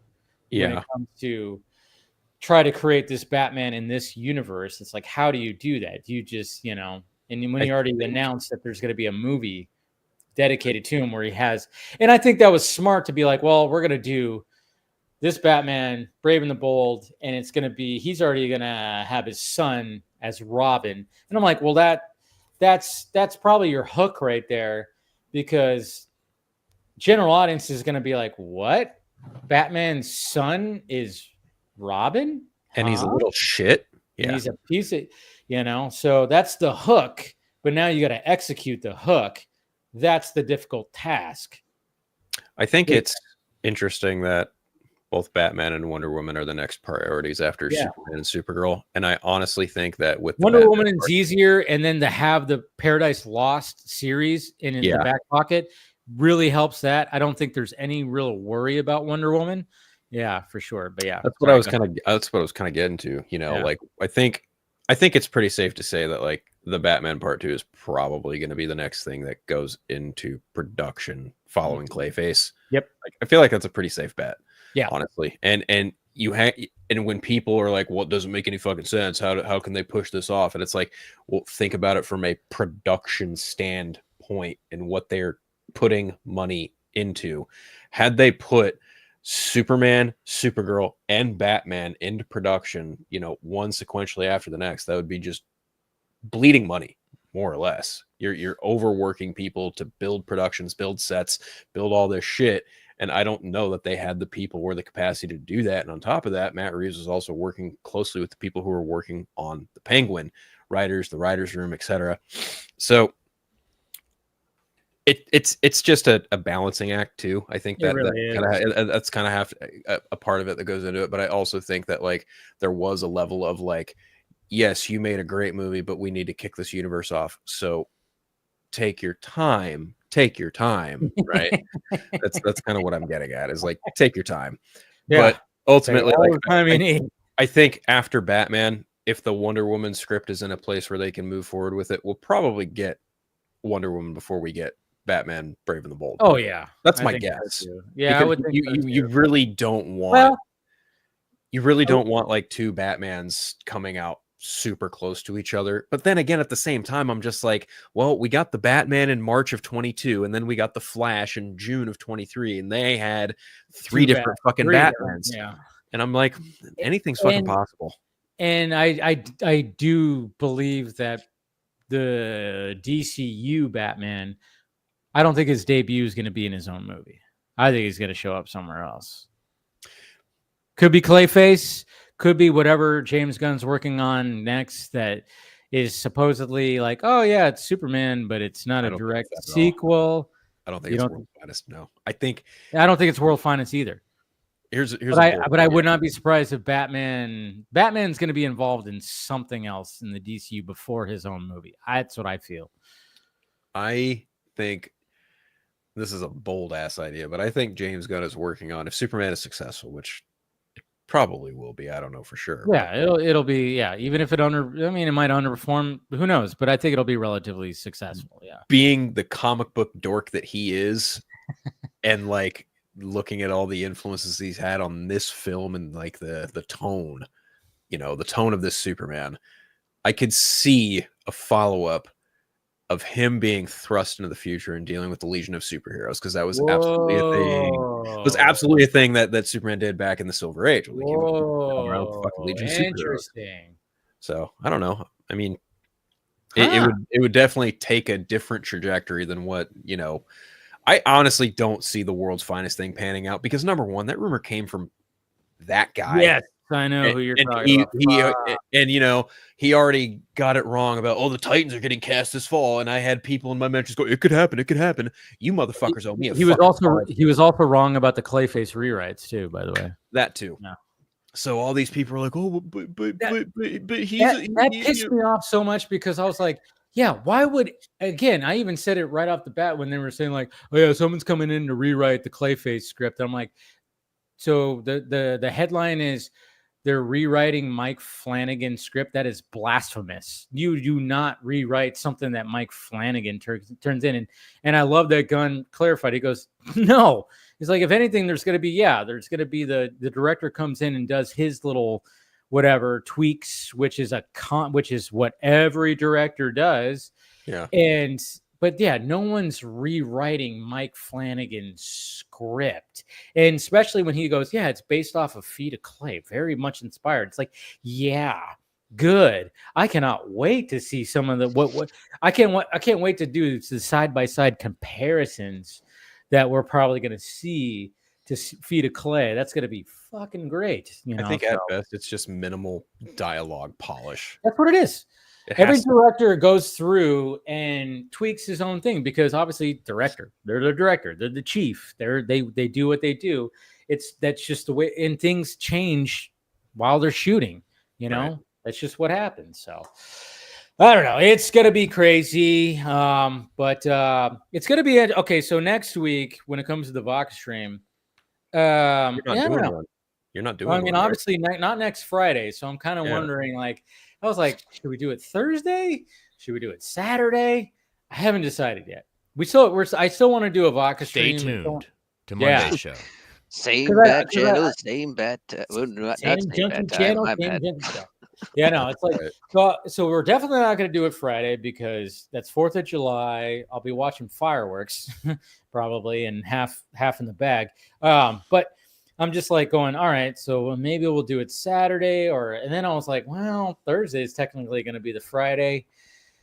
You know, I'm seeing Jurassic World. I'm not even going to have a Film Junkie Live or DC Fanimated is going to be happening on Wednesday because my screening for Jurassic World, because I wasn't sure because I was trying to figure out who's coming, you know, who's going. So I'm seeing Jurassic World Rebirth next Wednesday at 7. So I'm on, no Film Junkie Live, no DC Fanimated that Wednesday. So maybe we'll just do it Saturday. I don't know. It just seems like Thursday might be like a little weird, and I don't know. I'm a little off, so I might do it Saturday. So we'll see what happens. But I mean, I don't know. I don't know if you guys are seeing Jurassic World next week. We could have like a full-on discussion about it. I have plans to see it that Thursday. Okay. Pretty early in the morning because my company picnics that day, and I already told them I'm not going. I'm gonna go watch. I'm gonna go sit in a nice air conditioned movie theater because I don't want to sit in 100-degree weather. and fucking- No. fuck With that. people want you that. work with, get the fuck No, out of here. absolutely not. I was like, no, I'm gonna go sit in a fucking air conditioned movie theater, stuff my face full of popcorn, and watch dinosaurs eat people. That's what Yeah, I'm gonna do. that There you sounds so much better. That's the So much American dream. Yeah, it really is.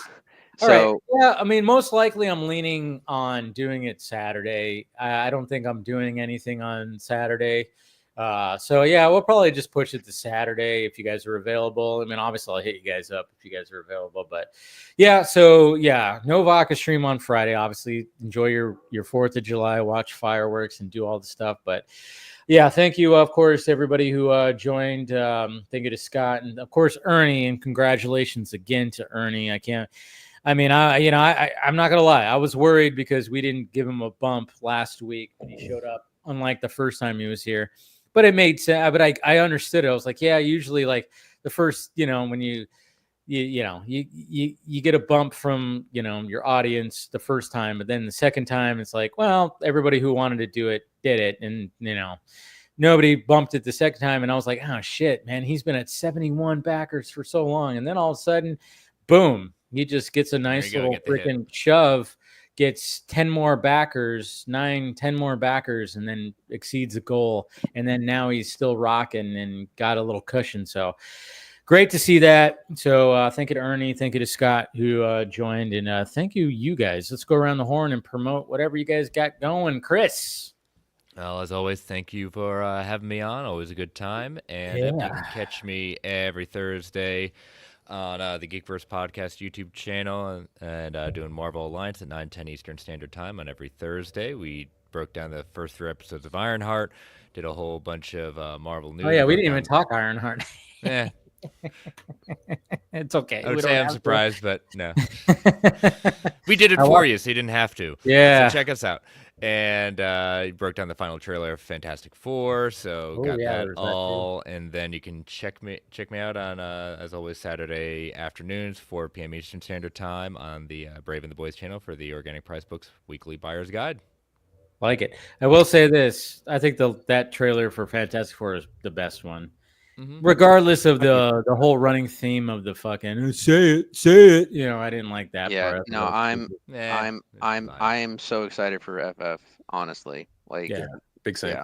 Yeah, but I just didn't. I thought that it was just cheesy that they were like trying to make him say the clobber in time thing. And I was like, but whatever. But everything else looked really good. I was like, oh shit, this is because the first trailer I was like, okay, and then And then it was like kept going on. But this trailer, I was like, oh, okay, you guys, this is polished. This is, stakes. It's good. There's a lot of. It's a good final trailer. It was a good final trailer. It was a really good final trailer. I talked about it on Wednesdays, Juggy Live, and I was like, yeah, this is a really good trailer. So really enjoyed that. Anyways, Phil.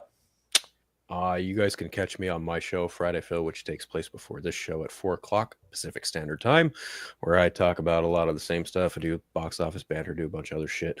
If you want to hear me kind of clown that fucking Superman clip a little more, go check that out too.